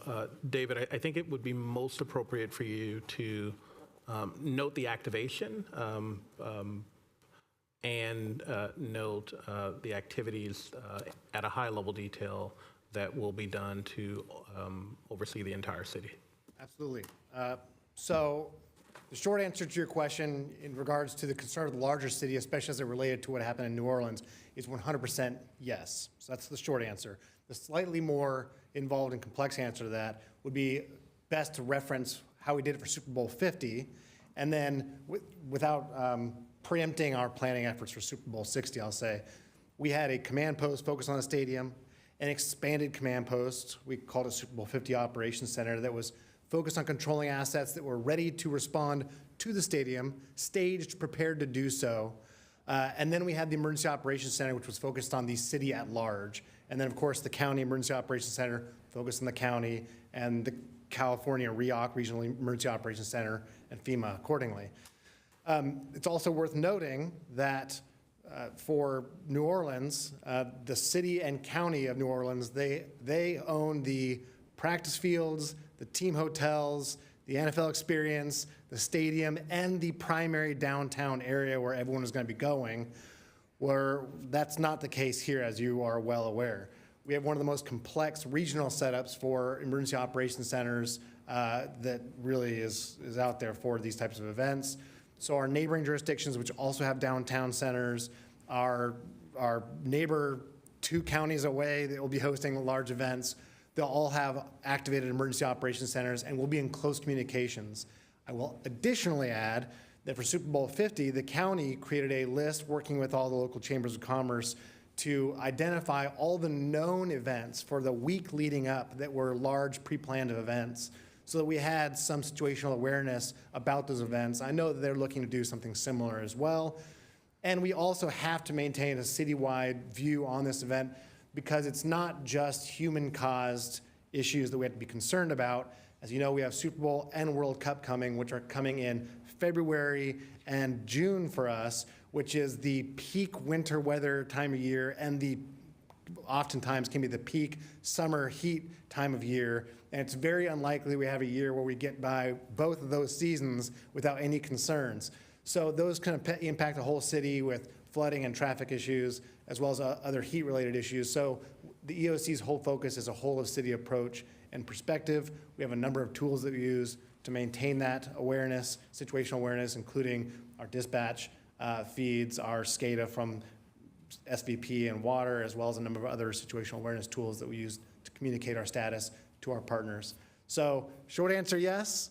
More complex answer, also yes. And then it'll be continue to be fleshed out as we go through the planning process. Thank you. Thank you. Okay, and I think lastly, Mayor, you asked about the guiding principles, and it's, I'm sure you're going to ask me to read the guiding principles, so I will do that, which is obtain reimbursement for all event costs, including public safety pre and post-event costs. And so, as noted in the table in the presentation, we do expect to receive reimbursement for all event costs, event planning costs, as well as event and post-event demobilization. Certainly, as we discussed before, there are some pre-agreement costs that are still under negotiation of approximately $120,000, and we will bring those forward when we bring forward the League event agreement.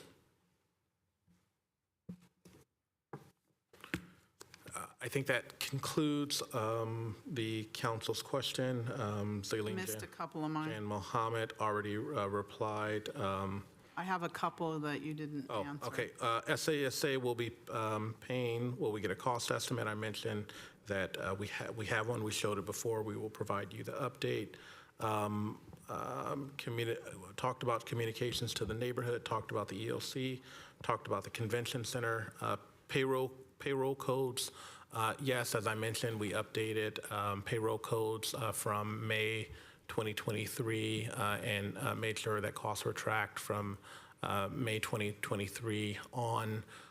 We have that. That's how I know that it's roughly $120,000 of unreimbursed costs from May through June 30, 2024. So the answer is you updated the payroll codes in May of 2023? No, so Mayor. That was my question. Sure. When did you update those codes? And I'm trying to actually, recall what we presented to you before, as well as when they were done. And so they were done subsequent to May 2024. There is a CMD, City Manager Directive, I think it's 134, that had been in existence for quite some time. I think the last time that it was updated was in 2018. We went back and took a detailed look at that, added new provisions. We added clarification. We resent that out to all staff. We had staff go back and segregate their time from Super Bowl to FIFA. In addition, as we said the last time we updated you on this, was that consistent with the FIFA interim funding agreement and frankly the robust process of tracking costs and invoicing, we wanted to make sure that the attachment to the CMD provided clear guidance to staff. And so we actually added new attachments, and there's, I know we provided that to council before, and we didn't attach it to this staff report, but we can certainly resubmit that to you. Yeah, I'm confused in what you just said. So I was just asking, when did you set up the payroll codes for Super Bowl and World Cup? Sure. And then you said you went backwards? I'm confused in what you just said. Could you please explain? Sure. So I can't remember right now the month that we updated the city manager's directive, but we updated and we had staff go back and segregate their costs for Super Bowl and FIFA. I know we reported on that, I believe in March of 24, but I will pull those materials and we will provide you with both, I think, what was in that staff report and the attached CMD that was in that staff report at that time.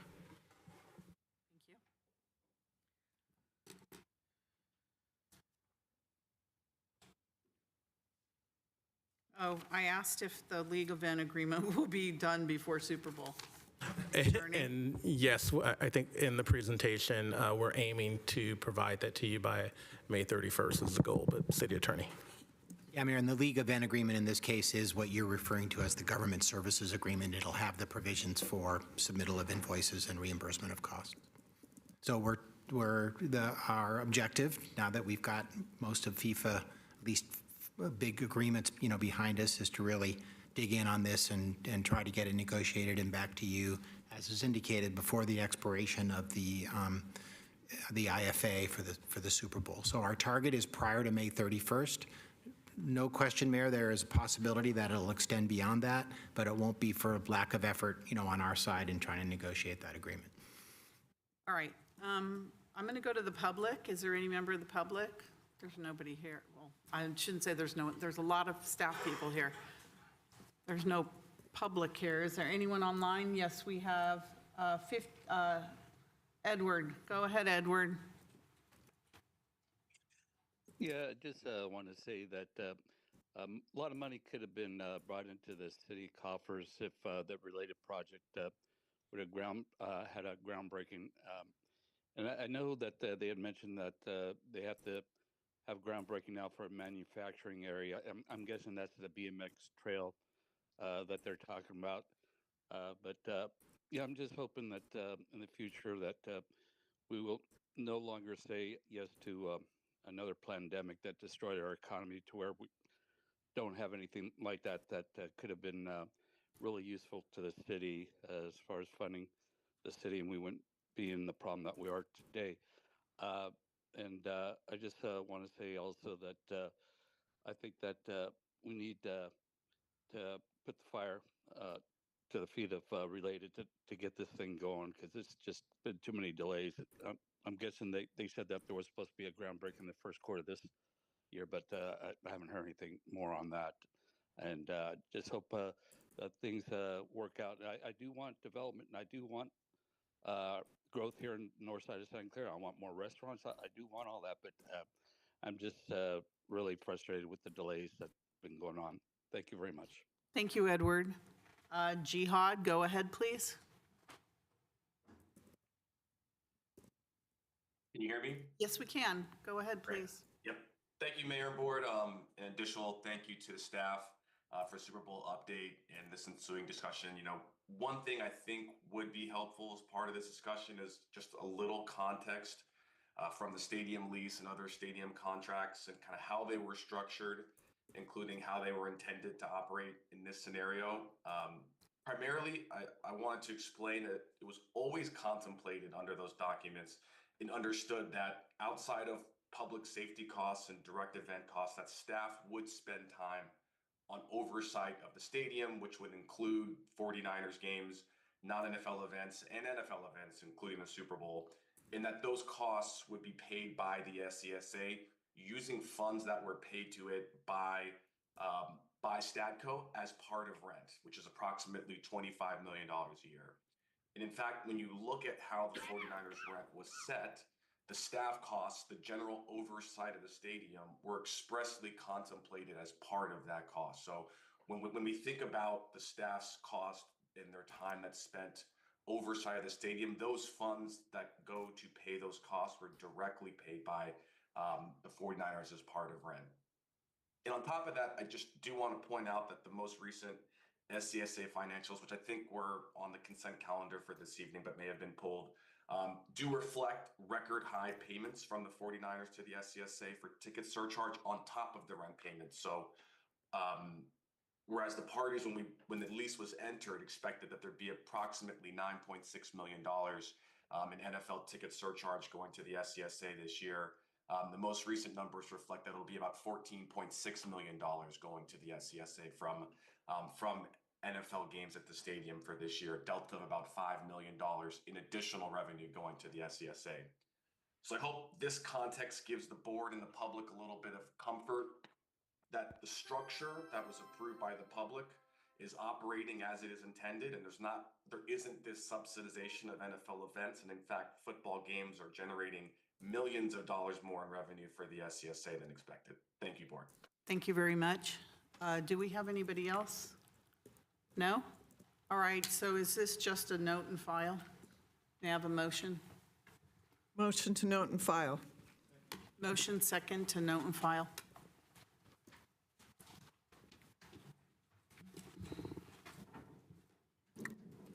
Please register your votes.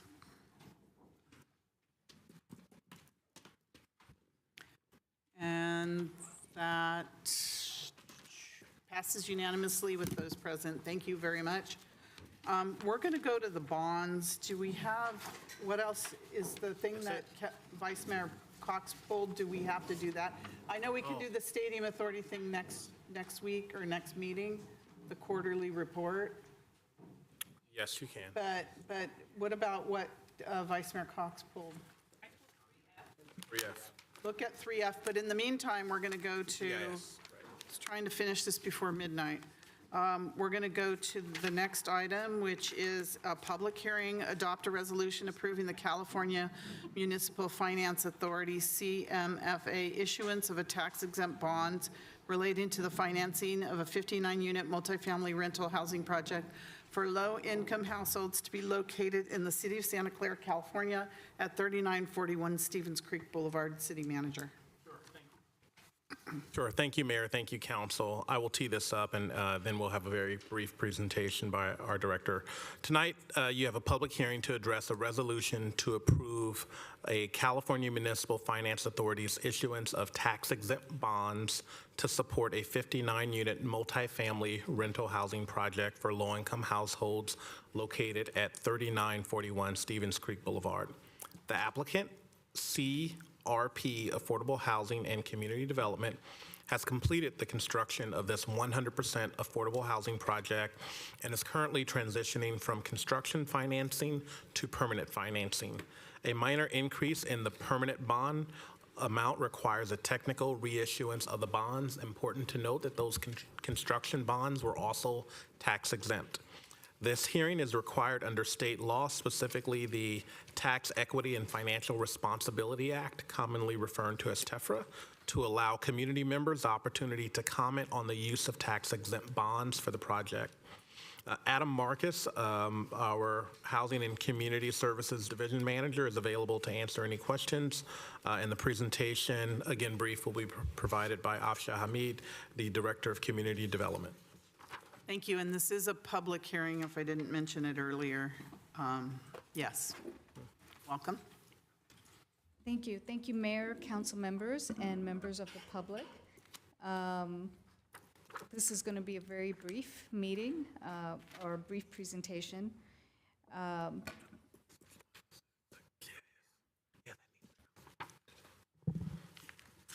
So the project is, as the city manager said, the applicant is CRP Affordable Housing.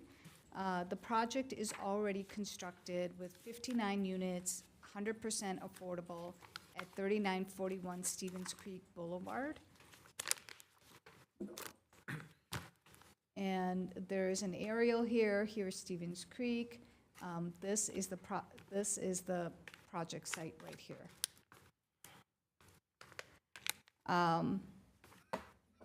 On November 9, 2021, there was the original TEFRA construction financing, and it was approved for construction. And this is tax-exempt financing. The applicant is now converting the construction financing into a permanent financing phase, and this is a minor increase for that bond amount. A reissuance of this debt triggers the new hearing, and state law requires the need for a hearing and adoption of a resolution. So, as we said, it's a minor increase for the permanent bond amount. This does not make the city responsible for the project financially or otherwise, and conducting the TEFRA hearing is a procedural action that the city is required to take that will allow the implementation of the project. And then the recommendation is to hold a public hearing for the issuance of $50 million in tax-exempt private activity bonds by California Municipal Finance Authority for the benefit of CRP Affordable Housing and Community Development. Thank you. I can take any questions. I was asked to take control if needed be, and so if there were any questions, I do not see any from staff. No questions? Okay. Mayor's coming back. All I did was ask for questions. And there weren't any. No questions? Okay. Let's go to the public. It's a public hearing. Public? Do we have any public? All right, do we have a motion to close the public hearing? Second. Motion second to close the public hearing? I think. Councilmember Jane? I think I heard. Beat me. Trying to hear and guess.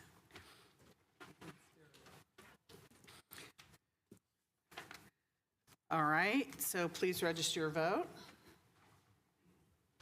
Close the public hearing.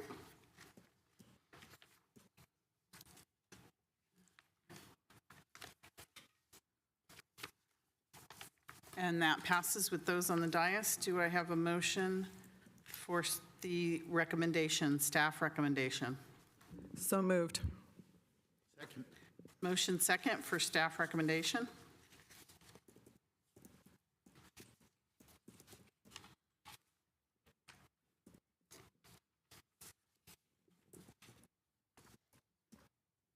Please register your vote.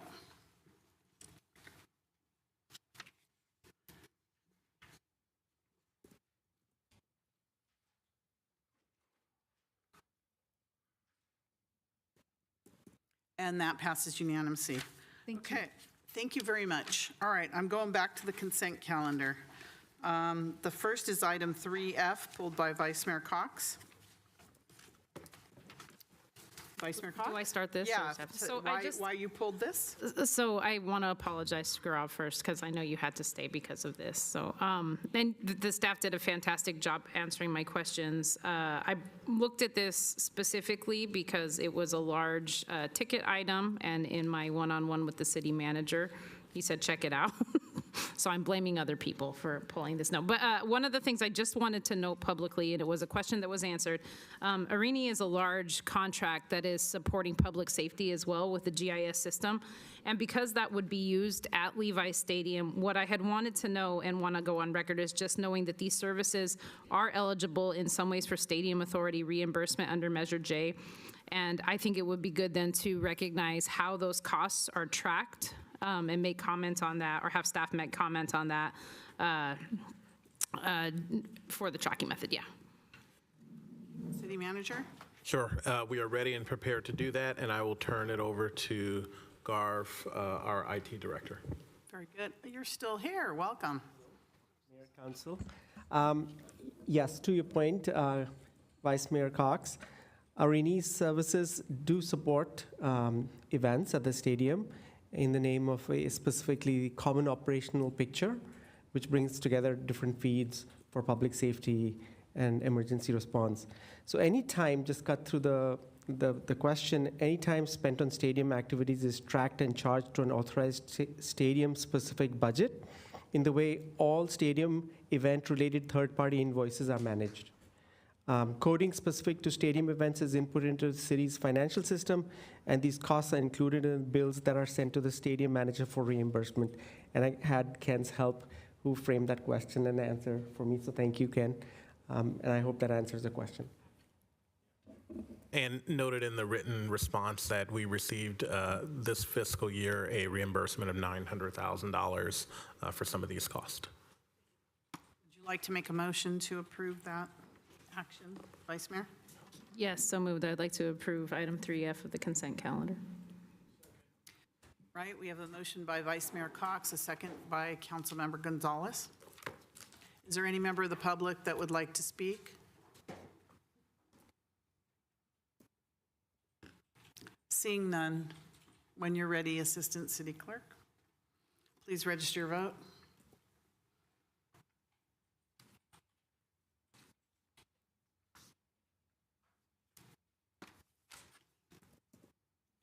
And that passes unanimously with those present. And our last item is the item 4B, pulled by Councilmember Jane, action on the Santa Clara Stadium Authority Financial Status Report for quarter ending December 31st, 2024, and approve related budget amendments.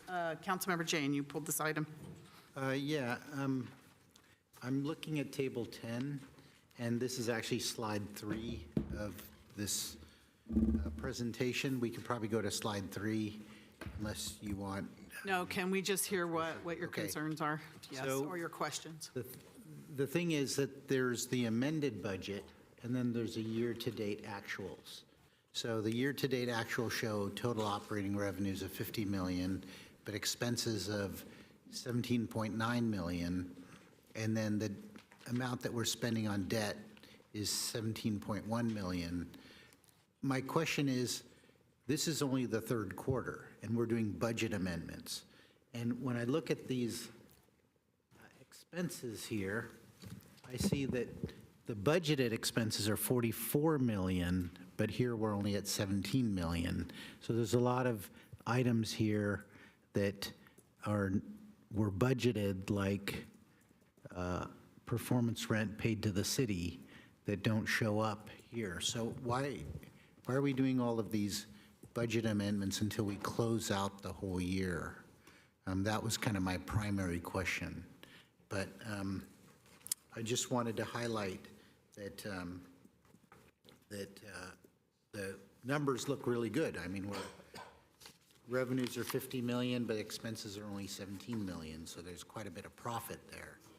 And so I believe that, that profit there comes from the stadium lease and other operating expenses like NFL ticket surcharges and the surcharges on non-NFL events, and that covers a lot of the overhead, the expenses that we have as a city. But I just wanted to understand why we have these budget amendments so early. Great. Thank you for the question, Authority Member Jane Kenley, Stadium Authority Treasurer.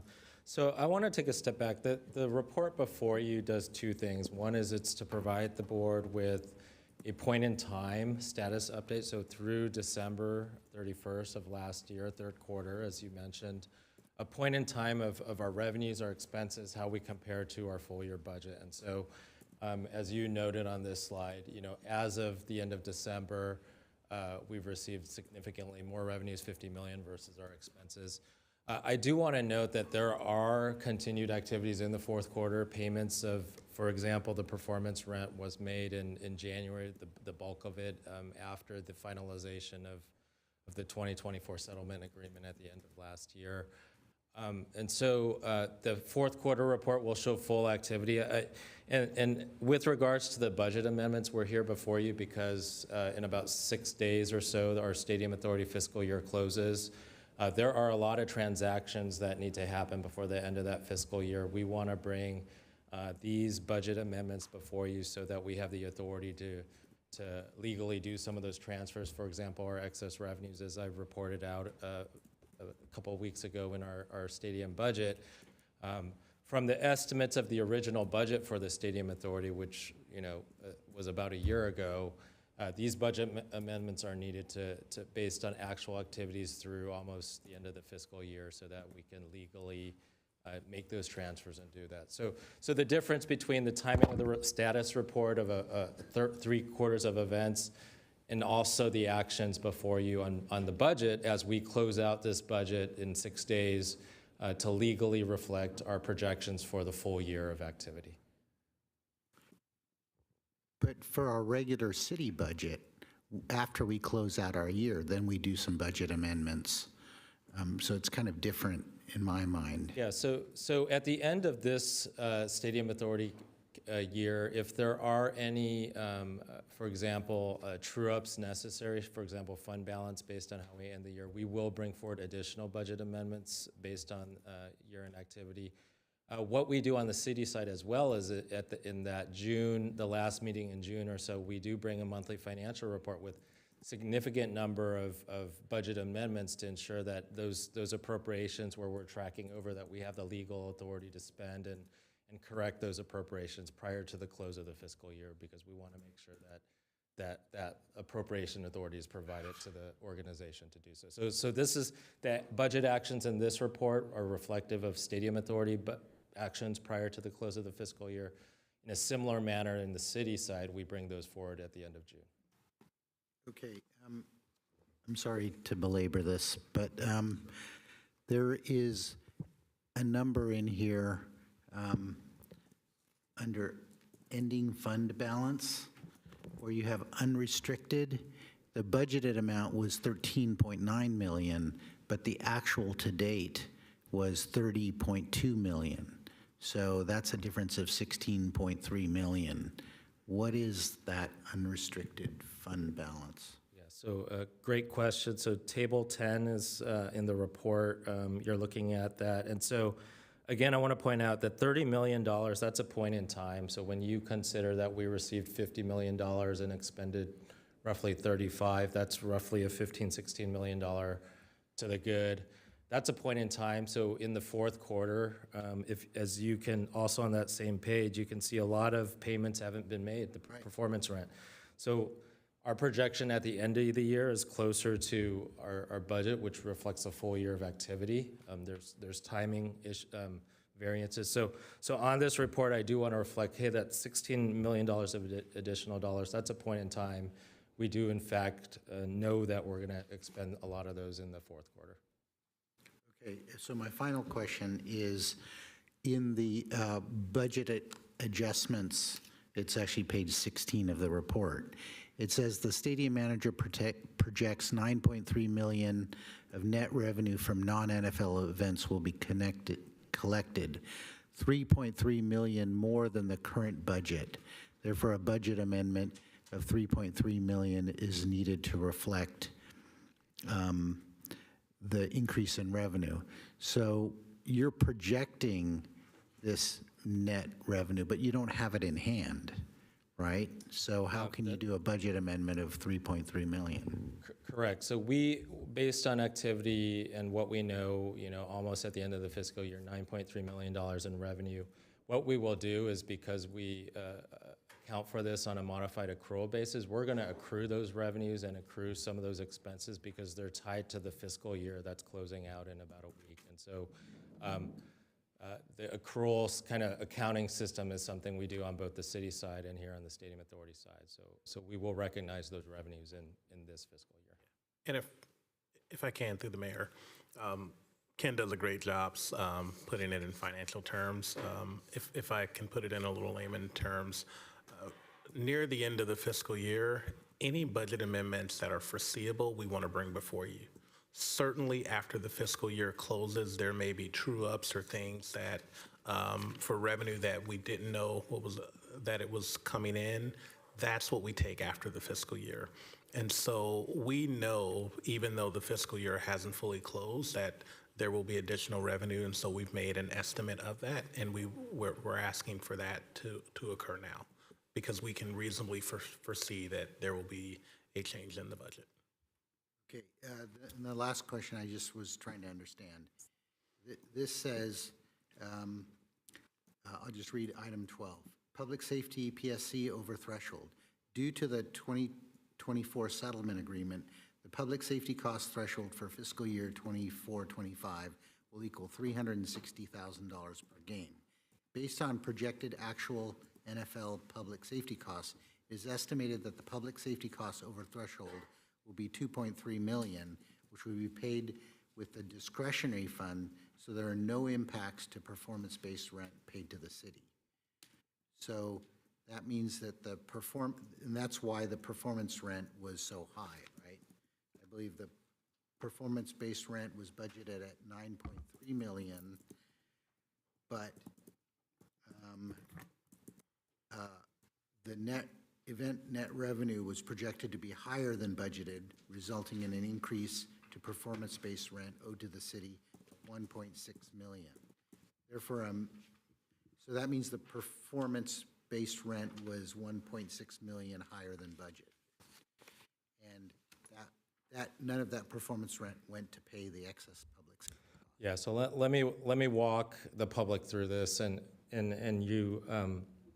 you're citing on page 18 an amendment for public safety costs over the threshold. The 2024 settlement agreement provided terms that allowed for revised terms that allowed for the flow of performance rent. One of those terms it existed in the original agreement. Discretionary dollars could be used to pay for public safety costs over the threshold. There's some other terms in there.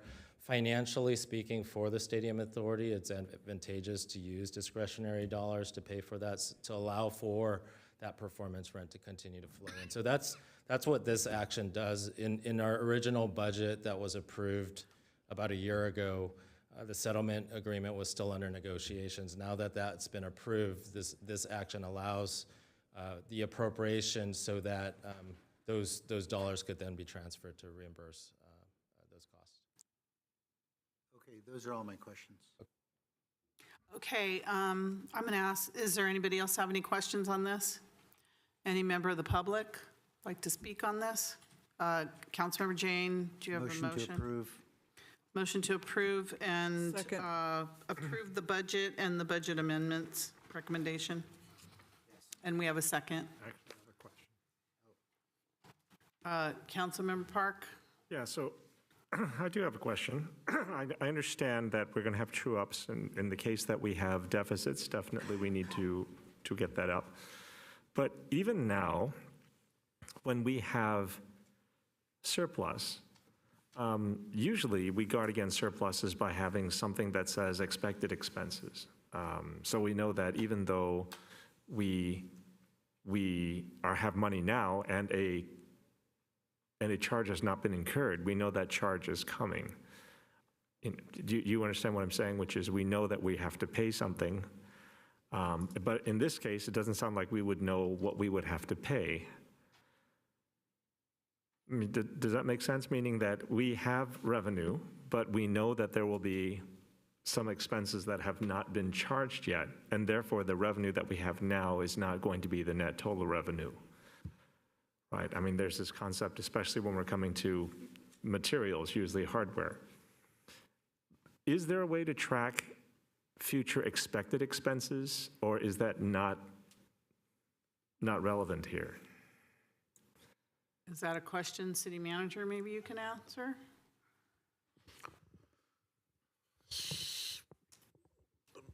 Let me think that through. So, do we track expenditures? Absolutely. I know you know that. We are bringing forward the third quarter report. There is still one more quarter left in the Stadium Authority's fiscal year, and so once that quarter closes, and because it is the final quarter, we will also at that time close the books on the Stadium Authority and rectify all revenues and all expenses and have the annual year-end audit. So of course, it's all tracked throughout. We are at a point now where we know at the end of the third quarter that there will be additional revenues as well as additional expenditures, and there will be an additional surplus. Because we know that, it is prudent and appropriate to ask the board to make a budgetary amendment. Now, if we didn't know that, or if in the fourth quarter there's additional revenue, we'll handle that at the end of the year. But that's why you have those items before you, because they're reasonably foreseeable.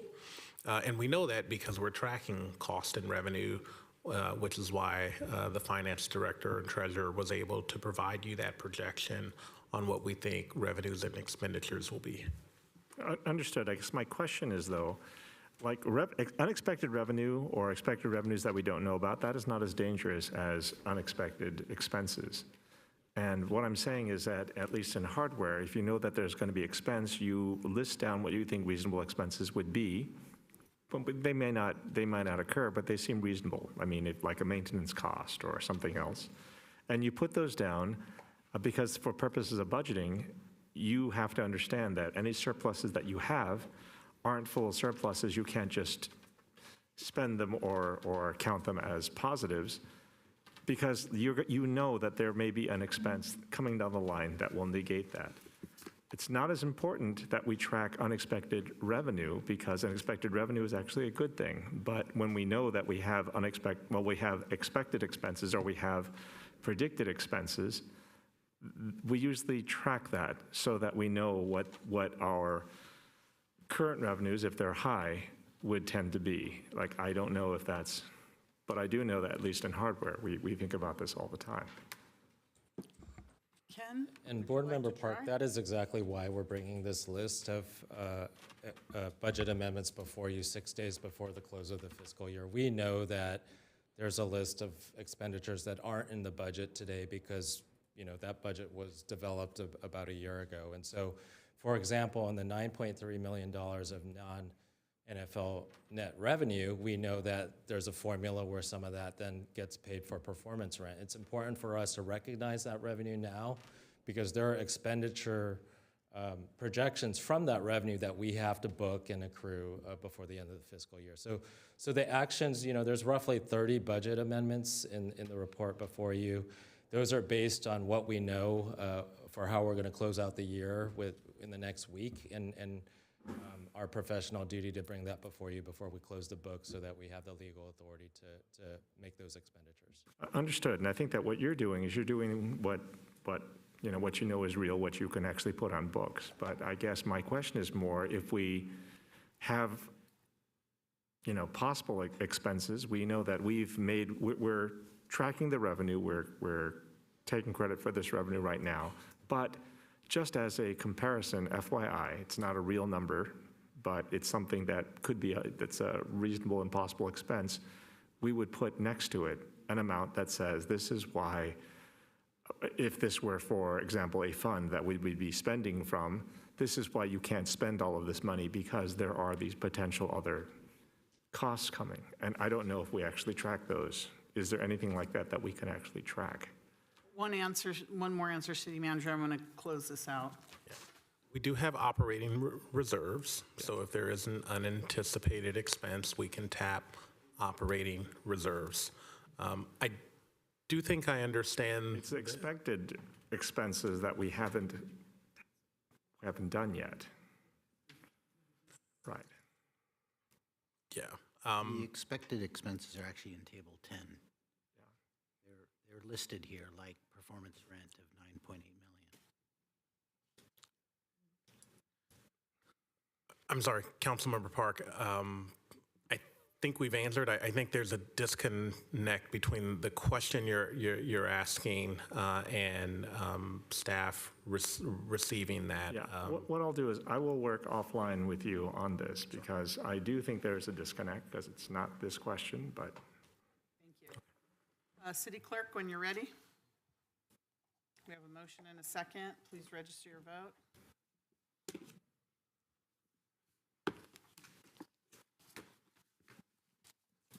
And that passes unanimously of those present. Now, any reports from council members? Special committees? Short report, Vice Mayor Cox.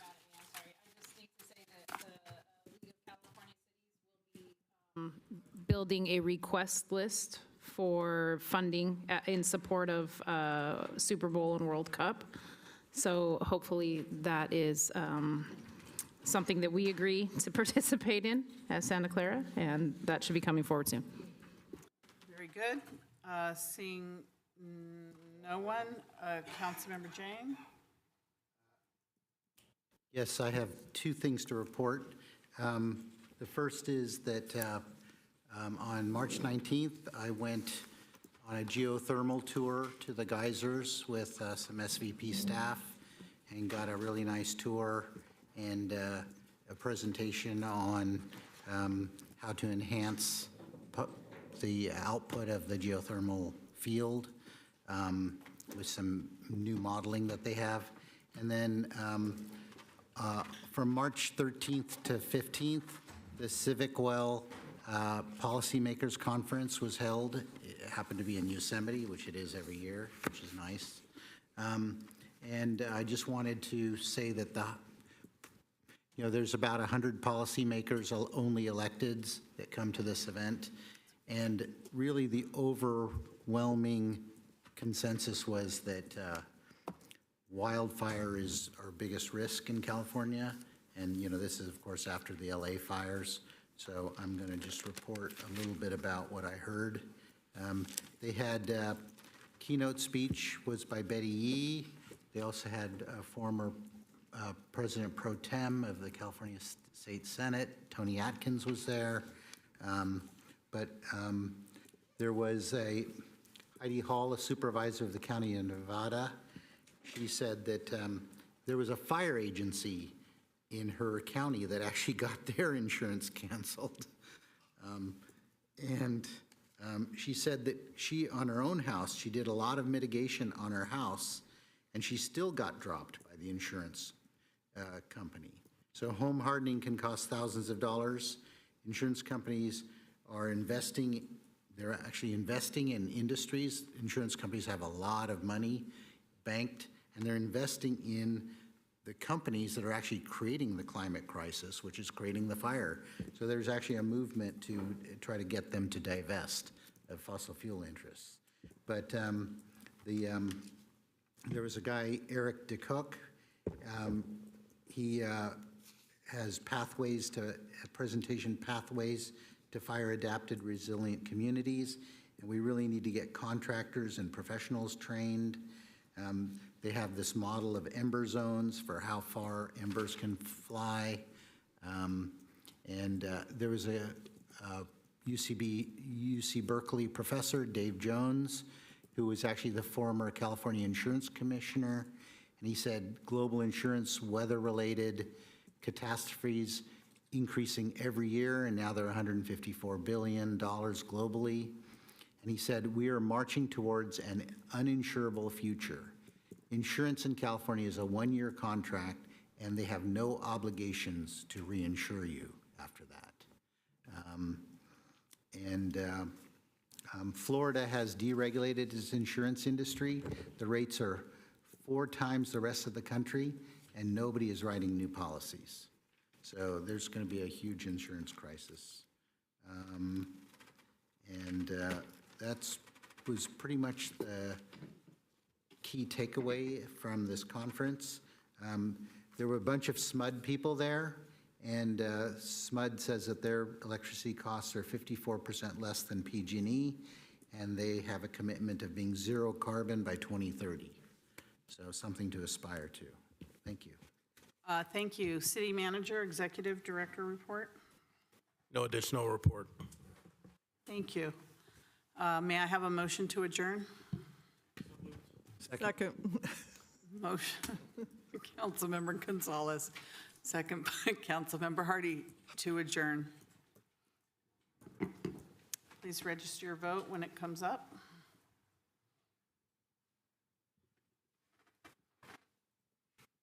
And that passes with those present. This meeting is adjourned.